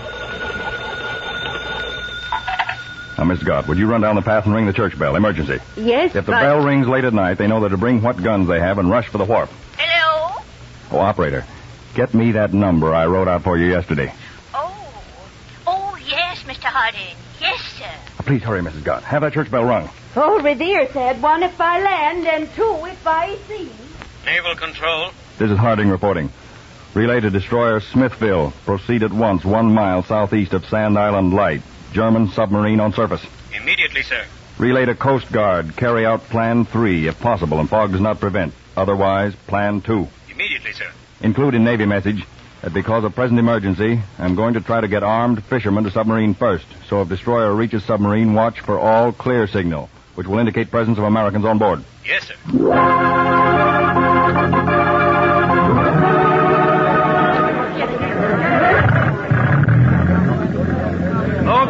the slowest motorboats start out first. Here's Sandy's gun. Some men take it. I want all of you men to understand that this is an extraordinary situation. You're all volunteering on your own accord. They all want to go. Now, the reason we're taking things in our own hands is because it's so foggy the planes can't spot us up. And it's too foggy for the destroyer to come in among these reefs until daybreak. Indications are that something's happened to that submarine, and it can't submerge. Would you say, Captain Lawson, that there was a very heavy swell out there near Horseshoe Ledge? Plenty heavy. After a 3-day nor'easter, they've got a roll out there that's standing them on their heads. Well, that means the fire from the submarine will be very inaccurate. Now, when we sight her, you're all to fan out and make a circle around her. When you hear Captain Lawson blow his foghorn twice, head right for her. Start shooting and picking off the men manning the guns. With 30 launches coming at her in all directions and the fog and the heavy roll of the sea, she'll have her hands full. We'll all board her at the same time, from all sides of her. That wall is starting out. All right, men, your launches. Good luck. And remember, your women folks will be standing right here and await.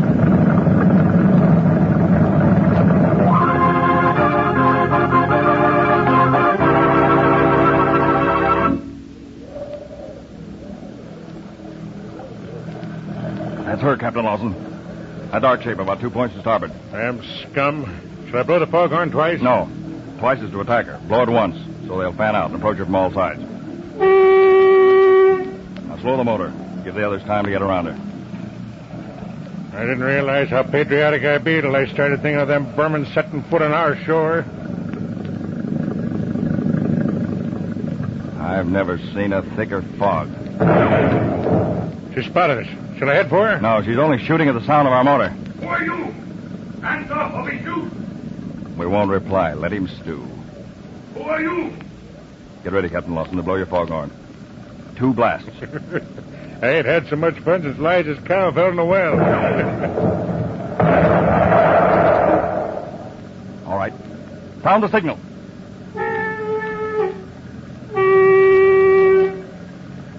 Take the wheel, will you, Mr. Harding? Let me do a little gunning. Go ahead, but the minute we touch her, jump aboard. Try to land at Loganberry Point, will they?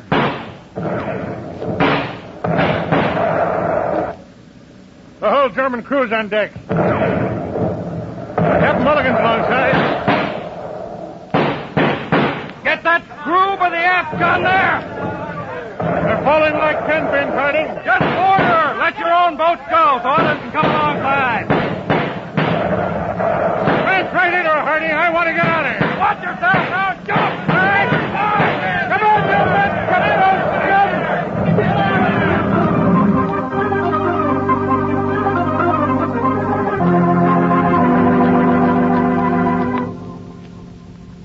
You understand, Commander, as we stand here in the control room of your submarine, that you and all your crew are prisoners of the United States. Tja. Das ist zu erwarten. Kriegschancen. I am helpless. And there at your feet an old sea captain with 12 bullet holes. Evidently kicked in the face after he was dead. He was shoving at our controls with a fire axe. We had to shoot him. We shoot him 6 times before he fall. Captain Stinson was a neighbor of mine. What arm of the American forces have we been captured by? The fishermen of Loganberry Point. Mr. Harding! Mr. Harding! United States destroyer approaching out of the fog, sir. How in Sam Hill did a destroyer get in among these shoals on a night like this? That's real navigating for you. What am I supposed to do now? You're expected to surrender your submarine and your crew and yourself to the greatest navy in all the world.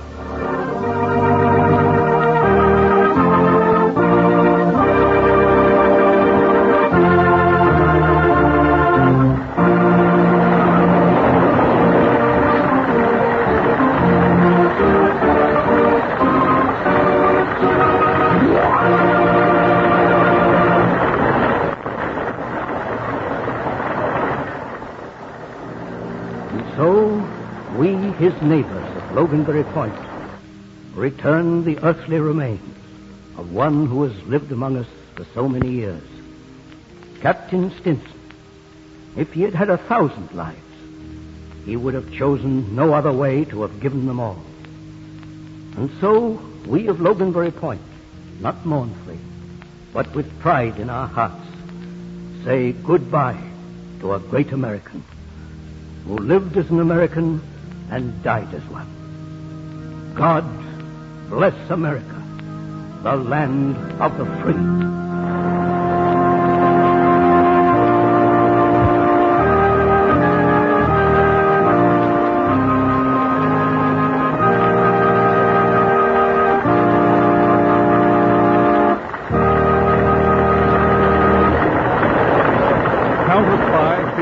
David Harding is presented at the same time every Monday evening. We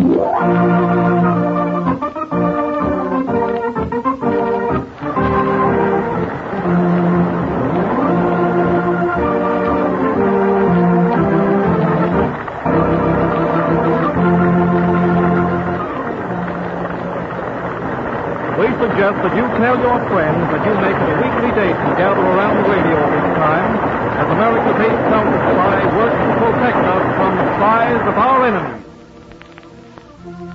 Counter Spy is a Phillips H. Lord production which has originated in New York.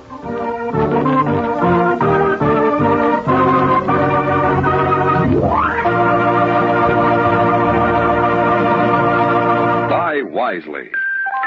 Buy for flavor. Buy Del Monte. Del Monte, the brand you trust for flavor in so many good foods. HOJO Radio, we're your old-time radio headquarters. Stay tuned. I was a communist for the FBI.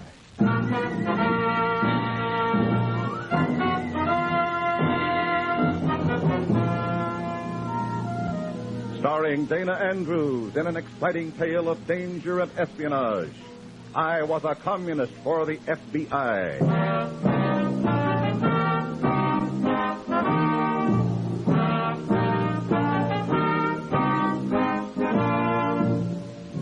From the actual records and authentic experiences of Matt Savetic come many of the incidents in this unusual story. Here is our star, Dana Andrews, as Matt Savetic, who for 9 fantastic years lived as a communist for the FBI.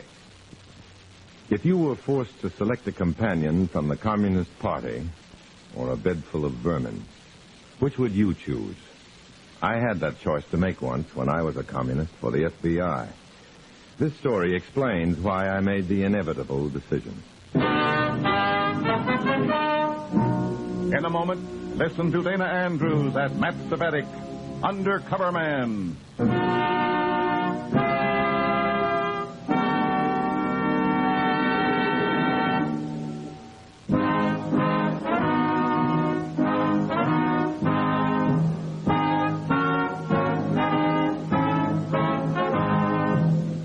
Here is Dana Andrews as Matt Savetic, Undercover Man.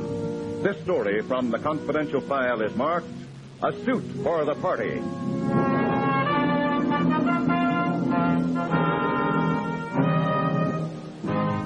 Comrade Roger Grinnan was an important man among the local commies. He was district committee chairman, in charge of Red infiltration into civic welfare groups. But this work accounted for only a portion of his importance. Comrade Grinnan attained his true stature as a Red in another, more unique manner. A manner to be recommended to all party members like him. On his way to a cell meeting one night, Comrade Grinnan simply dropped dead.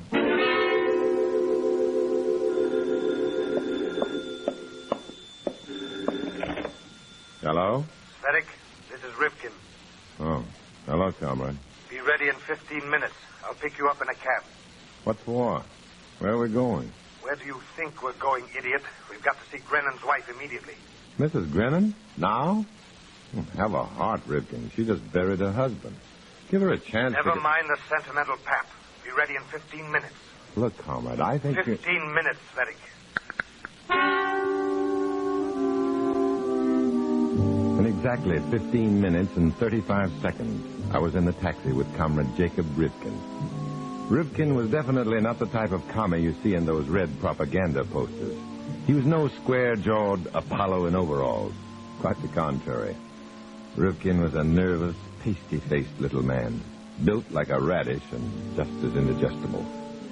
Though he was a ranking cell leader in the party, he had the uncanny faculty for making people dislike him on sight.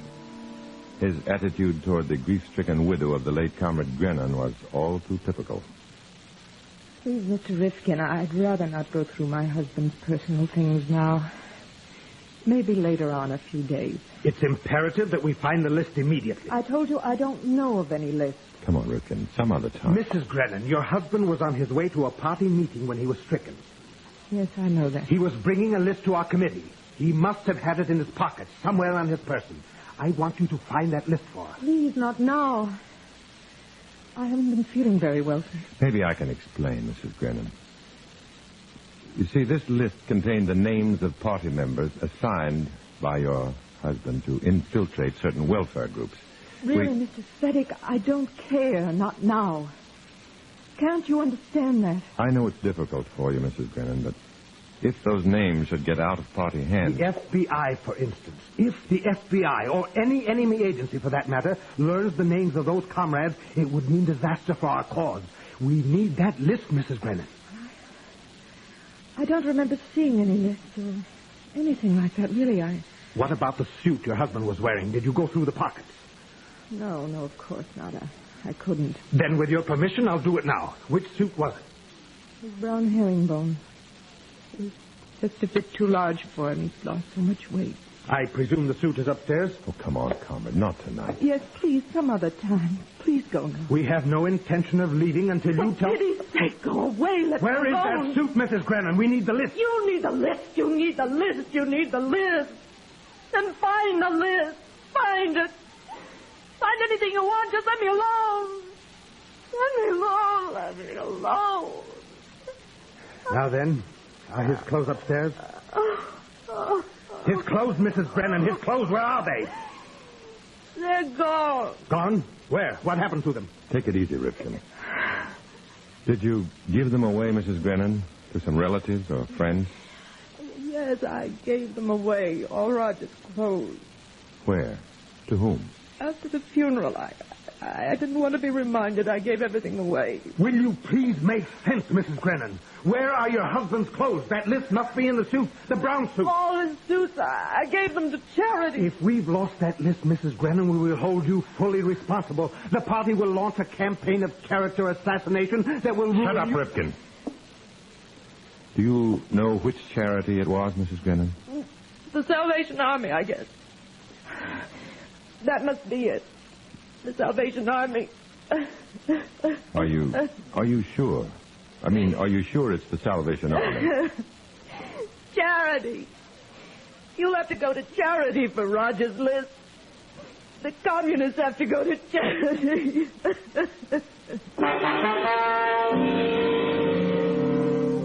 Rifkin was frantic to find that list. As for me, I suffered my own secret desperation. It was my job as an undercover man to locate the list before Rifkin did and turn it over to the FBI. But where does a dead man's brown suit go after it leaves the Salvation Army?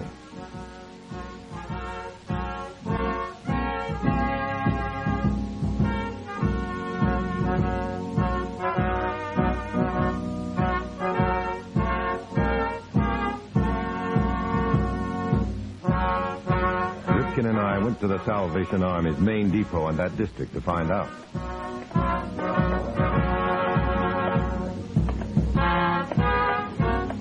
Well, Svedic, we have a lead anyway. What? I said we have a lead. The clothes are collected here and sent to the missions on Skid Row. Where? The missions on Skid Row. Well, they've got 2 missions down here, comrade. You know that, don't you? Yes, of course. I checked the one on Victor Street. They haven't received any clothes in over a week. Then let's go to the other one. Just a few blocks from here.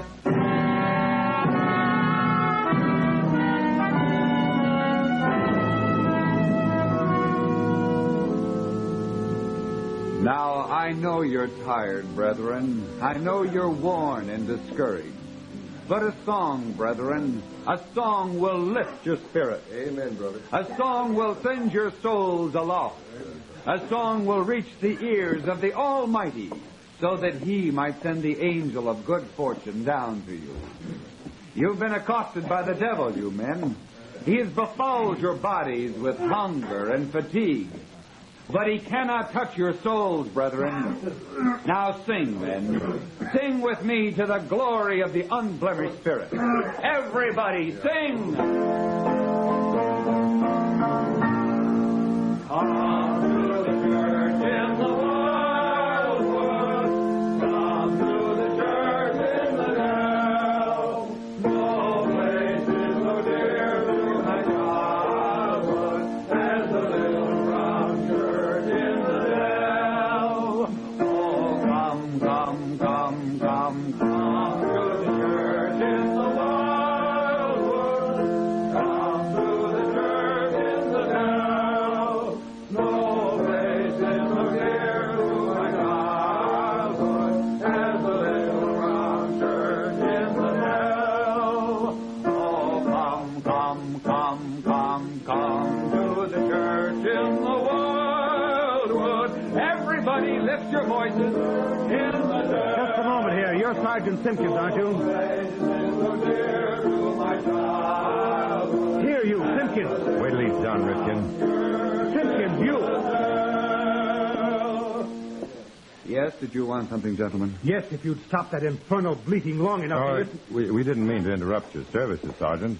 I'll be done shortly, gentlemen. There's soup on the steam table if you like. Perhaps you'll lend us your voices in this next hymn. We don't have time for foolishness, Sergeant. What's that? Oh, my friend is a little upset, Sergeant. It's rather an urgent matter. I see. Well, I promised these men here one more song. If you'd be kind enough to wait until it's finished. Stop it! Stop that infernal clanking! Well, you're not only being rude, my friend, you're being positively blasphemous. I'm afraid I must ask you to leave this mission. Just a moment. Just one moment, please. Look, Sergeant, I want to apologize for my friend here. And, well, you might. As I say, we're both pretty upset. You must be. You see, we've got a problem about some clothes that... Clothes? Well, you're welcome to look through the clothes in the next room. Take what fits you, and may the Lord bless you both with a little more courtesy. Thank you, Sergeant. Come on, medic. The suit may still be there.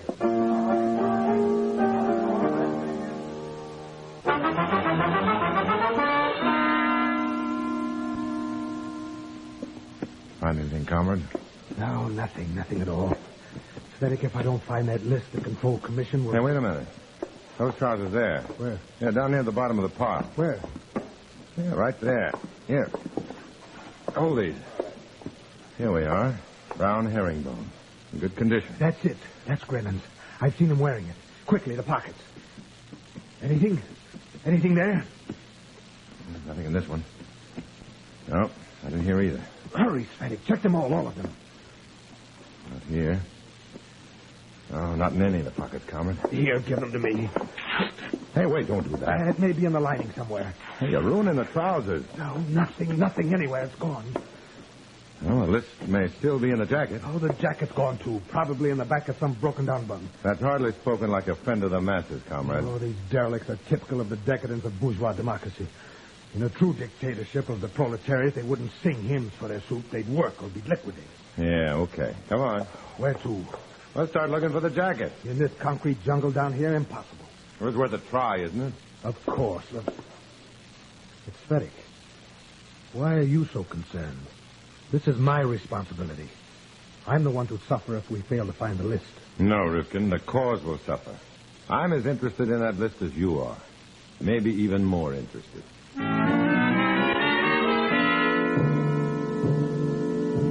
We explored the concrete jungle of Skid Row night and day. We took mental inventory of the derelicts on every corner, studied the flow of human flotsam in and out of the flop houses. We prowled the alleys, stepping over the defeated forms of homeless men. We wandered in and out of littered doorways, checked the tattoo parlors and 10-cent movie houses. We scouted all the shadows of Skid Row, but nowhere did we see the brown herringbone jacket we were so desperate to find. It's no use, Svedek. Another day down here and I'll lose my mind. Yeah, guess I feel the same way. Hey, watch it. Don't trip over that old geezer's feet. What? I said, careful. You useless old fool. Asleep in the doorway. No place else to sleep. I told you to watch where you... What's the matter? What are you looking at? Huh? Oh, nothing. Nothing at all. Come on. What's the matter with you, Svedek? You seem so... Oh, it's nothing. Nothing. I'm just getting jumpy. So many days on Skid Row.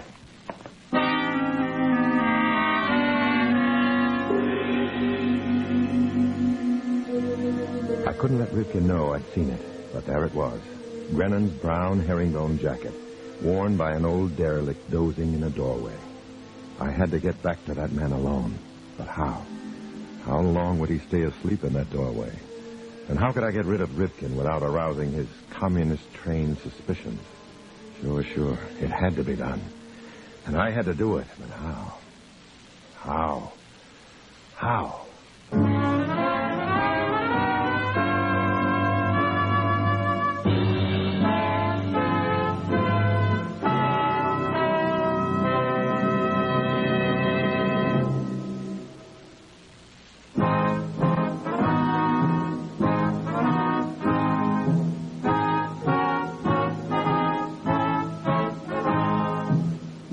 Back to Dana Andrews, starring as Matt Cvetic in I Was a Communist for the FBI, and the second act of our story.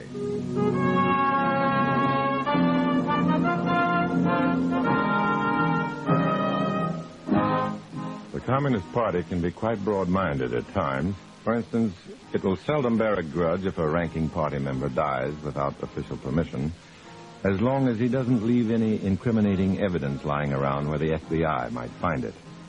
The incriminating evidence Roger Grennan left behind him was now lying in a Skid Row doorway in a jacket worn by a sleeping derelict. Comrade Rifkin hadn't seen the jacket, but I had. And I had to get rid of Rifkin before it was lost again. What's the matter with you, Svedek? Suddenly you're as white as a sheet. Am I? Just tired, I guess, Comrade. You're right. We've wasted too much time in this dismal neighborhood. We'll have to devise a more practical plan. Look, Comrade Rifkin, maybe we should work this thing in shifts. Well, that might work out. Sure. Look, I'll stay on the job while you rest up. Then you can relieve me in the morning. Go on, grab that bus across the street. I'll scout around here by myself. What's the rush, Svedek? Anxious to get rid of me? Oh, don't be a fool, Rifkin. You know it's the most sensible way to handle this chore. Go on, get your bus before it leaves. Let's get a bite to eat first. I'm starved. Hey, you'll miss your bus. There's a bus every 10 minutes. I know, but it's foolish to eat in one of these joints when you can go on. What the devil is the matter with you, Svedek? Nothing at all. Come on, let's eat.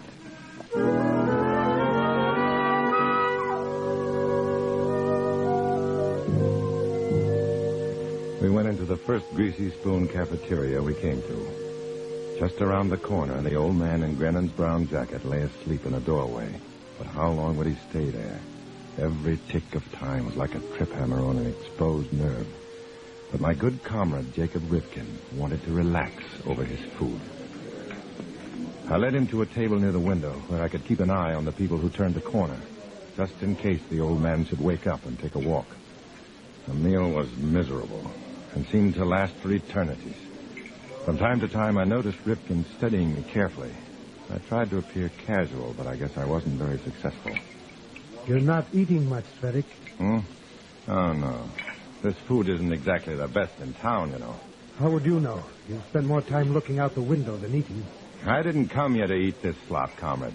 I came to look for something vital to the welfare of the party, and that's just what I'm doing. Yes, Svedek. Your vigilance is commendable. Perhaps you'd like to tell me what you're staring at now. I couldn't help staring, in spite of Rifkin. The old derelict in Grennan's brown jacket had just turned the corner. He was shuffling up the street directly toward us. In a moment, he would pass the window, and Rifkin would have to be blind not to see him. Well, comrade, what is it? Oh, it's nothing, really. Just thought I saw... Saw what? After all, I'm as concerned as... Oh, I'm sorry, comrade. Svedek, you clumsy idiot. Give me that napkin, hurry. Well, it's only water. It won't stain. Here, let me help you. Never mind. I'll take care of it. Svedek, there are times when you're as awkward and stupid as a 3-year-old. I said I was sorry, Rifkin. No harm done. All right. If I'd known you'd react this way, I never would have had you help me. Well, forgive me. I guess we're both getting pretty jumpy. Maybe you're right. Let's get out of here.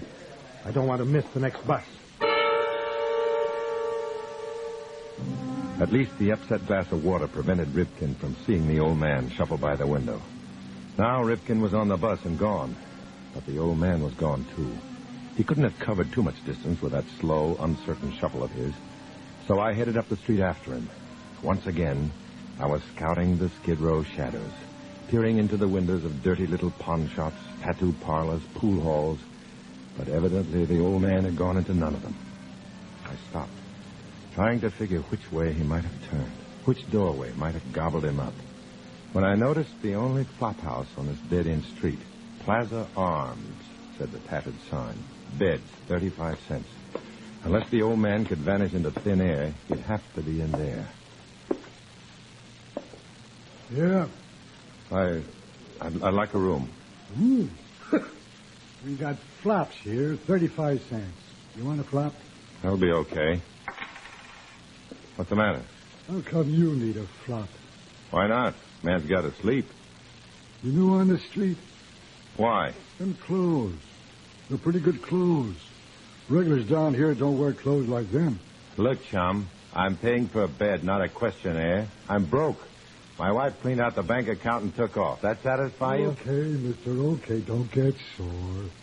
I just don't want those smart guys annoying my customers. What kind of smart guys? Cops?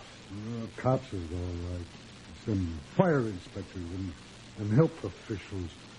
I can't afford no trouble here. My customers, they're entitled to a flop without trouble. Yeah. Oh, where'd I find my bed? Upstairs. Got two empty. Take either one of them. The place must have been collecting the odors of human deterioration for years. As I climbed the stairs, I could hear the heavy breathing of the sleeping men. Upstairs, there was nothing but a drafty loft.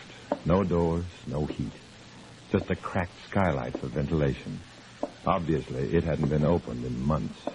The smell was even more sickening than it was down below.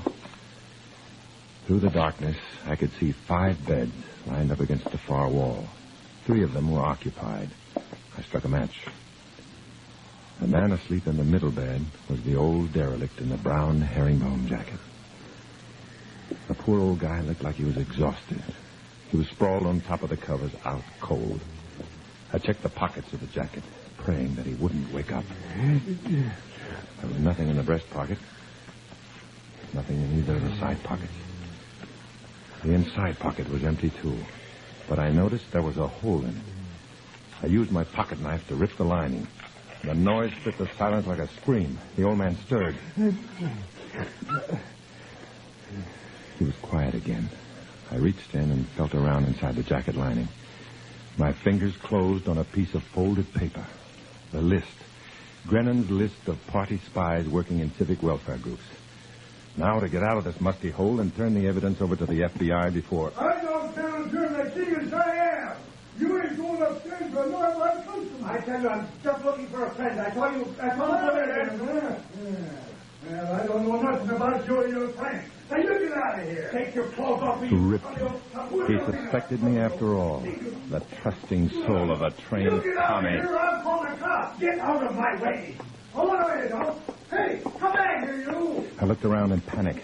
A back door, a closet, a fire escape, anything to hide before Ripken saw me. He was practically up the stairs now. There was only one thing for me to do. I jumped into one of the empty cots and huddled in the smelly, crawling blankets. I knew he was looking for me, but the darkness was in my favor. I held my breath, wondering how long it would be before he discovered me. I heard him strike a match. He was looking at the man in the first bed. He was at the second bed now. I began to understand how Goldilocks felt when she heard the 3 bears come home. But Goldilocks wasn't sleeping in a stale, vermin-infested flophouse cot. Ripken had another match going. He was headed for the 3rd bed now, the bed next to mine.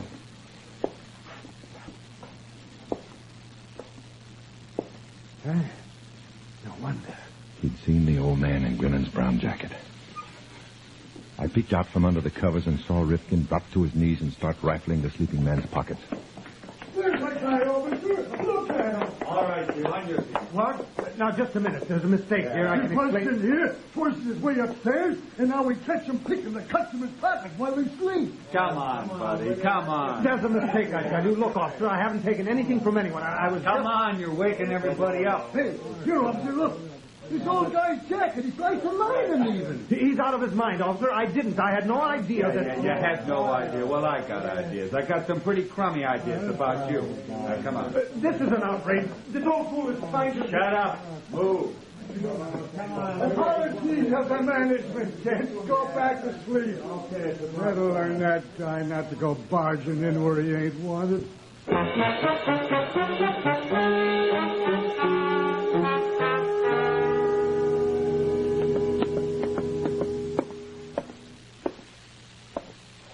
Morning. Huh? Oh. You get up early, don't you? It ain't hardly light yet. Yeah. Say, have you got an envelope I can use? I got to mail something to a friend. Let's see. Here, this okay? That's fine. Thanks. Say, I'm sorry about that rumpus. I didn't want to disturb nobody. Don't worry about it. Guess he had it coming to him. Yeah. Say, you know something? Hannigan, the cop, he come back later. And you know what he told me? What? That guy's not only a pickpocket, he's a big-shot communist. I bet you the Reds will take care of him. Yeah, they probably will. Can you imagine? Them Reds. They're liable to turn up anywhere. That's right, chum. Anywhere.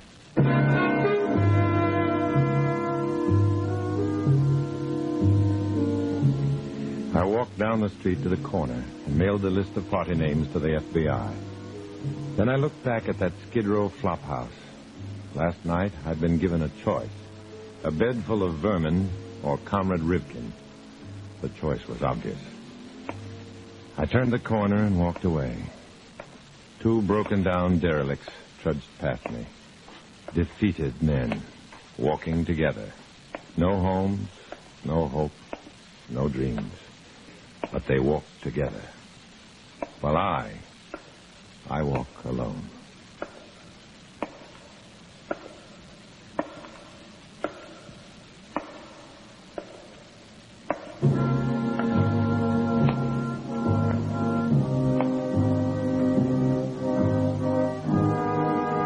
In the blazing desert sun, no others dared to do it, so there could be only one.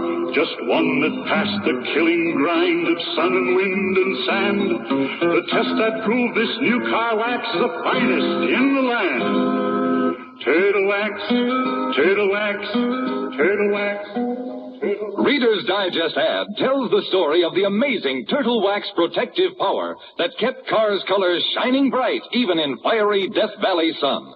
Just one waxing of Turtle Wax with new Sun Stop gives your car a beautiful hard shell finish guaranteed to last up to 1 full year. It's quick and easy to Turtle Wax your car yourself. Remember, just one waxing of Turtle Wax with Sun Stop lasts up to 1 full year. Turtle Wax gives a hard shell finish. Turtle Wax gives a hard shell finish. Turtle Wax. Stay tuned to HOJO Radio. I was a communist for the FBI.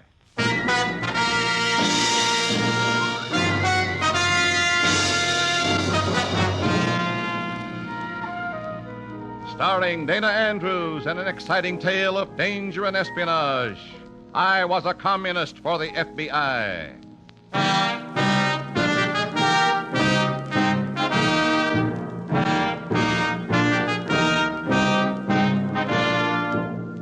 You are about to hear a strange story. Names, dates, and places are, for obvious reasons, fictional. But many of these incidents are based on the actual experiences of Matt Cvetic, who for 9 fantastic years lived as a communist for the FBI. Here is our star, Dana Andrews, as Matt Cvetic. For 9 years, I was like the Dutch boy at a broken dike, trying to plug leaks that could widen into a torrent and a flood. Fighting in the darkness of undercover to prevent disaster. Dreaming a strange, recurring dream that the water trickling ominously from the breaches in the dike was red. Blood red. 9 long years. In a moment, listen to Dana Andrews as Matt Cvetic, Undercover Man.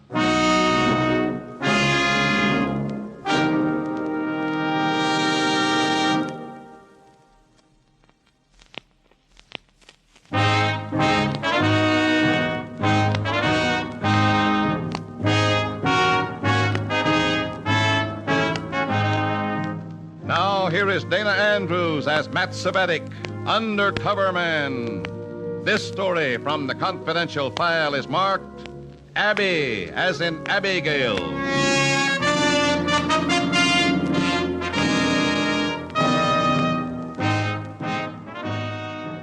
Sometimes I have days like this. Days when I want to crawl into a deep hole and just sulk.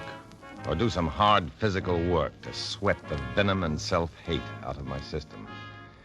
Days like this, I hate the words communism, cell, Trotskyite, common form, agitprop, party line. Hate 'em. But there's Comrade Revchenko fronting for Moscow. And he's got party work for me again, like it or not. And I hate it. Days like today. Comrade Savetic, you know, of course, about the organization known as the American Rally for Peace and Tolerance. The RPAT? Yes. Something for us to infiltrate, I take it? My dear Savetic, do you pretend not to know that the RPAT has been a communist front for 5 years? I'm not pretending anything. I just didn't know it. Strange. The FBI knows it. The FBI?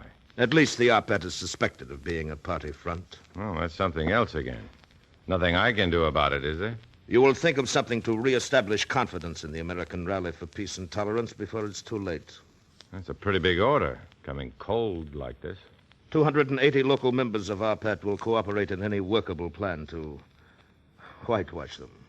Hasn't the Kremlin a plan? Why are we the patsies? 5 o'clock, Comrade Savetic. What about 5 o'clock? I will be waiting here for you to discuss your plan.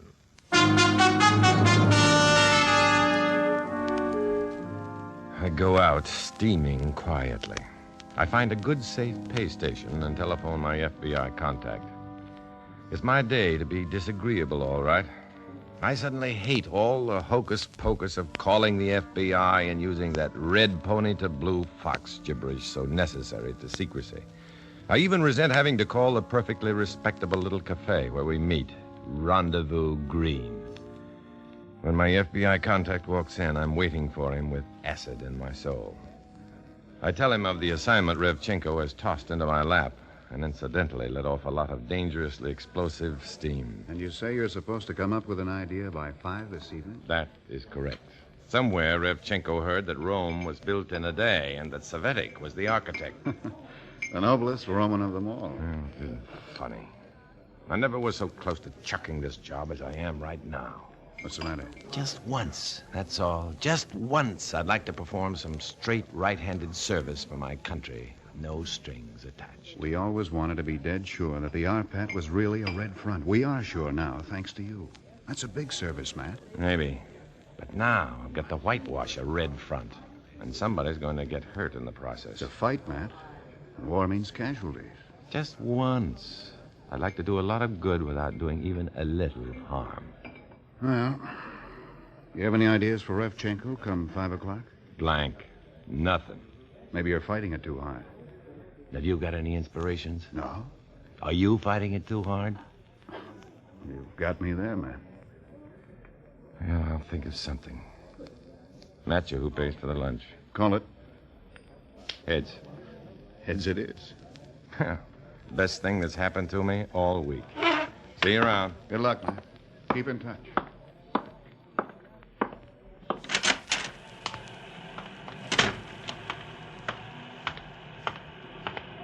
Look out! Watch it! Yeah. Nice going, gal. Are you hurt? Did I hit you at all? No. Oh, I did. I'll just grade my knee with your bumper. Is that all? That's funny. Getting nicked by a Red Cross station wagon. Oh, I'm just a volunteer in the Red Cross blood donor service. You're sure you're all right now? Yeah, I'm fine. You better come with me. Where to? The hospital. I tell you, I'm perfectly okay. No, take my arm. And don't argue, please. All right, nurse. I'm not a nurse. I'm just doing this to humor you, not draw a crowd. You get in first, can you? Now, go on. Slide in. All right, but... Now, can you get in alone? With my dying effort. Like so. I don't want to quarrel, but you really stepped right out in front of me. Sorry, I can't discuss it. Why? See my lawyer. Really? No, I was off in a cloud. Polyclinic, Polly. Oh, you had me worried.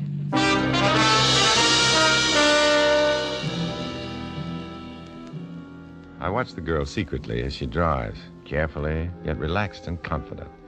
And very, very fetching in the blue uniform of the Red Cross Volunteers. I say girl. She isn't quite. 30, maybe, with a look of kindliness and patience maturing her eyes and mouth. It's a firm, good face, tempered, it seems to me, in sadness and experience. I like it, and I like her. I make conversation to hear her voice and to find out what I can about her, while I can. Your time is short with decent people when you're a communist for the FBI. Blood donor service, you said? Yes. Nice jobs, these station wagons. Well, this one's fairly new. Expensive? Oh, well, I'd rather not say. You see, they're often donated to us. Oh, I see. You don't want to put a price on generosity. Yes. This car donated? It says on the door panel, Oh, I didn't notice. in memory of Major Robert Quinton. Oh. How's the leg? Oh, nary a pang. Well, we'd better exchange cards anyhow, just in case. I'm just plain Matt Savetic. No steel engraved cards. I'm Mrs. Robert Quinton. Oh. Well, you donated the car, then? You can reach me through the Red Cross. Well, I'm sure it won't be necessary. You must be pretty busy anyhow. But unfortunately, no. Why not? Well, I don't know. People don't quite realize the importance of the blood donor program. The urgent need for blood plasma and whole blood, war or peace. Maybe it takes you to tell them. All right. When did you last give blood? Yeah. I won't pursue the point. Well, I wish I could explain, especially to somebody like you. Well, I mean, somebody who's lost somebody. No, never mind. I'm sorry. It was a training flight. He was an instructor. They're just as gone, however they go. Oh. You'll get over it. You try. The blood bank has its share of visitors who are getting over it without forgetting. Yeah. I study the strong, gentle contours of her face. I like her laughter, but her melancholy pierces me through and through. All at once, I feel exactly like shedding about 500 cubic centimeters of Savetic blood without any strings attached. I want to do something for somebody, whether my red comrades like it or not, and they won't. I haven't an idea in my head for Revchenko and Arpat, the Communist Front crowd, right now. I'm in business for myself, personally. Look, how about this? Yes? I'm not hurt, see? Well, we'll let the doctor decide that. All right, we'll let the doctor decide it. Drive me around the block to the blood bank and let the doctor there decide if I'm okay. And if I am, I'd like to donate a pint of blood. What's the matter? Well, are you... You're not just doing this for me. Well, let's say I'm doing it for me. Blood bank, Polly. And I better make a right turn here. And the name is Abby. Abby as in Westminster? Abby as in Abigail. Matt as in Savetic. How do you do? Fine. I'm feeling strangely exhilarated, lightheaded. I feel great. Inside of 20 minutes, I'm lying on a cot in the blood donor center with a dozen other donors. I watch a half-liter flask fill up with 500 cubic centimeters of Matthew Savetic. I don't feel a thing except that strange exhilaration. Then, it's over. The nurse helps me off the cot, and here comes Abby, as in Abigail, to usher me into the commissary for refreshments. How do you feel, Mr. Savetic? Oh, I feel fine.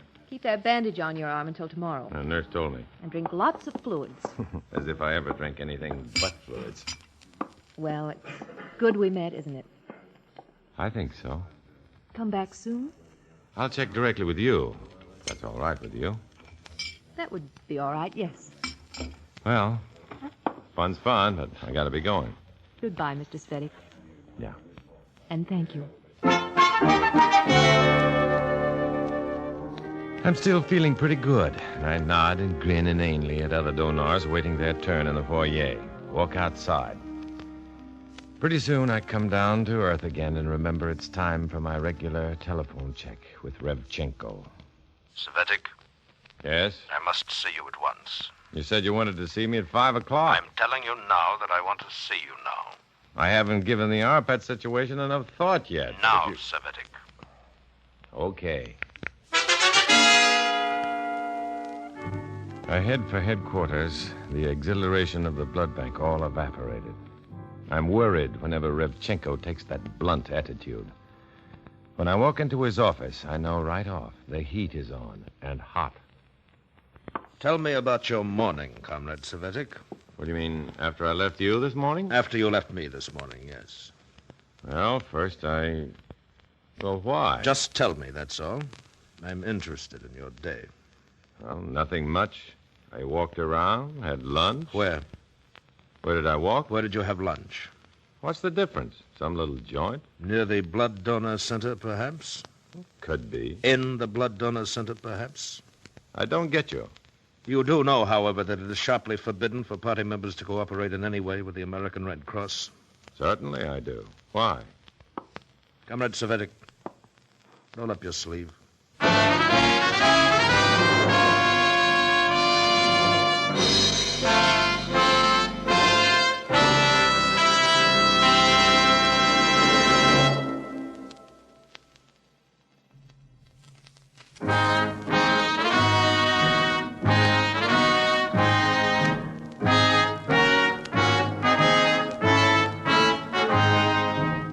Now back to Dana Andrews, starring as Matt Svedik in I Was a Communist for the FBI, and the second act of our story.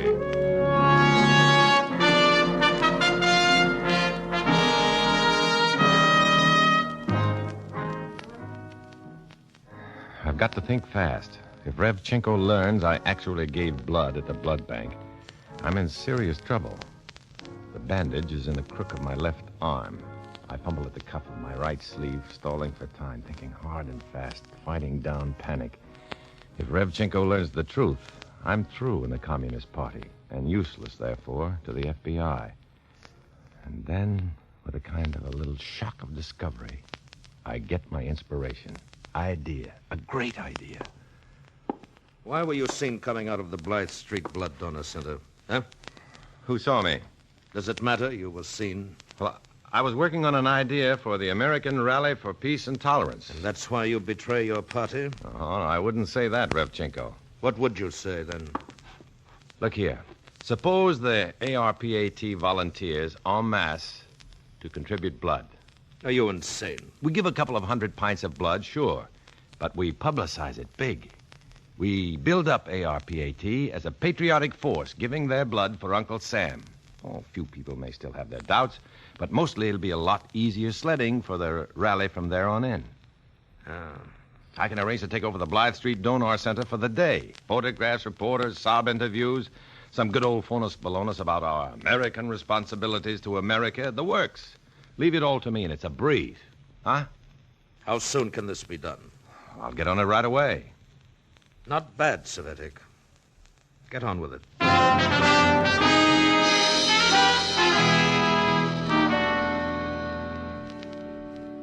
Hello? Hello, Abby? Mrs. Quentin? Hello? Hello? Oh, Abby, I struck big pay dirt for you. Mr. Svedik? I think I've talked 280 members of the American Rally for Peace and Tolerance into coming down and giving blood. Oh, how wonderful. The question is, can you handle it all in one day? Well, name the day, that's all. Tomorrow? Oh, well, that would mean some cancellations, and we don't want to lose a single donor. The next day, then. Fine. What time? Early. Dawn to dusk. That's a contract, girl. I'll call you about exact arrangements later. So long for now. Matt. Yeah? Thank you, Matt, so much. Matt, she called me. Matt. I'm feeling pretty good as I hit the telephone and make arrangements with Arpat, the newspapers, and the local radio for publicity on the grand gesture. It's almost too good to believe. I've actually conned the party into giving blood to the American Red Cross. 2 mornings later, the comrades of our Pat start showing up bright and early, and for the rest of the long day, there isn't a dull moment. Somewhere along late in the afternoon, I make my routine telephone check with Revchenko and get the first hint of sudden disaster. Savetic, report to my office immediately. Why? What's the matter? Don't talk now. Do as I say. Report here at once. But I... At once, Savetic. Now what?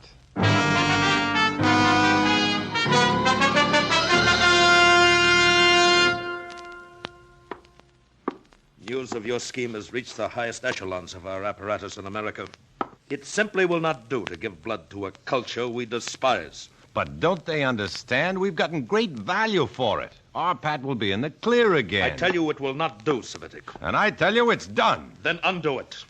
How? Destroy the blood flasks somehow. We can't do that. You can't, but you will. I'll try to think of something. You must. When can you bring me a plan? I'll call you later. I'll be here, Savetic. Waiting.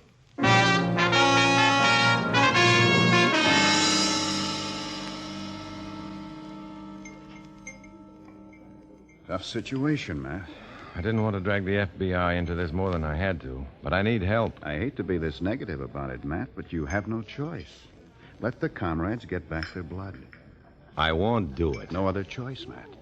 So what is there to do? The idea is to have a comrade pose as a holdup man making his escape. He stops a blood transport on the highway at gunpoint, commandeers the car, and hides it away for 2 days. If whole blood isn't processed in 2 days, it's worthless. Well, yeah, it begins to take shape. They don't dare actually destroy the flasks. I would point the finger straight at them, as you point out. Oh, that'll work all right. It's just a shame, that's all. Find out when the blood will be taken out tonight to the processing center. Call Revchenko, tell him your plan, and describe the route of the car. Oh, yeah. You'll get some zealous comrade to flag it down, all right. Better get going on it right away, Matt.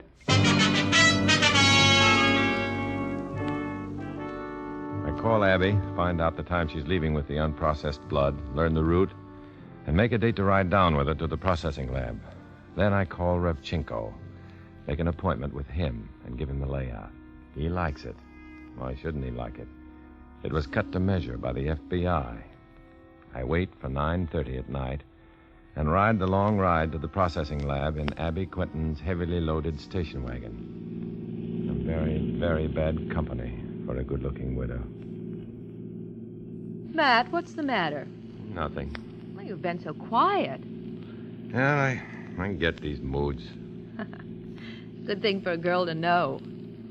Pretty dark stretch, isn't it? I know it perfectly by now. Is it always so deserted? Well, I picked it because it's deserted. I don't like traffic around when I'm driving blood. Too precious to risk. It's packed securely, isn't it? Heavy wooden cases, cork liners, metal partitions. But a hard blow and somebody might lose out. Burned child, wounded soldier, somebody. So many somebodies. Oh, Abby, look out! Oh! There's somebody in the road. Waving at us, limping. Don't get out. He can make it. Thanks, friend. Thanks, friend. What's the matter? What's wrong? My car spun off the highway. Are you hurt? I don't know. Get me to a hospital. Well, climb in. Give him your hand, Matt. Here. Yeah, thanks, pal. Now get rolling. Fast. Oh? Go easy on that trigger, pal. Then get going. Better do it, Abby.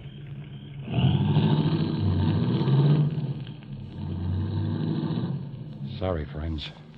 That's all right. It's a pleasure. Little job went wrong in a gas station. I had to blast the attendant. Cops put an APB on this shortwave with a description of my car. Had to change transportation. Understand? Perfectly. Oh. Red Cross car, huh? Couldn't have picked better. Take a left at the next interchange or I'm not responsible. You hear me? I hear you. Watch it, girl. He killed one man. I won't let him kill 50. There are 300 pints of whole blood in this car. All with the necessary tests made at the center. Emergency. Emergency? There's been an urgent call for whole blood to be flown overseas. I thought we were going to the processing center. We branch off on the airport road. You take the next interchange, lady. No airport. Don't miss it, lady. I wouldn't count on it if I were you. She means it. I know she's telling the truth. There are 300 pints of life stowed away behind us in those blue cases. And I don't much care what might happen to me if I try to help and get those cases delivered to that plane. I want to look real good come Judgment Day. I want to look good to the Abby Quintons of this world. And to this special Abby Quinton in particular. Only how? Wreck the station wagon and hope to reload on a passing truck or car? What if we burn? Suppose the flasks are all smashed? Suppose we're hurt and helpless to explain the situation to any passerby? Suppose she's killed. Think, Savetic. Think and act. Do something. Watch it now. The interchange is dead ahead. What's that? I don't know, but I can guess. We've been going over 80. Cops? Yeah. They're flashing us now. Step on it, you. Get moving. I can't go any faster. Do you want her to wreck the car, you lunatic? Yeah, I want her to wreck the car. Yeah. Yeah. You're crazy. That's right, lady. You're so right, lady. Yell at him. Tell him Red Cross. Tell him emergency. Tell him, go on. That's all right, officers. Emergency. Red Cross to airport. Emergency. No! Stop! No! Yeah, too late, lady. They're going places. No. No. They want us to follow. Oh, this is funny. They're giving us a police escort to the airport. Oh, no, they're not. Isn't it funny, though? It's wonderful. Well, let me get that wheel. What are you... Stop! Yeah. You fool! No, don't! You wrecked it, you fool!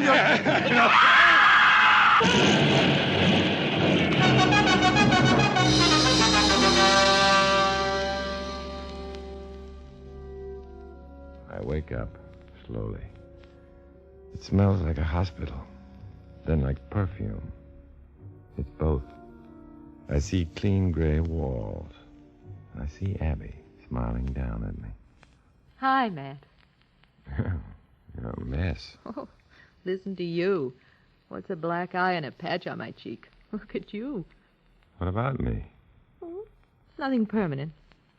You took the windshield way out. Well, what about the flasks? Did it all smash? Just a few bottles. The police put the rest aboard almost on schedule. And they have our gun-happy friend. Yeah, that's fine. I'll be back tomorrow night. Good. Good night, Matt. Bye, Abby. As in Abigail.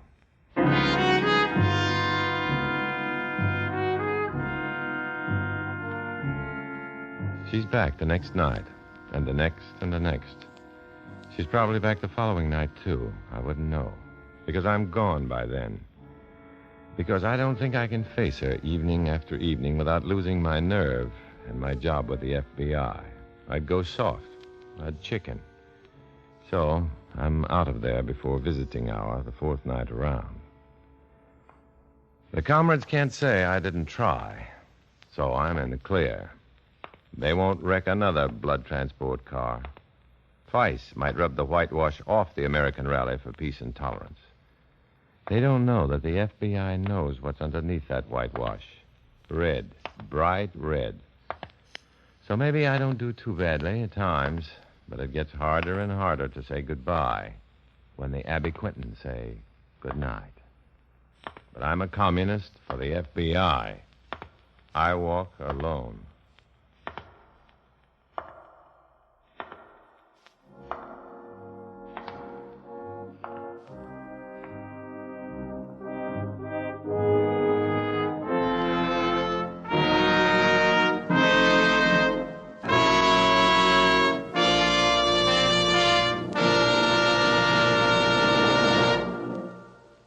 Dana Andrews will return in just a moment.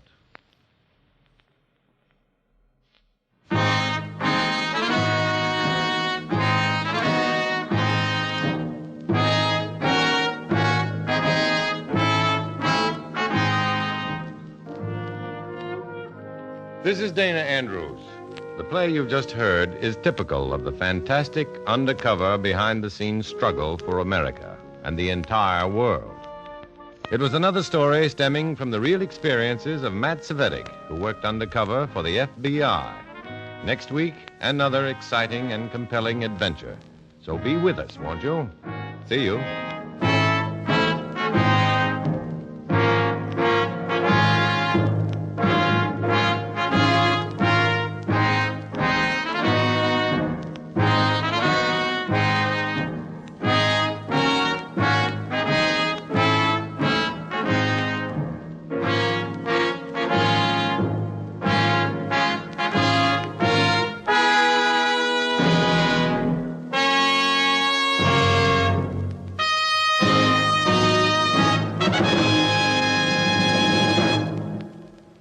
word of advice for those of you who suffer from acid indigestion, heartburn, or gas. Do you know about the little white tablet in the little green pocket roll? Just a-waiting for the moment when you need 'em to bring your acid indigestion under control. Tums are the little white tablets in the little green pocket roll. Tums for the tummy, T-U-M-S. Bring relief quicker than you'd ever guess. Best for any kind of acid distress. Keep 'em handy in the pocket roll. Keep your tummy under Tums control. The modern Tums formula has never been surpassed for effectiveness. Always carry Tums, 10 cents. 3-roll pack, a quarter. Or get the new 6-roll Tums pack with free metal carrier, only 49 cents. Keep it tuned right here to HOJO Radio for more classic old-time radio. Mr. District Attorney, starring David Bryan. Mr. District Attorney, champion of the people, defender of truth, guardian of our fundamental rights to life, liberty, and the pursuit of happiness. And now, Mr. District Attorney, in the case of the hidden money killer.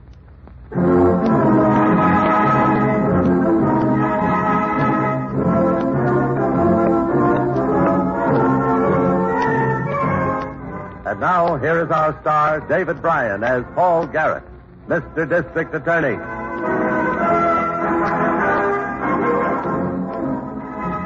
The usual crime is one that finds stranger preying on stranger. But occasionally, my office encounters the exception, where the criminal victimizes a friend. When this occurs, as in the case you are about to hear, the job of detection can be involved and difficult. There's your change, sir. Thank you. Hey, Carol, how about the sandwiches for me and Costain? Wait till our customer leaves. You can forget the food for now. I want you to come downstairs and help me find that money before Pop Leonard gets back. Me too? Why not? Let's go.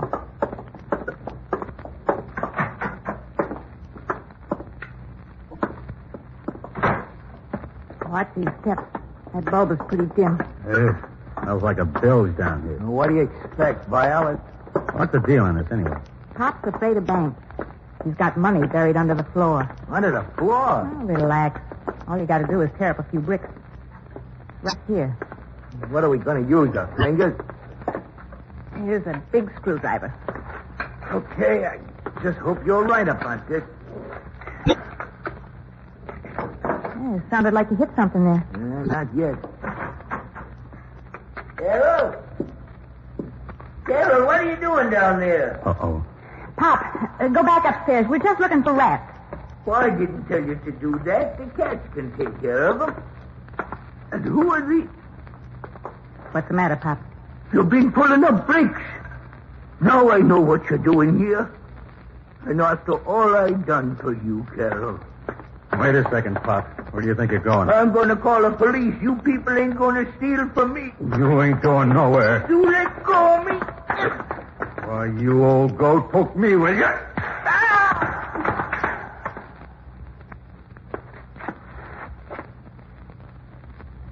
Hey, this guy's dead. All right, so he's dead. Let's find that money. You better be here. That's all I got to say. It's here. How about you working at the bricks, Costing? Now, I'll work the bricks. Get that screwdriver.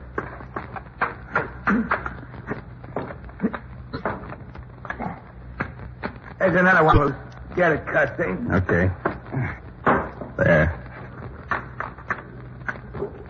Hey, you hit something. Yeah.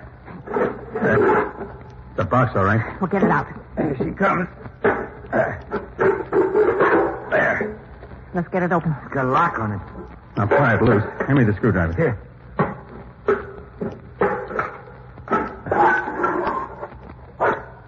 Hey, will you look at that? You were right all the time, baby. Now listen to me, you guys. We got to do this right. We're going upstairs, and you're going to tie me up and make it look real. Got a rope? Of course I got a rope. Now, come on.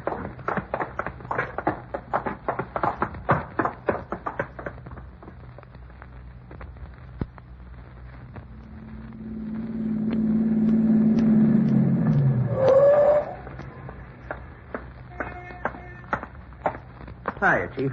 I've been waiting for you. Yeah, what do you think of this? 5 blocks from the office. No, what is it, Harrington? Miss Miller wasn't too sure. Robbery and murder. The old man who ran the place, name of Pop Leonard.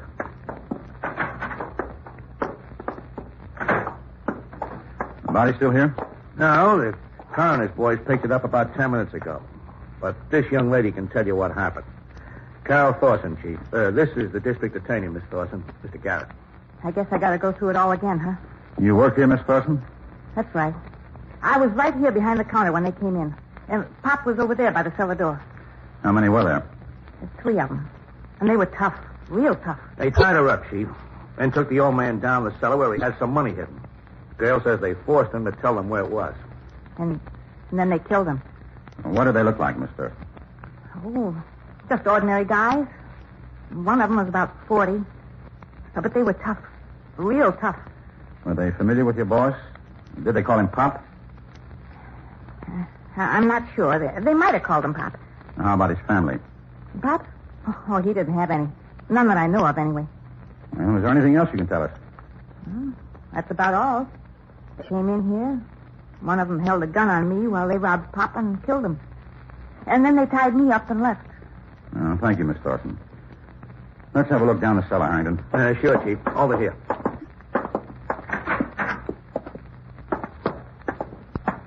And when we leave here, I'd like you to get a rundown on the old man's background. Find out who his friends were. If any of them answered the descriptions of the crooks that did this. Okay, Chief. So this is where he had the money buried. Yep, this is it. And I want you to take a look at this bill I found on the floor. Yeah, I'll get the flashlight on it. Yeah? Crooks must have dropped it when they left. Yeah. But get a load of that greenish stain around the edge. Yeah, I noticed it. Now, if the others are like this one. They probably will be, Harrington. That's mold. Mold? It always happens to money when you bury it or leave it in a damp place. This just got started. Bills can be completely destroyed by mold. Well, anyway, I figured it for a lead. It is. A good one. We'll instruct every bank in the area to notify us if anything like this comes in. Let's go.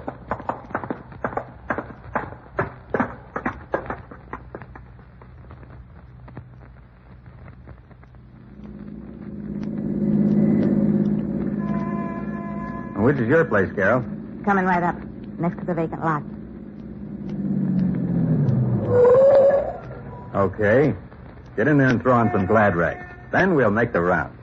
Munger ain't gonna like this costume. After all, I'm his girlfriend. Well, Munger just happened to see you first, that's all. You want to go out with me, don't you? Could be. Sure you do. You and me were meant for each other, baby. Now get in there and doll up. I'll wait for you. I'll be out in 10 minutes.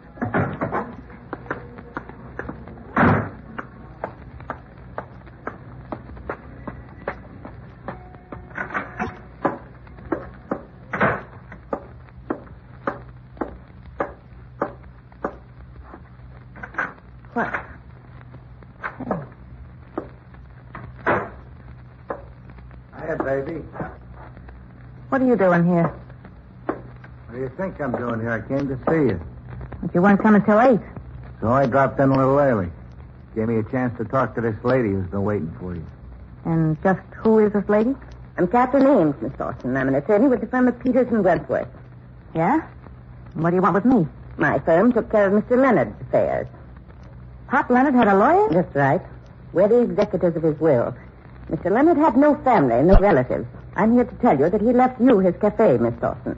You'll come into our offices tomorrow. We can talk about operating the cafe until the will's probated. Congratulations, Miss Thorson. And now I must run along.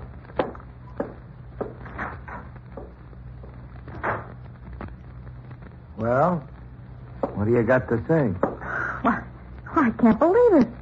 The old man leaving me his business. I can't believe it. I'm sorry, baby, but I can't buy that. You can't buy what? You knew all the time the old boy was leaving you the place. He told you about it. I didn't know a thing about it. Don't give me that. You made a patsy out of me, kid. But you're not going to get away with it. I'm cutting in on the business.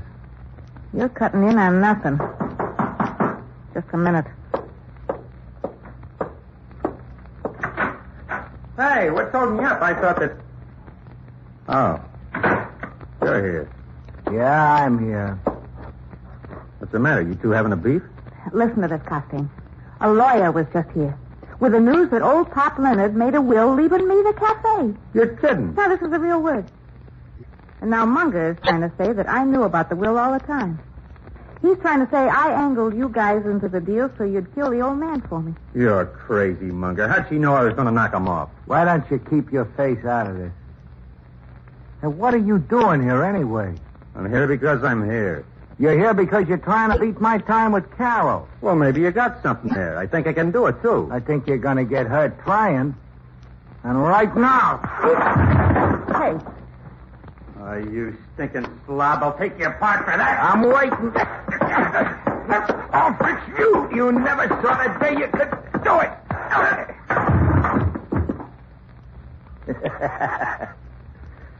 Look at him now, Carol. Colder than a frozen mackerel. All right. All right, so you beat him this time. I'll beat him any time. Yeah? Well, right now you better get some bandages and stuff for Costain. He's all cut up. And now ain't that too bad. Okay, I'll go down to the drugstore and get something for him. When he snaps to, tell him to watch his step after this or he'll get more of the same.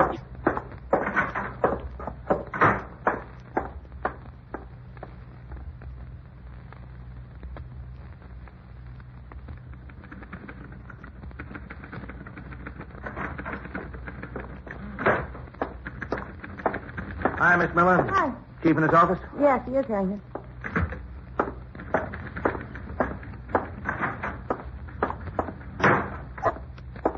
Hi, Chief.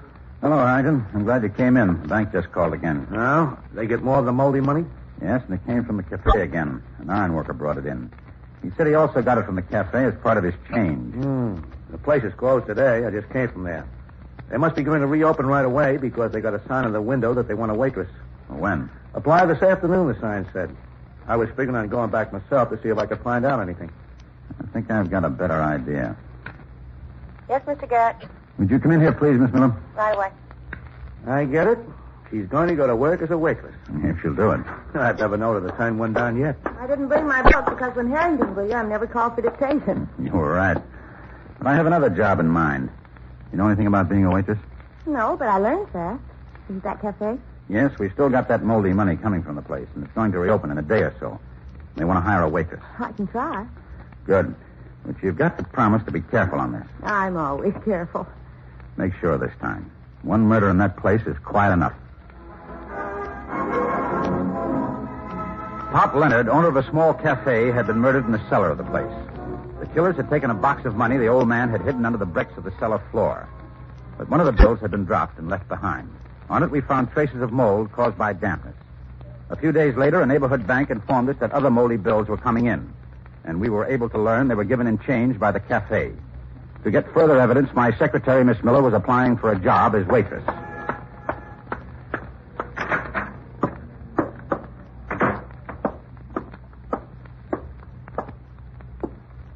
Who do I talk to about the job?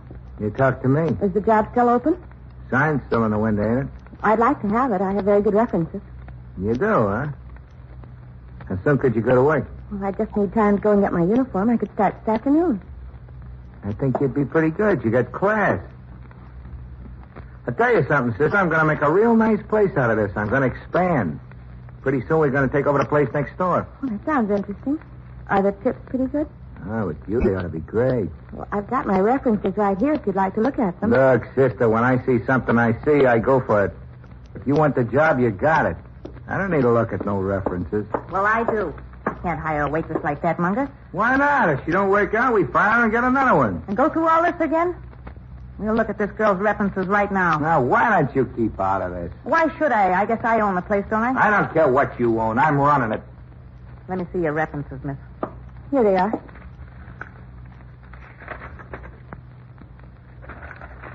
All right. Is there anything wrong with her? She just break out of jail or something? I guess she's all right if you want to hire her. I got news for you. I already hired her. Good. When do you want me to come back? How about in the morning? I'll be here. What time? We open at 7. Get here a few minutes early. She can get here at 6:30. Sharp. We have other things to do besides just waiting on customers. 6:30, that's fine. Okay, mister, you can take that sign out of the window. I'll do that, sister. I'll do it right now.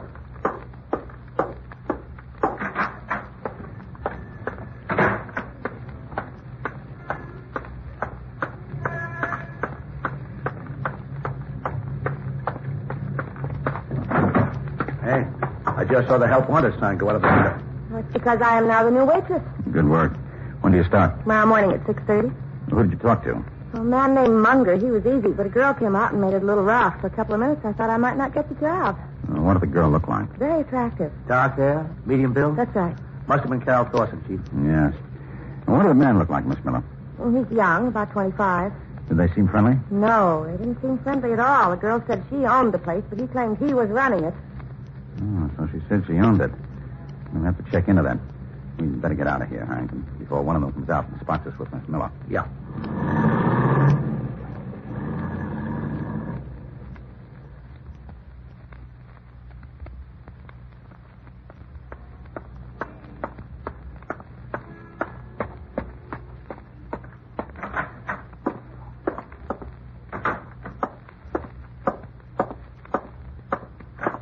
I heard you coming, baby. I recognized your step. Did you, Custine?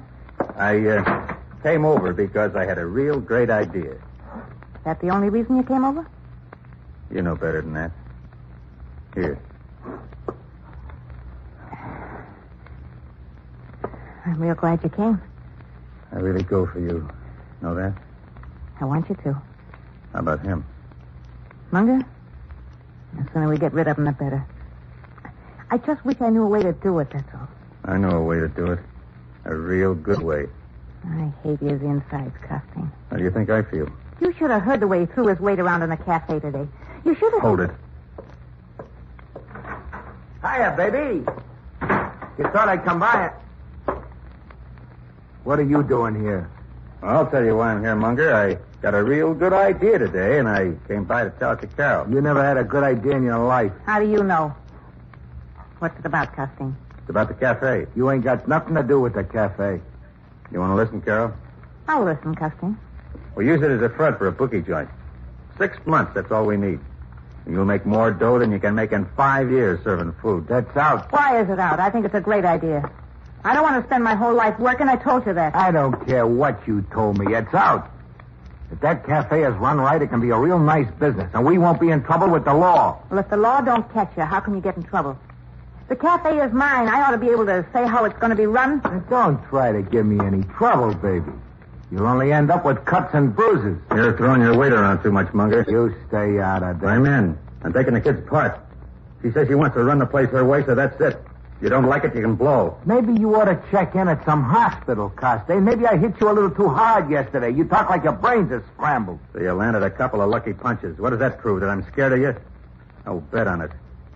Don't bet a quarter on it. Now get away from me before I turn loose on you again. I don't think you can do it again. Let's go outside where we won't break up the furniture. All right, let's go.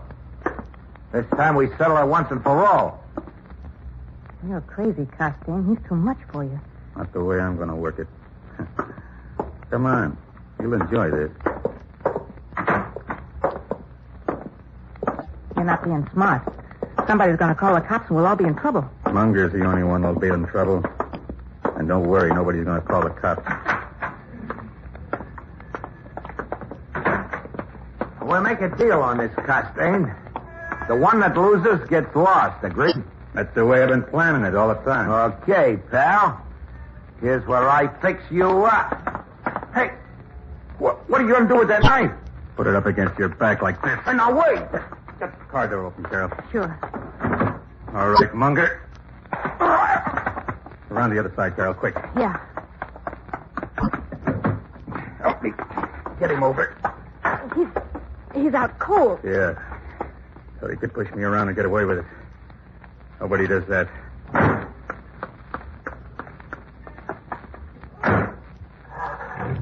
What are we going to do with him? I'm going to take him somewhere and fix it so he never comes back. Then we'll go to the cafe and figure out our new plan for the place. From now on, it's just you and me.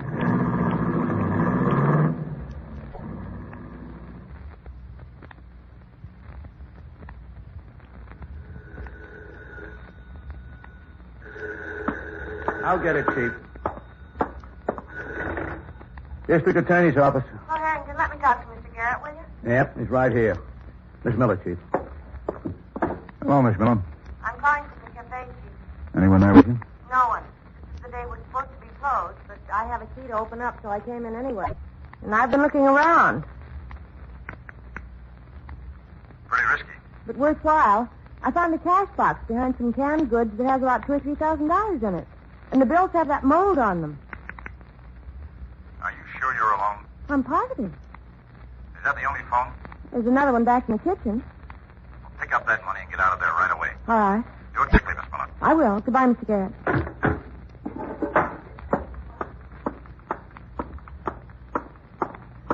Where do you think you're going? Sources. Oh, I ain't Goldilocks. Please get out of my way. And let you take the money out of here? I got other ideas for you, stool pigeon. I gather you heard the phone conversation. You gather right. Who was the guy at the other end? The district attorney. Oh, I'm flattered. Put down that cash box. I'm sorry, but I have to take it with me. Put it down. Now I'm going to show you what I do to stool pigeons when I get through with... Come here, you. Let me get hold of her. Do you see what she did to my eye? Never mind that. We gotta move fast in this thing. We gotta take that door and blow town. You're not going to let her go. Are you kidding? Get that cellar door open. All right, get down there, you.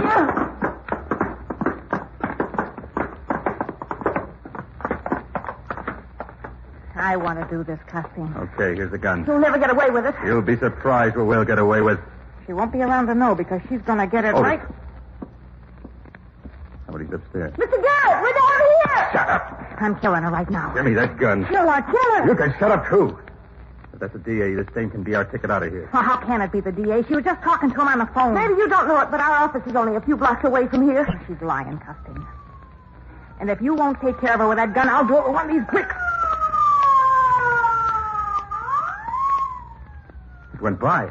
Let's get out of here, Custine. Now, those are just customers upstairs. Let's finish this job and get out of here. How do you know they're customers? Well, there's one way to find out. Yeah. Take the gun. I'm going up the steps. If anything happens, blast straight up at the doorway. What about you? I'll take care of myself.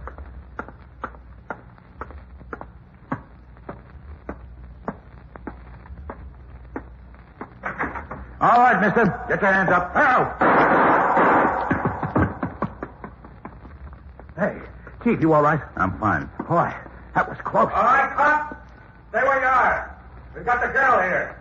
That isn't going to do you any good. It better do us some good, or she'll never walk out of this place. This looks like a bad one, Chief. We're pigeons if we try to get down those steps. You think you got the edge, don't you? You think you can call a squad car and use tear gas to root us out? Well, I can think, too. And you're going to throw your guns down here and let us spy? Or we kill the girl right now? That's quite an argument you've got, mister. But I can pull a switch on you. You hear, Miss Miller? I can pull a switch on him. I hear it, Chief. Go ahead and pull it. Get out! All right, I quit. Let's hear you toss that gun away. Turn on the light, Hankin.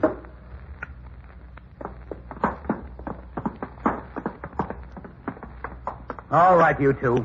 Get your hands behind your heads. Are you okay, Miss Miller? Well, I'm a little jarred from dropping on those bricks, but otherwise I feel fine. You reacted beautifully. I think so, too. Of course, all I was saving was my life. Oh, you just wait. I'll get you for this. I don't think you will, Miss Thorson. After your trial is over, I don't think you'll be able to get anyone. All right, Harrington. Let's take them out of here. No doubt you recall the facts of this case. The man we call Costain was tried and found guilty of murder in the first degree, 2 counts. Carroll is serving a long sentence for robbery and assault with intent to kill. And now this is David Bryan inviting you to join us when we present our next case based on the facts of crime from the file of Mr. District Attorney.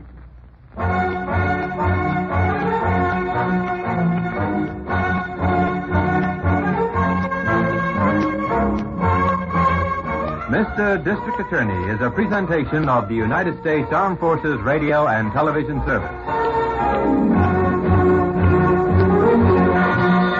This is Sandy Becker saying, keep cooking with Crisco. It's all vegetable. It's digestible. Stay tuned to HOJO Radio. Mr. District Attorney, starring David Bryan. Mr. District Attorney, champion of the people, defender of truth, guardian of our fundamental rights to life, liberty, and the pursuit of happiness.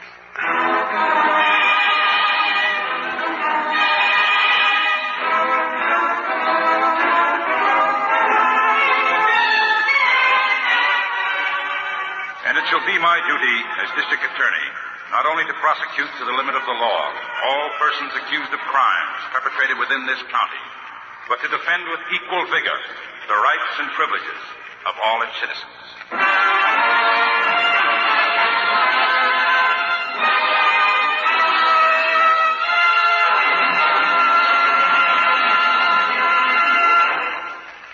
This is David Bryan.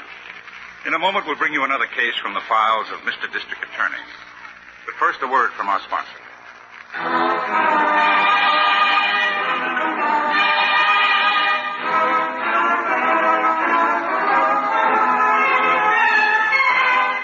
And now, here is our star, David Bryan, as Paul Garrett, Mr. District Attorney.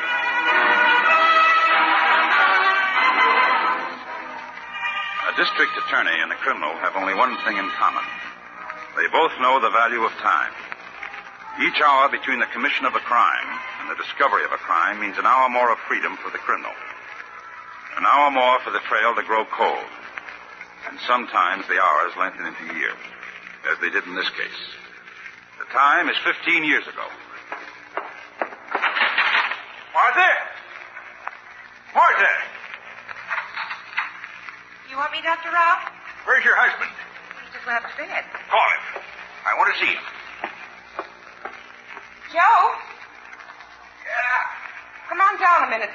Doctor wants to see you. Right there. Something's wrong, Doctor. What is it? Martha, I want your husband out of this house tonight. What? Here's why. I've just been going over my bank statements. 2 checks with my name forged on them. What makes I know all about him, Martha. Those 2 years he was away in Oklahoma, he wasn't in the Army. He was in prison. All right, Doc, so I was in prison. Is that any skin off your nose? I got a good mind to call the police about you. Maybe one lesson wasn't enough. You got me so scared my knees are shaking. Joe. I'm sorry for your sake, Martha. You see what he is. I'm calling the police. Sure, Doc, and I'm just going to stand here and hold still for a second. Give me those iron teeth. Look out, the instrument You old fool. You lousy bucks, I'll show you. Joe! How's this for surgery?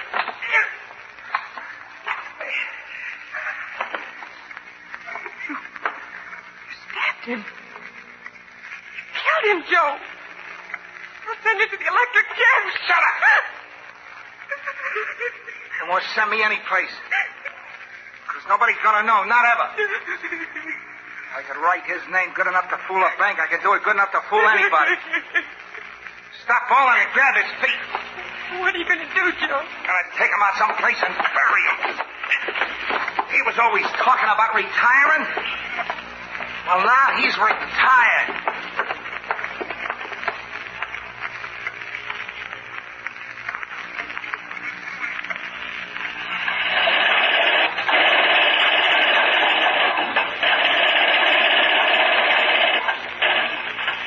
The city grows a lot in 15 years. There are more people, new skyscrapers and schools and apartment buildings. The suburbs stretch out, and the vacant lots give way to rows of neat new houses.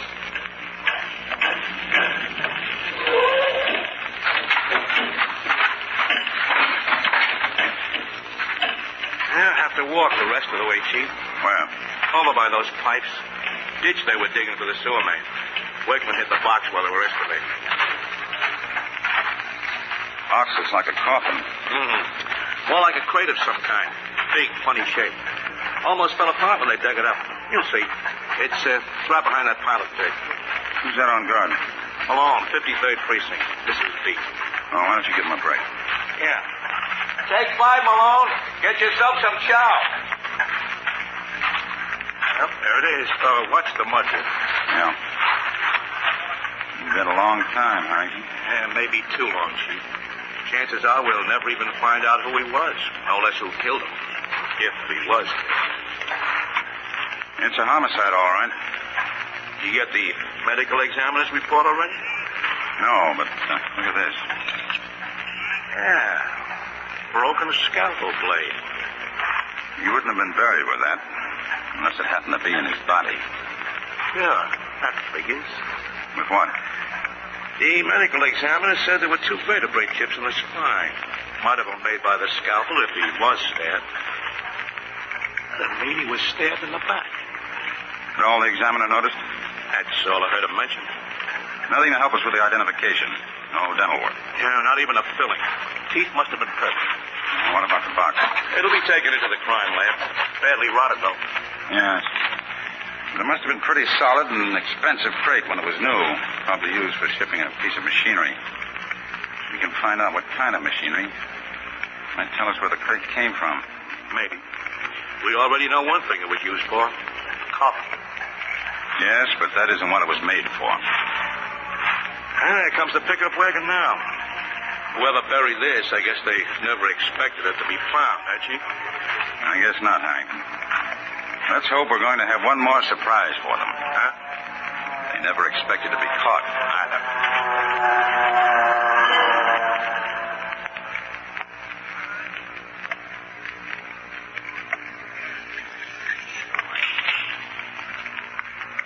He's out of focus, Mueller. Turn it a little. Good. That's got it. Now let's have the other slide. Line them up slowly. Hold it. Now that's it, all right. Trace elements match perfectly. Type up the report and I'll sign it. If we... Hello, Sam. Oh, hello, Harrington. Scared? Go ahead, Mueller.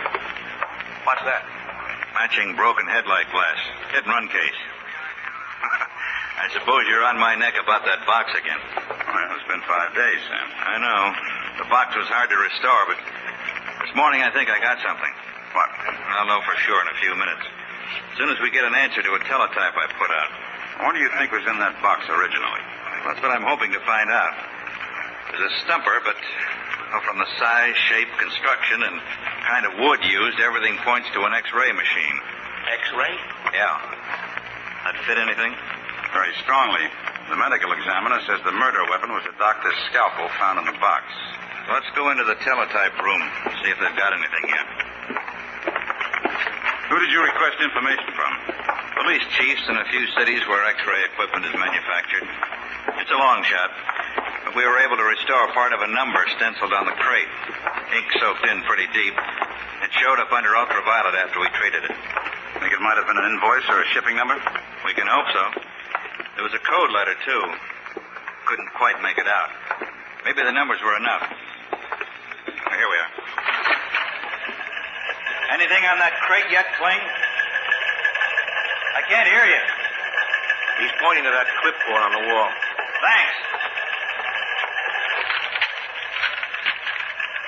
This is it, all right, Mr. Garrett. Only shipment to your city bearing code number you supplied was for a machine sent for pay to Dr. William W. Rowe, 949 Willow Drive. That help, Mr. Garrett? It might. Plenty. Let's see the rest of that, Harrington. Yeah? Machine number X42L773. Service and Parts Department records show ownership transferred to Dr. Arnold Marks, Philadelphia. Almost 15 years ago. Looks like this Dr. Rowe is our man, Chief. Yes, if we can find him. We can try the address. Might still be there. I don't think so. A doctor doesn't buy an expensive X-ray machine and sell it in less than 3 months unless he's making a sudden move. You'd better get out there, though, Harrington. Check the neighborhood. I want a complete report in my office tomorrow morning.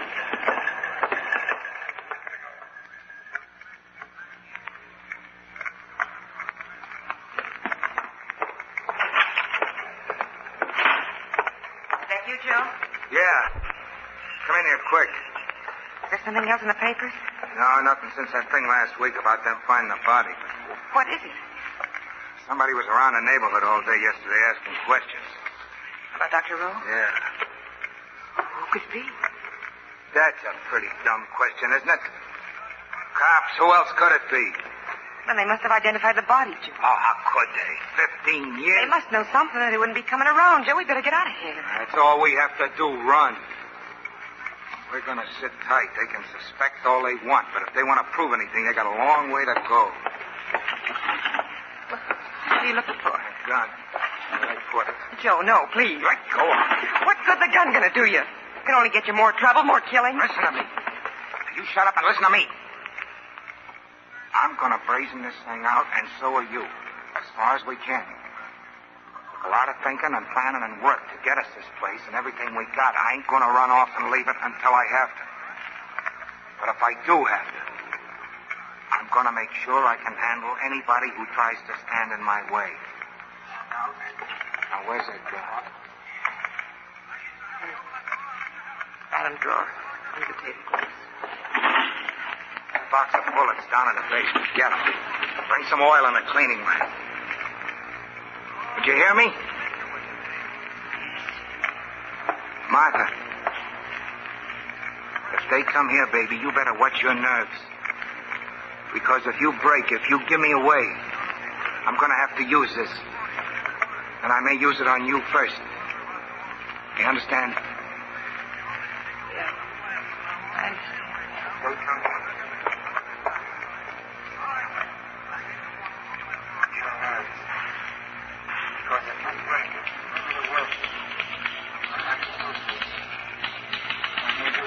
Well, this report just about does it, Harrington.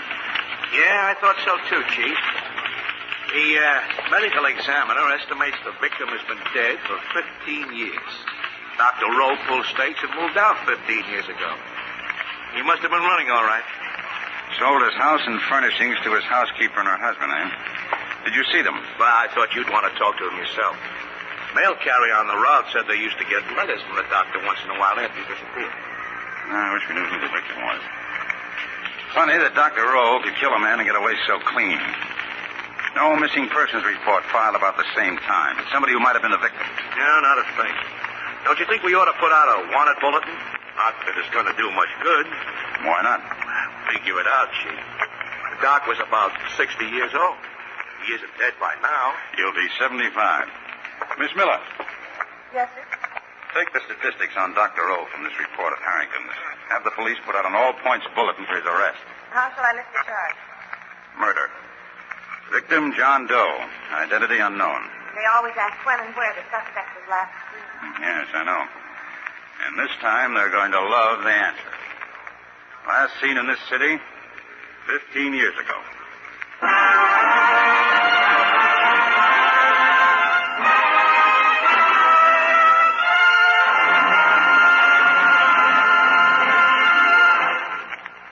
This is David Bryan. Before we continue with Mr. District Attorney, here's an important message I'd like you to hear.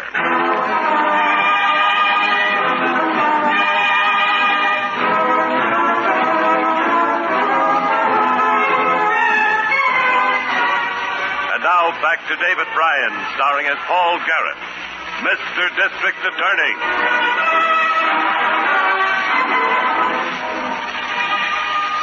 15 years between the commission of a murder and the discovery of it. Our chances of identifying the victim seemed almost hopeless. And our chances of apprehending the killer seemed even more hopeless.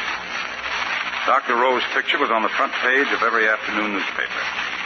But even if he weren't dead, a man can change a lot in 15 years. Only two people might be able to tell us where he was. In the entire world, only two people. See? You see what I tell you, Martha? How's that for a hot one? Doctor sought for questioning about unidentified body. Joe. What? Outside of the car stop. Let me see. Two men looking at the house number. Could it be police? No, big one looks too well dressed. Oh, that's Garrett, the DA. Come in. You answer.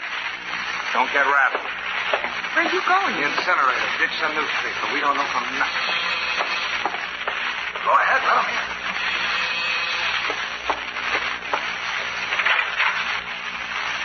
Mrs. Franklin? Yes?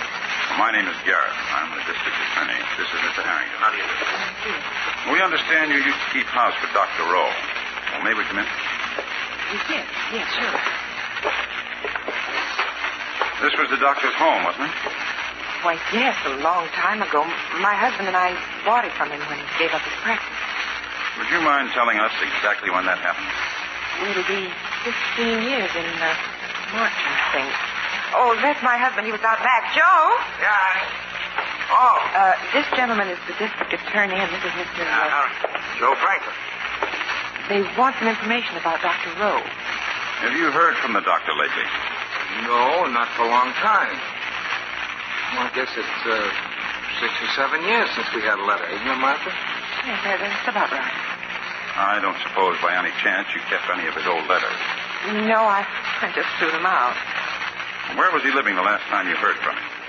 It was, Trenton, New Jersey, wasn't it, Joe? Yeah, Trenton. Do you remember the address? He wrote me about things. He must have been. Well, we did, but he got his mail at the general delivery there. Why, something wrong? Is old Doc in any kind of trouble or anything? Was the old man dead? Is that what you came to tell us? We wish we knew. Haven't either of you seen this afternoon's newspaper? No, I usually go out and get him right after dinner. I'm going to ask you and your husband to search your memories, Mrs. Franklin. A few months before he went away, Dr. Rowe bought a new X-ray machine. Do you remember that? Well, Yeah, I remember it. He got it just about a week after I came back to town. I was away for a while in the Army. Well, I know it's a long time ago. Can you remember what was done with the crate the machine came in? Oh, it was put out in the garage until the night the Doc left. He took it with him. The empty crate? No, it wasn't empty. He said he was taking some of his books with him. It was pretty heavy. I helped him load it into the car. Station wagon he had. His leaving was rather a sudden decision, wasn't it? Yes, but he was always talking about retiring. I never thought he would, but that night he just decided to go. I see. I'm going to be very honest with you, Mr. Franklin. When you helped to load that crate into the doctor's station wagon, I don't think you were loading medical supplies. I think the crate contained a dead body. Body? What? Did the doctor have any enemies? You know, anybody was having trouble with? Any visitor the night he decided to leave? Oh, no, not after his regular patients. Yes, there were. What? Remember, we heard him arguing with somebody in his office when we were starting upstairs to go to bed. You know who it was? No, the door to his office was closed. Must have been an hour or two later he woke us up and said he'd made up his mind to clear out. Whoever was with him was gone by then. Yeah. Oh, incidentally, what happened to all the doctor's equipment? Couldn't have taken it all with him. No, I shipped it off to some other doctor he sold it to. When? Not long after he left. He said he'd be selling the stuff. Then he sent me a letter telling me where to send it. I don't remember the name of the other doctor. Well, that's all right. We do. Come on, Harrington. Right. Goodbye, folks.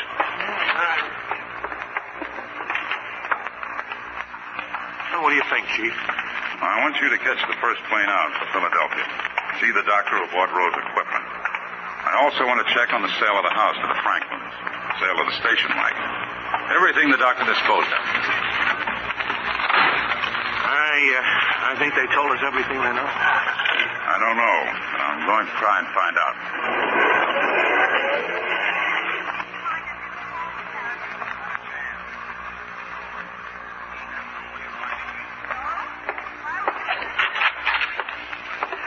Good morning, Mr. Garrett. Any word from Harry? He called from the airport about 20 minutes ago. He's on his way in now. And there's a Mrs. Tibble waiting to see you. She's in your office.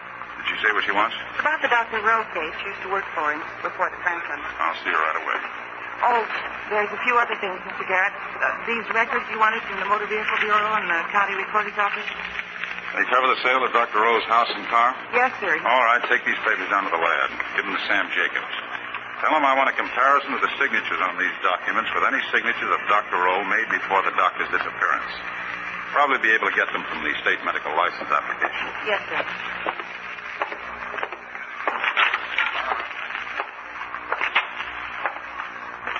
Mrs. Kibble, is it? That's right. I'm Mr. Garrett. I know who you are, young man. And I've come to tell you that I'm surprised at you. A man of your intelligence charging poor Dr. Rowe's murder.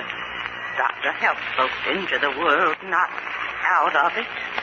Even some of the patients he helped did turn against him and give him a tongue lashing after he retired. What made him do that, Mrs. Kibble?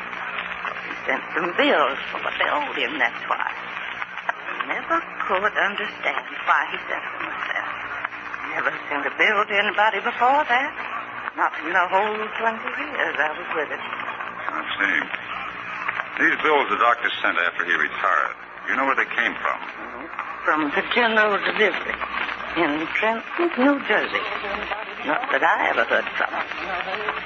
20 years. He never wrote to me after he ran off. Just the same, young man. He never killed anybody, neither. You just made me believe that, Mrs. Kibble. Because a man's character doesn't change overnight. If Dr. Rowe didn't send out any bills for 20 years, I doubt if he sent any from Trenton. Patients got them all right. Yes, but I don't think they came from Dr. Rowe. Well, thank you very much for coming in, Mrs. Kibble. Thank you very much. Oops. Oh, excuse me, Chief. It's all right, Harrington. Goodbye, Mrs. Kibble. Goodbye. Who was that? Oh, a woman who kept the house for Dr. Rowe before the Franklins. What did you find out from the doctor in Philadelphia? Well, just that he bought Rowe's equipment from an ad in a medical journal. The most important thing is this. Did he see Rowe personally? No. The whole transaction was handled by mail. Rowe's address was general delivery, Trenton. Harrington, we've been looking for a man nobody has seen in 15 years. Yeah? What did you find? We've been ignoring one possibility, though. Suppose Dr. Rowe isn't the killer. Suppose he's the dead man. But how about this stuff Doc sold? And his letters to the Franklins? Sam's running a lab check on the doctor's signatures right now. While I'm waiting for it, you'd better get to the teletype room. Check Joe Franklin's Army record, if any, and ask for a rundown for a possible criminal record in this or other states. Meet me in the lab when you get the answers. Right, Chief.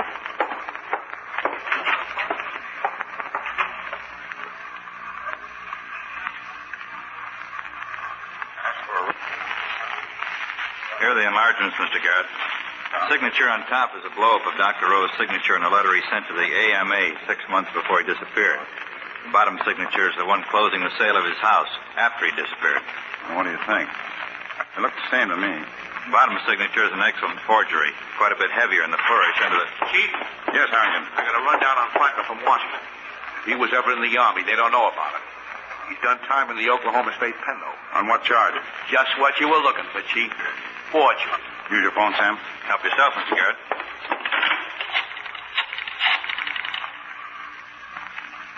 Homicide?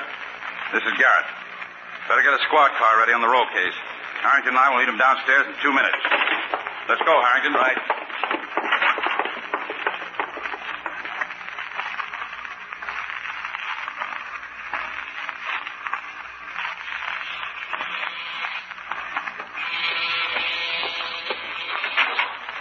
Yes? Oh, Evening, Mr. Franklin. Mr. Harrington, isn't it? Is your husband home? Well, he's busy right now fixing something down in the basement. Would you call him upstairs, please? Oh. Call your husband, huh? Don't try to warn him. It'll save a lot of trouble. There are men around the back, too. You know about Dr. Rowe? We do. Would you call him? Don't hurt him. Please, don't hurt him. He's hurt us, Harrington. Light in the basement just went out. Malloy, get that woman quickly. The rest of you close in around the house. Flatten out, Ben. Get away from me! Get away or you get to my car, I'll kill you! You've done all the killing you're going to do, Franklin. Chief. Yes, Harrington. I'm right near the basement staircase. I'll get down there. No, stay where you are. Wait for him to come up. I'm not coming up! Yes, you are. All right, Kovacs, put a tear gas shell through that window. Watch it, Harrington. That'll drive him up. I'm watching.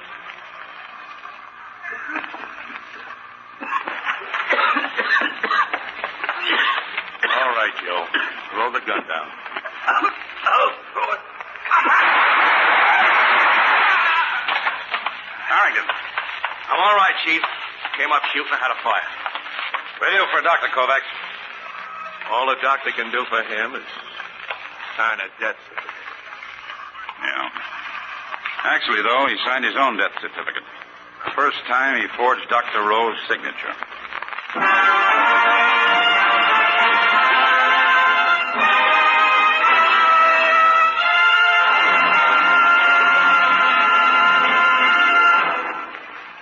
This is David Bryan. I hope you enjoyed this case from the files of Mr. District Attorney. I'll be back in just a moment after this message from our sponsor.